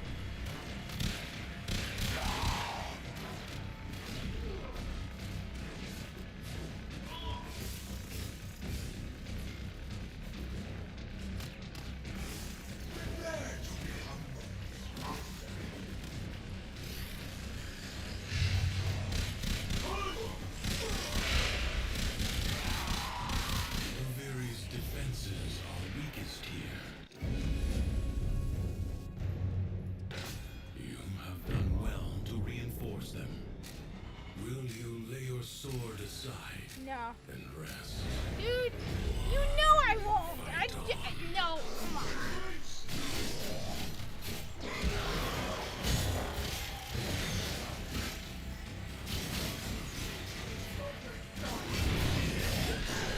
I need to do dogs.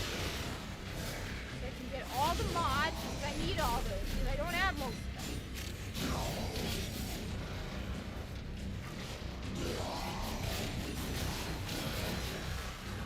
And all the cosmetics.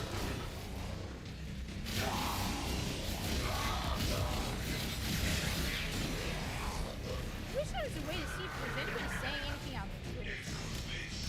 This is my day. Eat your pig. Why? Hello?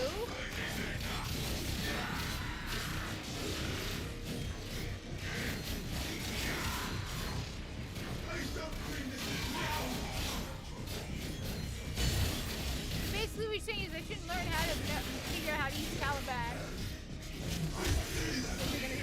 Honestly, I like Flurbo a lot. I love Do not relent. The battle has barely begun. It's halfway!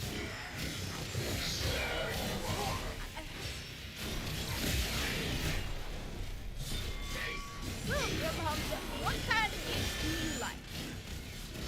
Hi. Name more things. I don't have a camera because I'm being lazy. I usually do.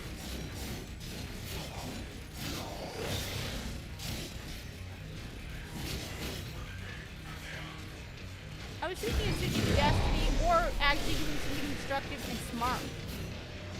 See, I've been working towards fine to decide if I should go to medical. Try to take the MCAT again. Should I take the MCAT? I never took the MCAT. I want to take. Should I take the MCAT? Should I start studying and spend the next 2 years devoted to studying for the MCAT?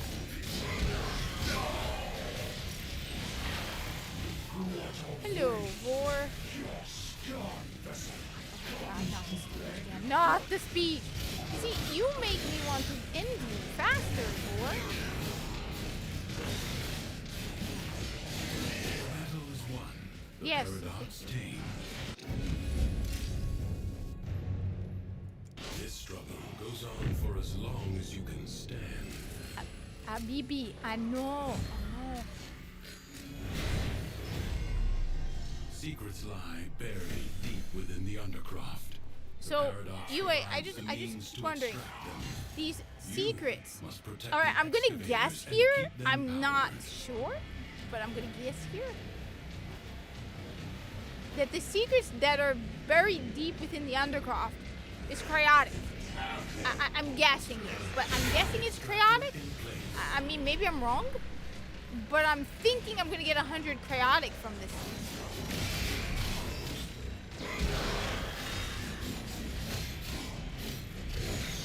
I like the shooty shoot. Alright.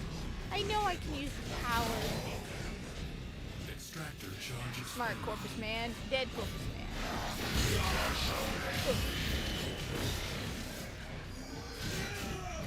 Oh, don't do that. Really, don't do that. Can we just accept the inevitable demise? Do it. I'm overthinking it. I guess.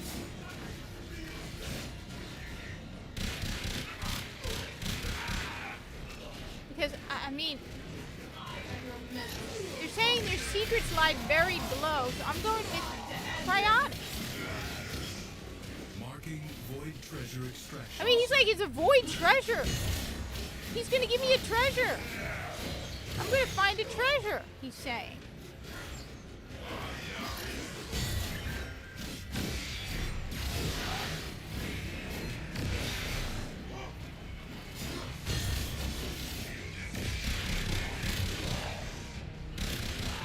I'm really too old to do this all over again,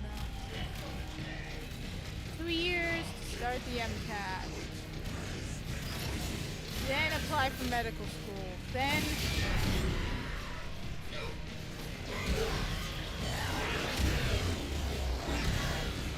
Oh, that's cool. I like it.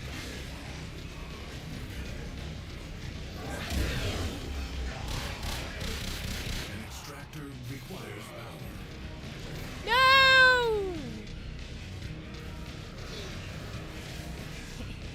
I fell into the void.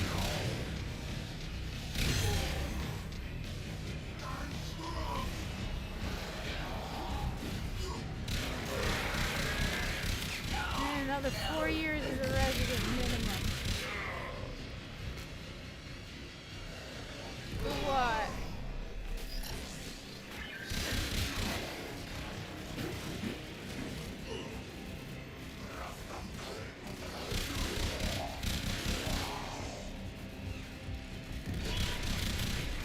Because then there's like another 4 or 5 years for surgery.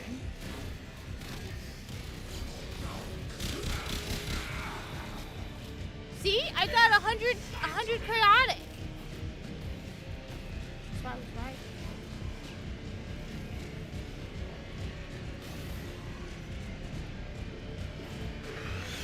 I sense another void treasure. How do you sense this? I mean, is this like an ability you have?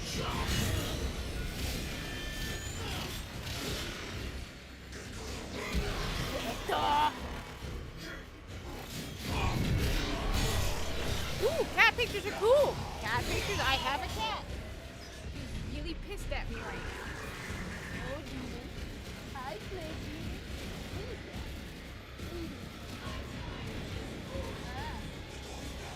More people. Alright, I'm gonna keep using this. Have a good one. Alright. An extractor is out of power. I think I'm gonna go do some other stuff. I don't know.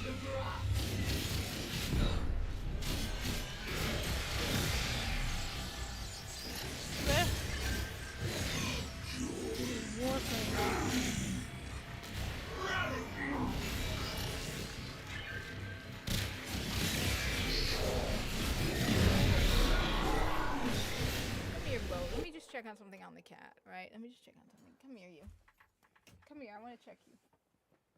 What is that? Come here, come here. Come here. Come here. Come here, you. Come here.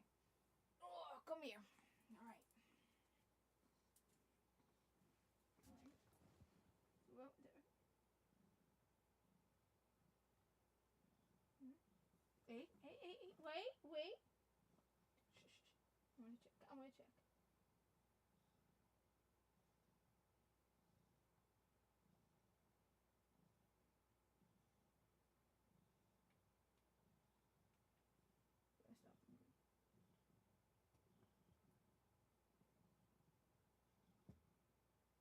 All right. Okay. I just want to make sure your eye was okay. I thought I saw something on your eye. Your eye's good. All right. It was just the color of your eyes. And the black and brown and stripey under your eye. I thought I saw something. I was like, okay. Alright, you're good. Don't worry me like that, you little fuzzball. You're not a young cat anymore. You're 14. Alright.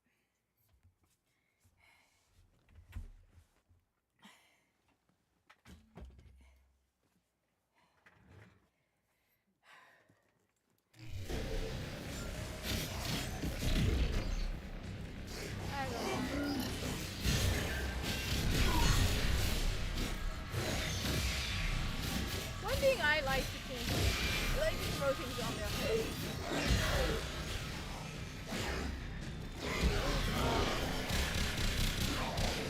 I think that the Corpus would value engineers more than doctors.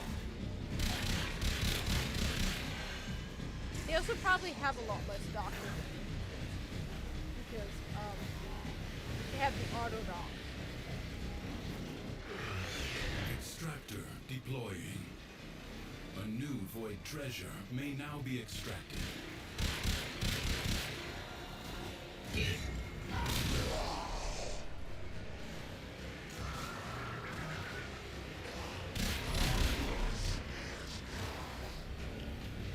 Extractor charge expended. On the other hand, they probably have a lot of resources. And they probably don't have the same ethics that we have.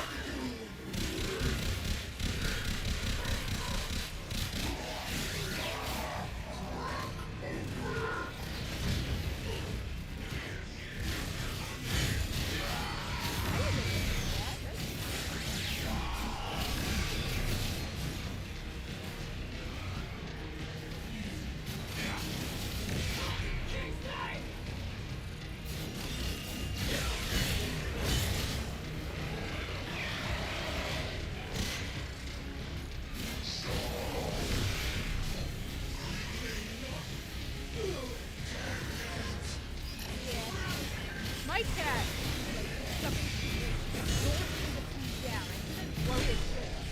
breathe it up her nose. Okay, bud. Okay, you're not dying, you oversized fuzzball. Really? I promise you're not starving to death. Slow down before you puke it all up.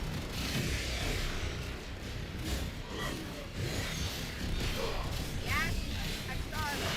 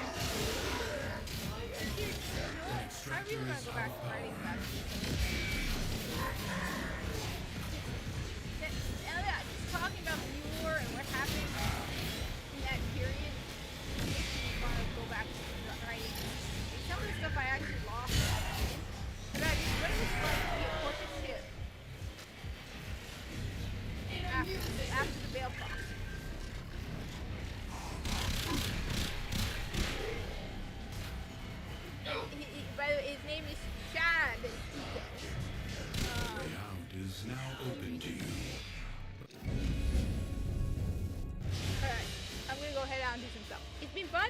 Peace out. Sorry about the lack of camera, but I'm wearing a vest.